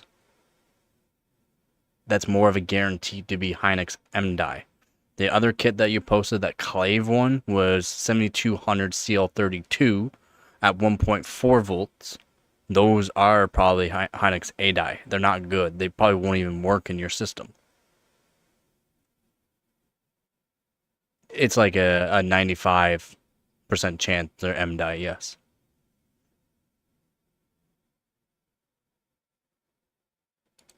Because of the timings and the voltages with the frequency. The time that they were made, not really for the time that they were made, but yeah. That kind of helps. The white ones are cheaper than the black ones? What? I didn't even see that. The white ones are cheaper than the black ones. For the G-Skill? 269. And then the black ones.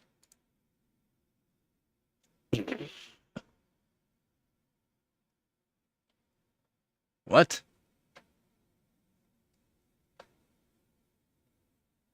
Huh? What? That's stupid. It's like $140 over $140 more? Yeah, $140 more. 150, it's $150 more almost. Almost.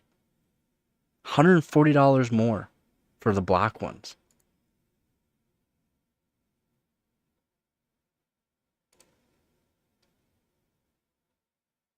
That's stupid. Yeah, 423. They are. They are, by the looks of it. Yeah, CL46, 46, 115, 1.35 volts. PC5, 57,600. 57,600, yeah, 57,600.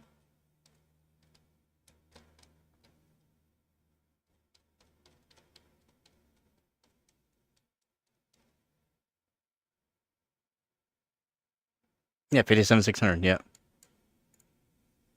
Yep, same chips. Same chips. So that's kind of wild. I mean, for the price, yeah.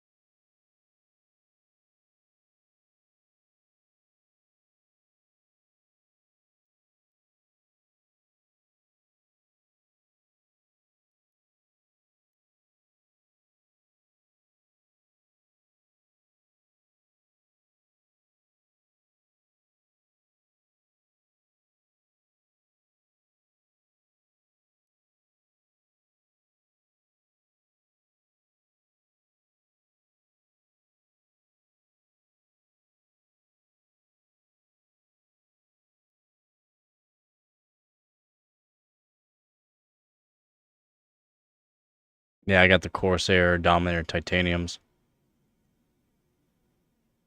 Better than those G-Skills.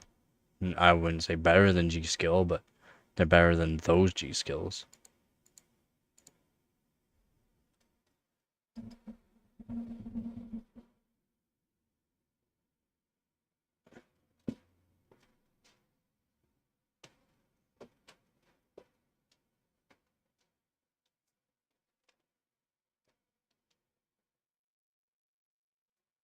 No. I mean, you don't really need them.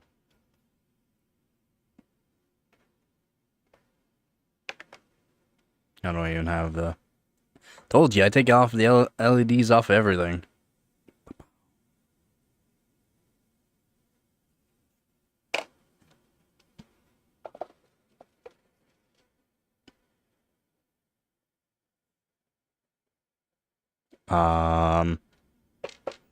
These aren't even technically the best. It's just... They're hand-bin chips. 7200, again, these are for what I wanted. I wanted Hynix M-Die. I wanted 48 gig kit, Hynix M-Die. These are more of a guarantee to be Hynix M-Die. These were like the original Hynix M-Die. Yours are the newer Hynix M-Die, which could be a bit better.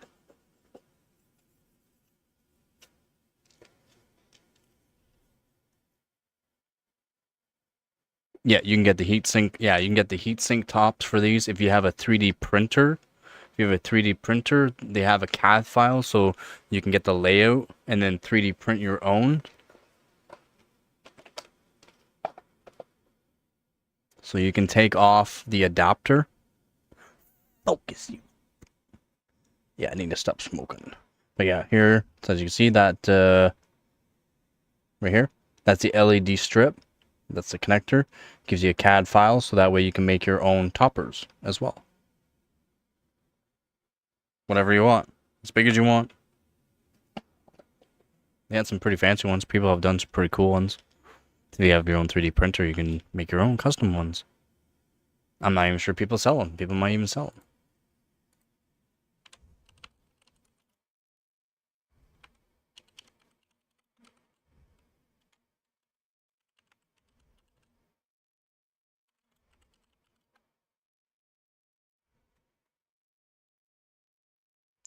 Looks like Cable Mod does some.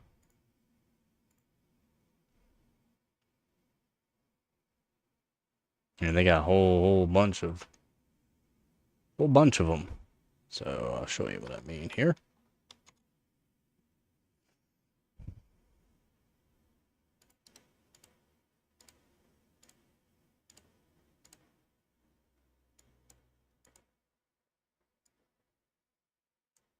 Well, bam.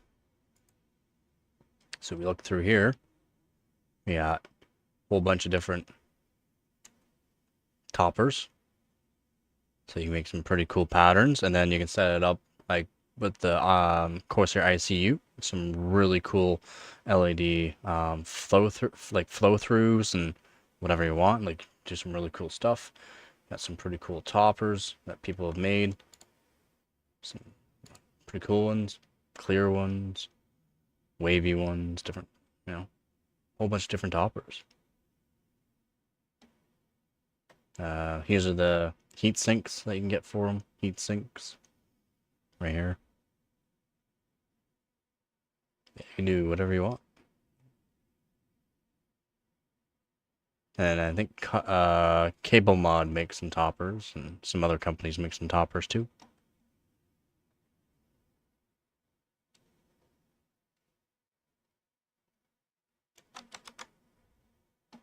So yeah. They're different. They're pretty cool though, I think.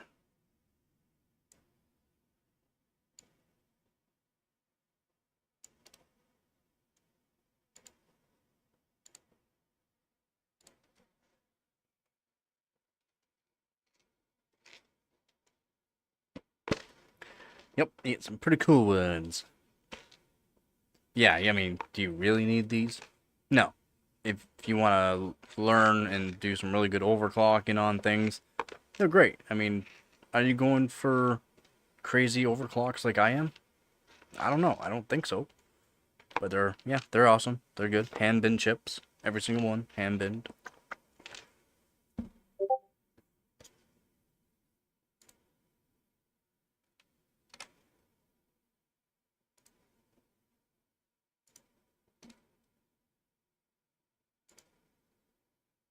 Yeah, the Trend Z Royals they look nice.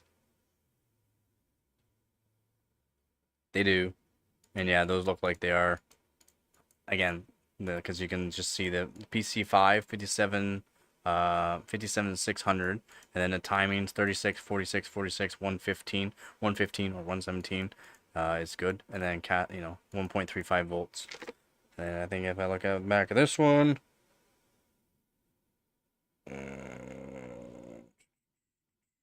116, 117, yeah.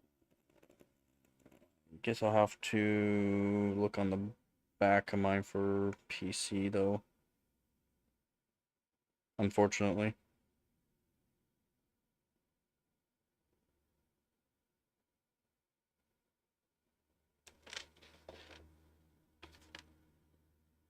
Yeah. Yeah, of course those ones look nice though. No, 7200. So the kits that you'll get probably have 7200 or 7400 XMP. 7400 just has higher cast latency. Instead of 36, it's 38.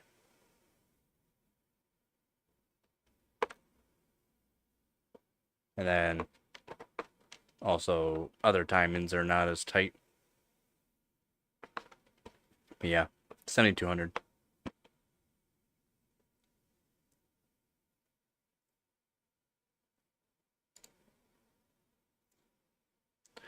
There are 7200s.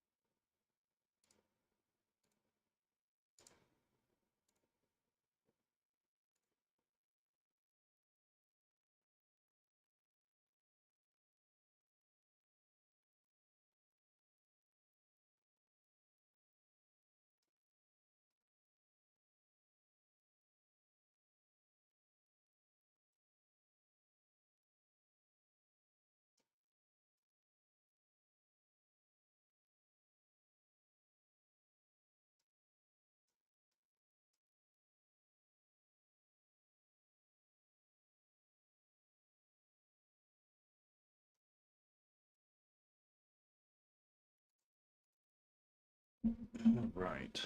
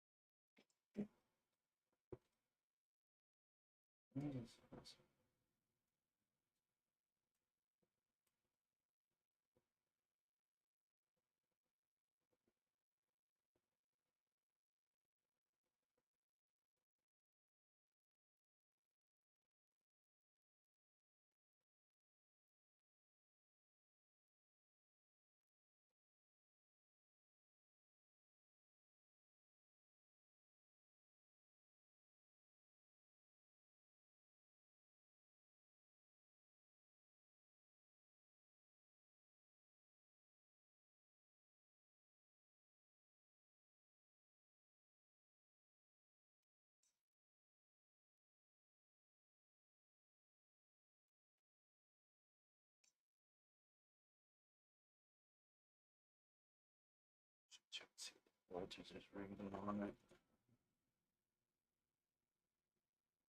It does not. Yeah, it does.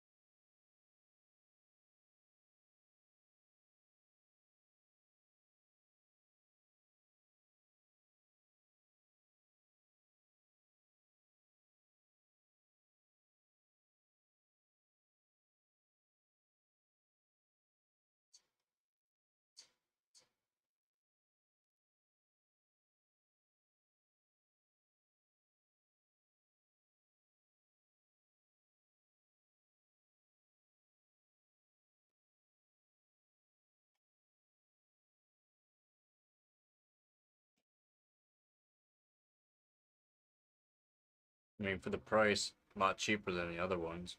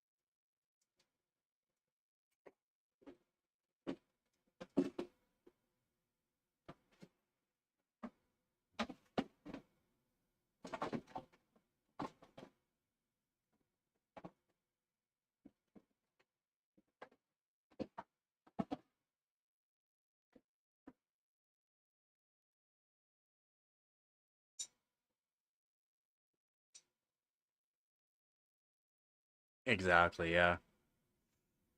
Just wait, the rest of the back. Okay, what's the price? And the price is right. Yep. Yep. If the price is right, the price is right.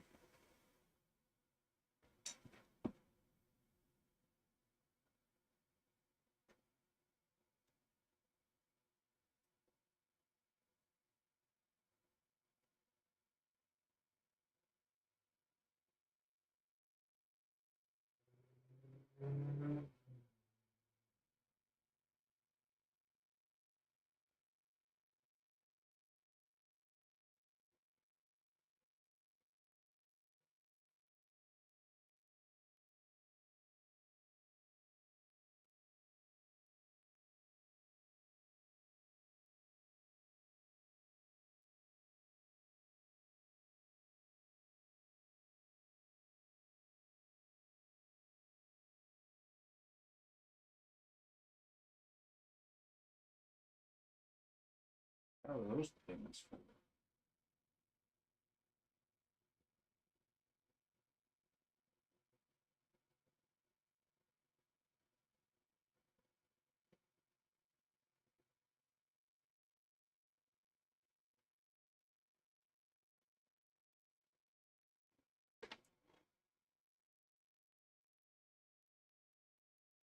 With a big $2 sale. What a sale.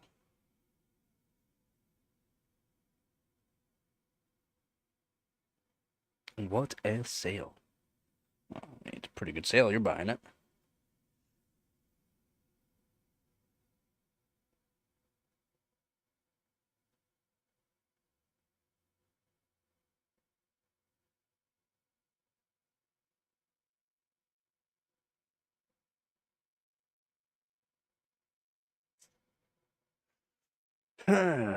Thinking, man. I'm thinking. Yeah. After taxes? Yeah. Sounds about right.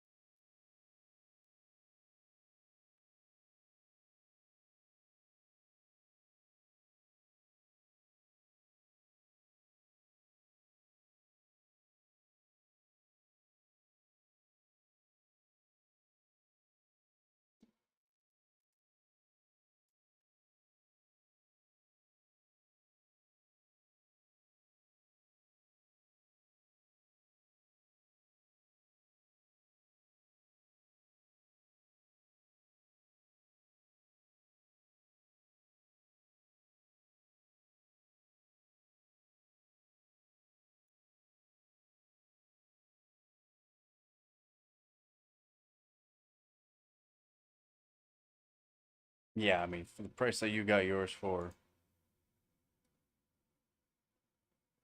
a lot of people don't see the reason to buy more, higher expensive RAM.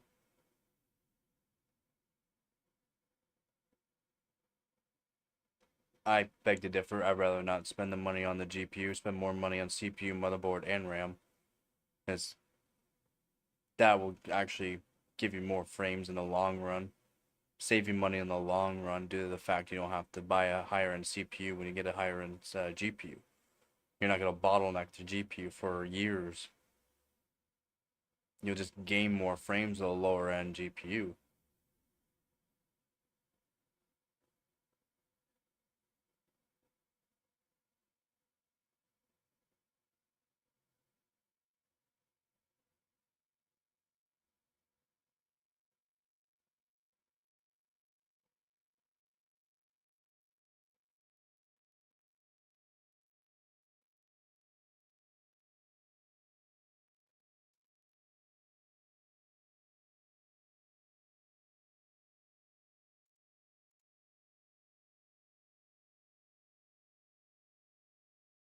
Yeah, I get it. I get it, man. I should get a little bit more performance with those RAM. Oh yeah, yeah.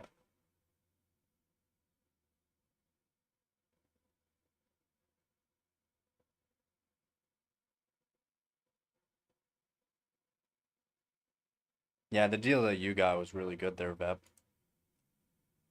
You got a really good deal.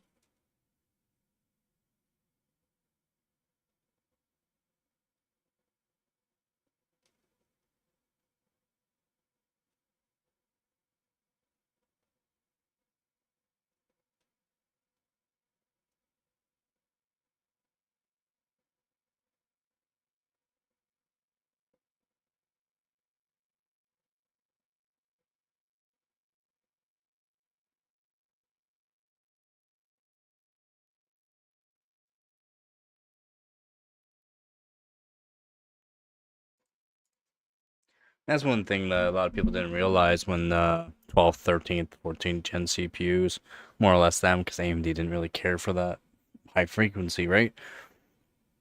Is that they were buying these kits of RAM and they're expecting, because people are saying buy these kits of RAM because, you can do this with it. And they were getting it, oh, I can't do that, I can't do that. And everyone was going, okay, well, it must be because my motherboard and CPU are just crap. That's not the case. The case was, well, they didn't know jack crap about RAM and how RAM plays a lot in whether or not it's actually going to work. Like the actual ICs that are on the RAM.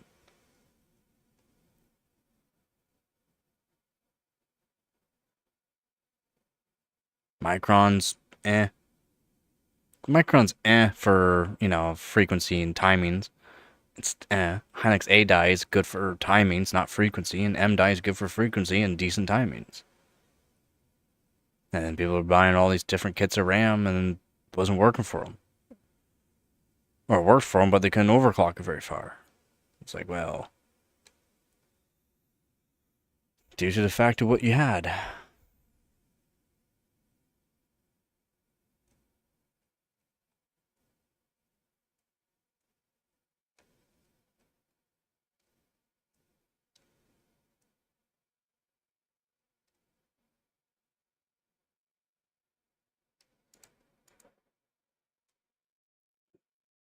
Still trying to figure out.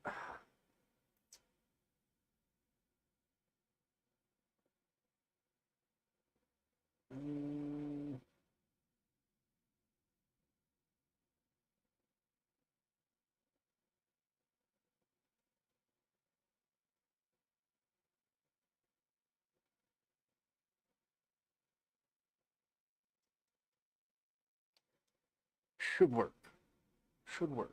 I did a small pencil mod for it, so pencil mod should give me about 20 millivolts more. Should give me about 20 millivolts more, so I should be able to be steady on some tests a bit higher frequency. Just wish it was cooler. Wish I had some dry ice.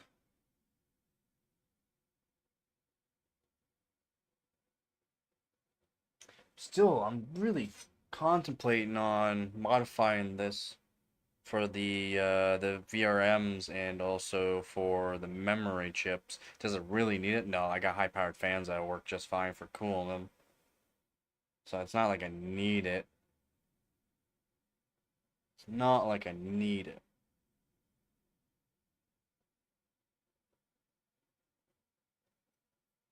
And when I do the voltage mod, it's like kind of a waste of doing that when I do the voltage mod. So maybe I'll just leave it. Leave it as is for now. Does work. Does work. Quite happy with it right now. For now. For now. And we're...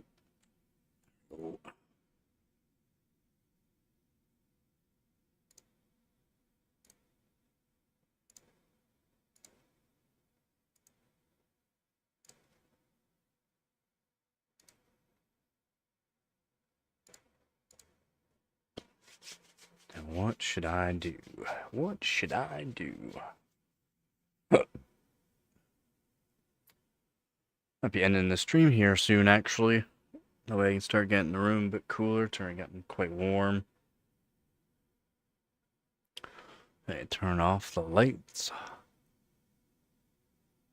I think I should. And then figure out some things to do tomorrow. I gotta do a BIOS mod on the GTX 1080 still.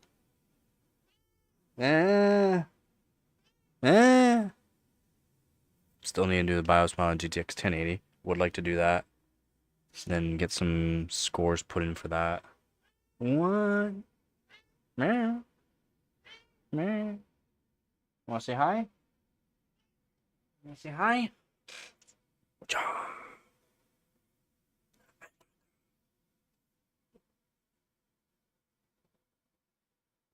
You're not gonna say hi? Why not? Wow.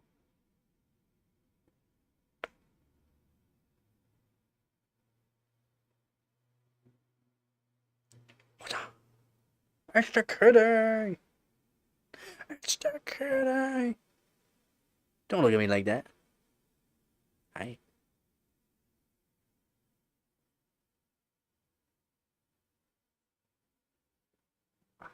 Kitty hair everywhere.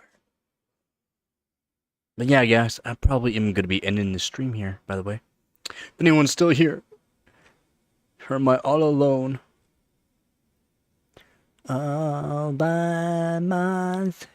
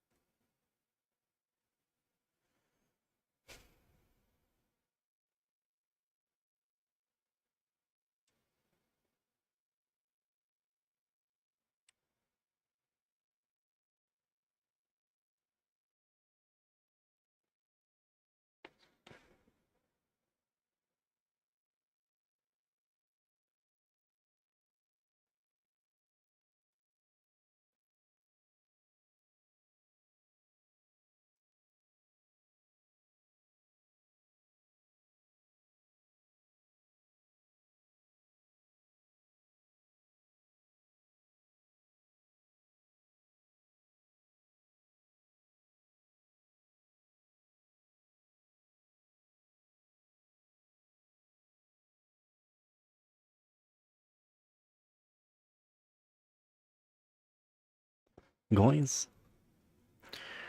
I'm just saying, I'm gonna be ending the stream here. Gonna be ending the stream. I've been streaming for 8 hours. I think that's good enough right now. Is that how long it's supposed to take? A couple of days? Man, you ordered it in a good time. It should be there tomorrow. Right? It should be there tomorrow.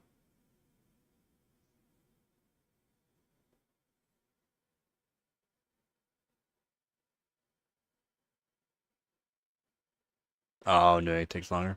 Makes sense.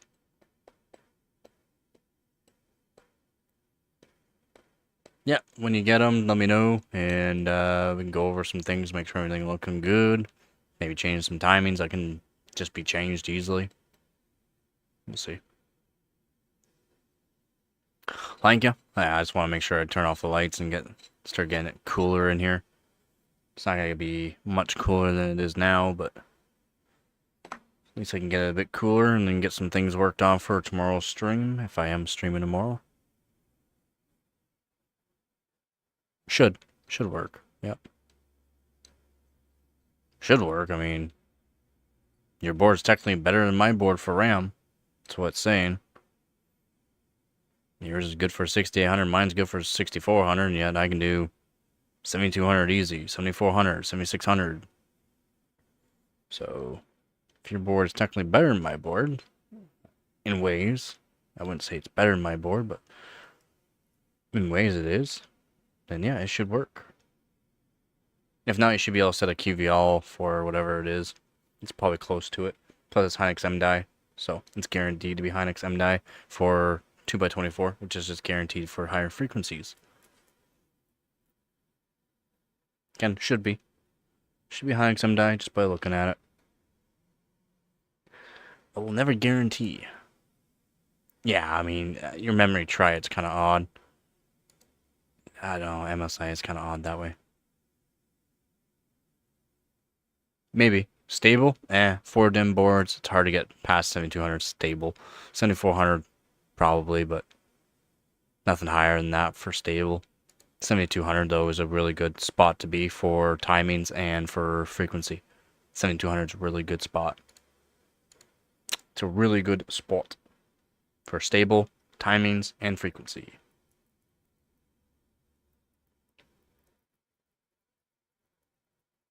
Yeah, I mean, my 12600K is no problem. 7200, 7400, 7600, 8000. So I would hope your 14700K is. My 13900K is it's alright. Doesn't like 8000 though. It doesn't like 8000.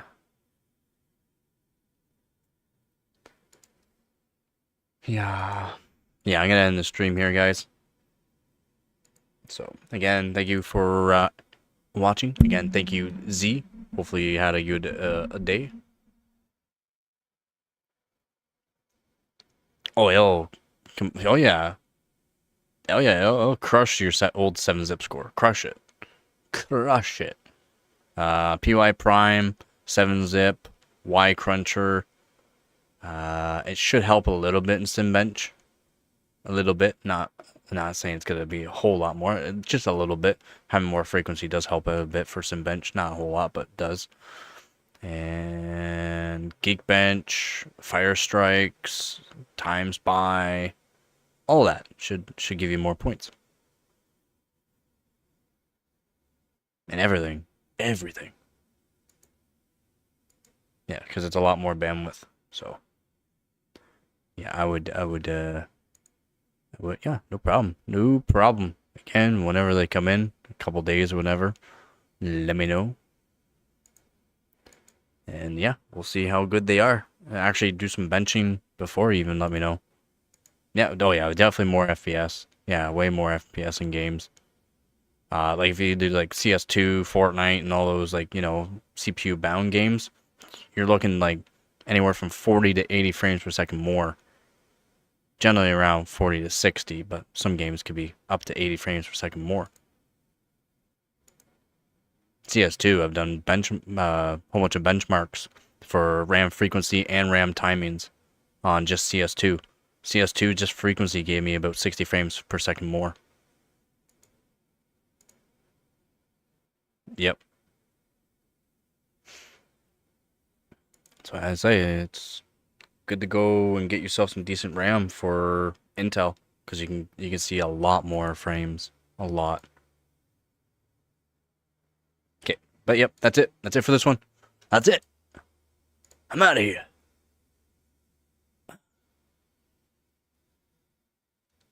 Yeah, thank you guys for being here. I'll try to be on tomorrow. And we'll see if I get everything done for the GTX 1080. We'll overclock a GTX 1080 that has a BIOS mod onto it, and yeah, we'll see how far we can push it. Because that's kind of the goal. Again, thank you guys for watching. Thank you to all my viewers, subscribers, and donors. You guys are helping this channel more than you know. Again, thank you, Z. Hopefully you had a good day. And that's it for this one. So, as always, don't forget to get her done. Peace.